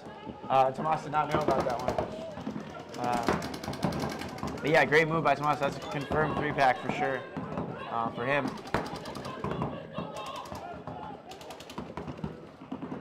Oh no, sorry, it was not 3. It was 2. Yeah, there. 2 players more. Yeah, so there's 2 left alive for Lucky's. They're both in the corners, which to be honest are probably the best 2 bunkers you can be in right now. If you want to eat time, which is exactly what Lucky's want to do. They're up by 2 points, and there's 4 minutes and 30 seconds left. So this is still a really good situation for Lucky. And it is a 3-on. It's a 3-on-2. So, you know, Tontons can't risk too much here. They don't have an extra they have 1 extra body to trade with on someone, but it needs to be done very smart. And those 2 corners are hard to dig out because they're so wide. You're not going to really get an angle on someone to shoot them out because it's such a wide bunker, and they're in the corner. It's not like they're playing in a can where you can get a good angle on someone and shoot them in a pack, right? You know, cans are probably the worst bunker you'd want to be in right now.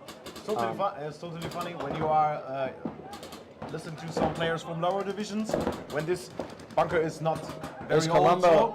Colombo gets the shot in on the first corner, and now there's only 1 left alive, and he's going to come through and stitch him up. Oh, but he does not. Oh, he gets him. Okay, so still we have Axel.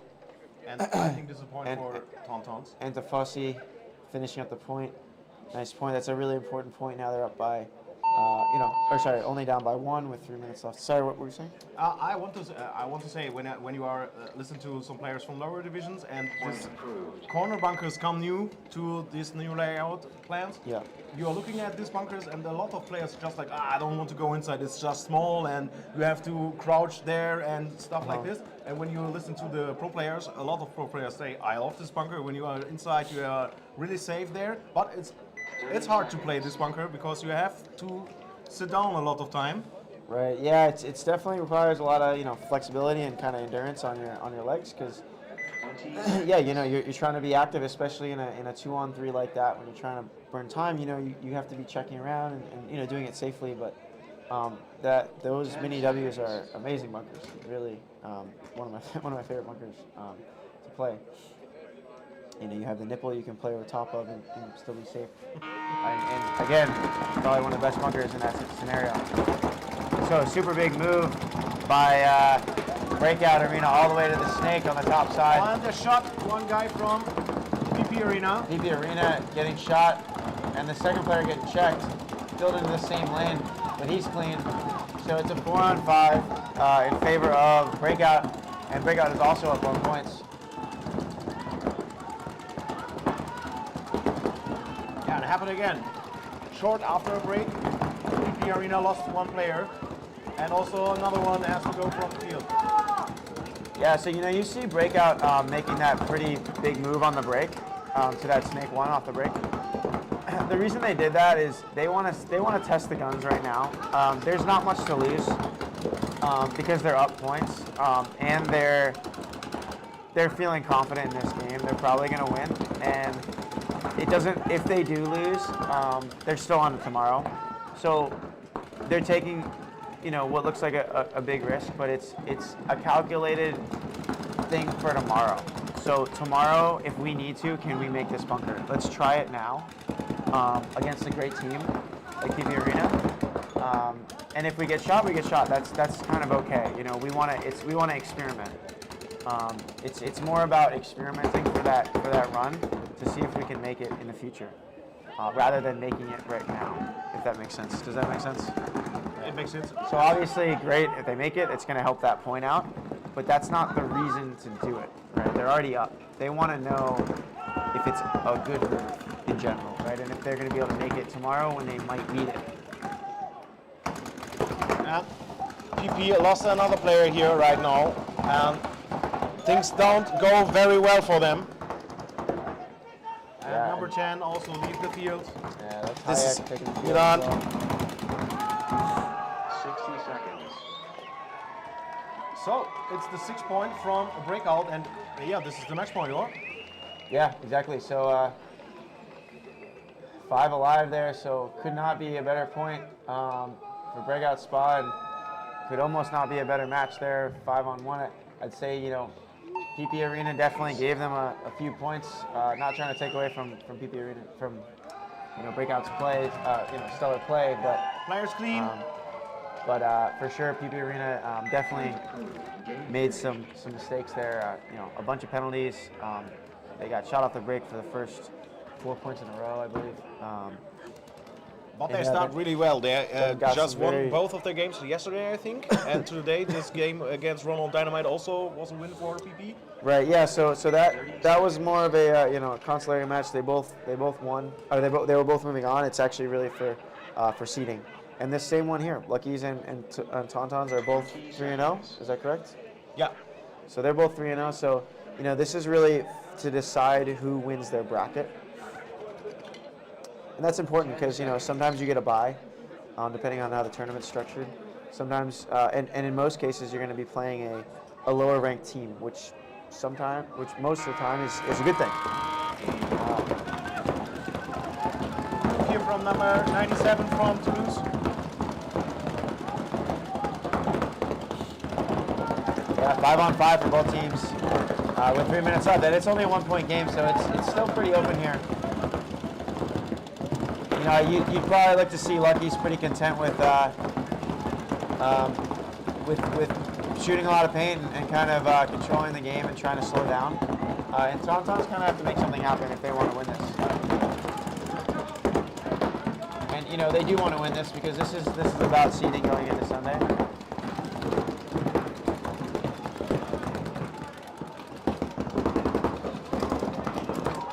Right now, nobody leaves the field. All right, let's get some fan predictions. Who do we think is going to win this point?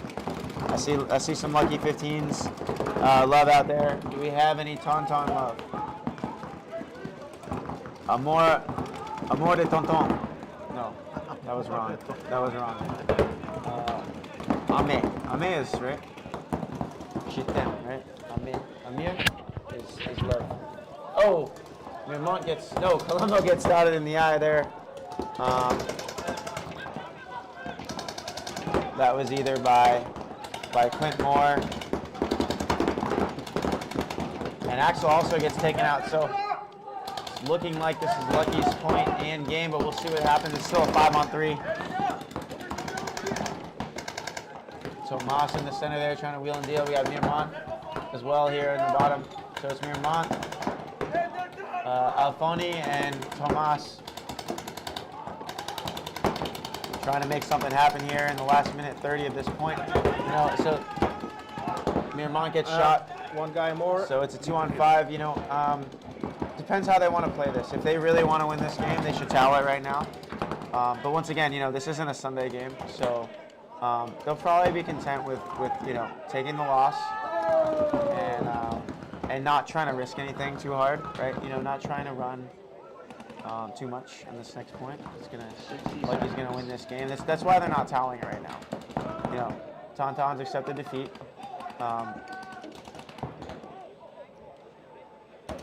Oh, he did get that 1 point, so Alfani did get that one snapshot in on the Lucky's 15th player. And it is a 3-on-1 right now. Yes. Oh, and he gets another shot. Oh, he gets...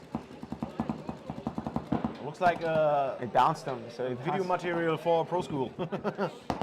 Yeah, so once again here, you know, Tauntons not conceding this point. And why is that? Because looking at the overall tournament structure and, you know, as a team, we don't need this game. We don't need this point. And there's kind of more risk, you know, trying to towel it, being down by 2 with a minute left, and trying to run, you know, risking injury, risking different things. Let's just take this loss and look to tomorrow. We're already on for tomorrow. We're okay with this loss. So that's what's going through their heads right now, most likely. You know, otherwise, if that was a need to win situation, like if it was tomorrow, they would have toweled it right away. As soon as it was a 2-on-5, it would have been time to towel with a minute 30, down by 2. Then you run and you make stuff happen. But in that case, it wasn't you know, it wasn't necessary. But looking at the overall tournament structure, so that's what I got. So congrats to Lucky 15s. Congrats to Breakout. For both taking this victory in the final match. And that's all we have for today, folks. Is yes, that right? this is the end of the day. I'm very happy that you have the time to come up to us and visit us and say hello to all the guys here in the stream and give them some of your experience and some of your visions in behind the scenes and stuff like this.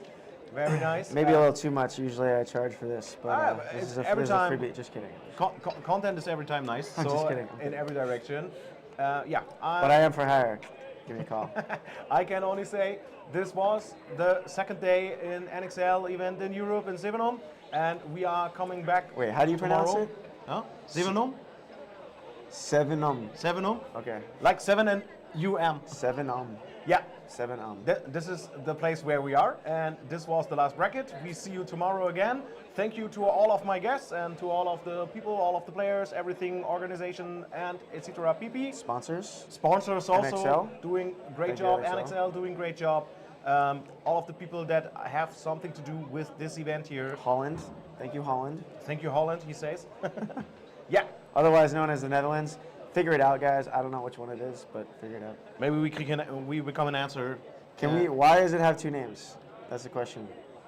Also, maybe we can have an answer, and I give you the answer tomorrow when I see it in the stream. It's like Burma, Myanmar, same country, 2 names. Why does this country have 2 names? I think this will go out of my way right now, so I have to say goodbye. Google. Good evening. We see you tomorrow.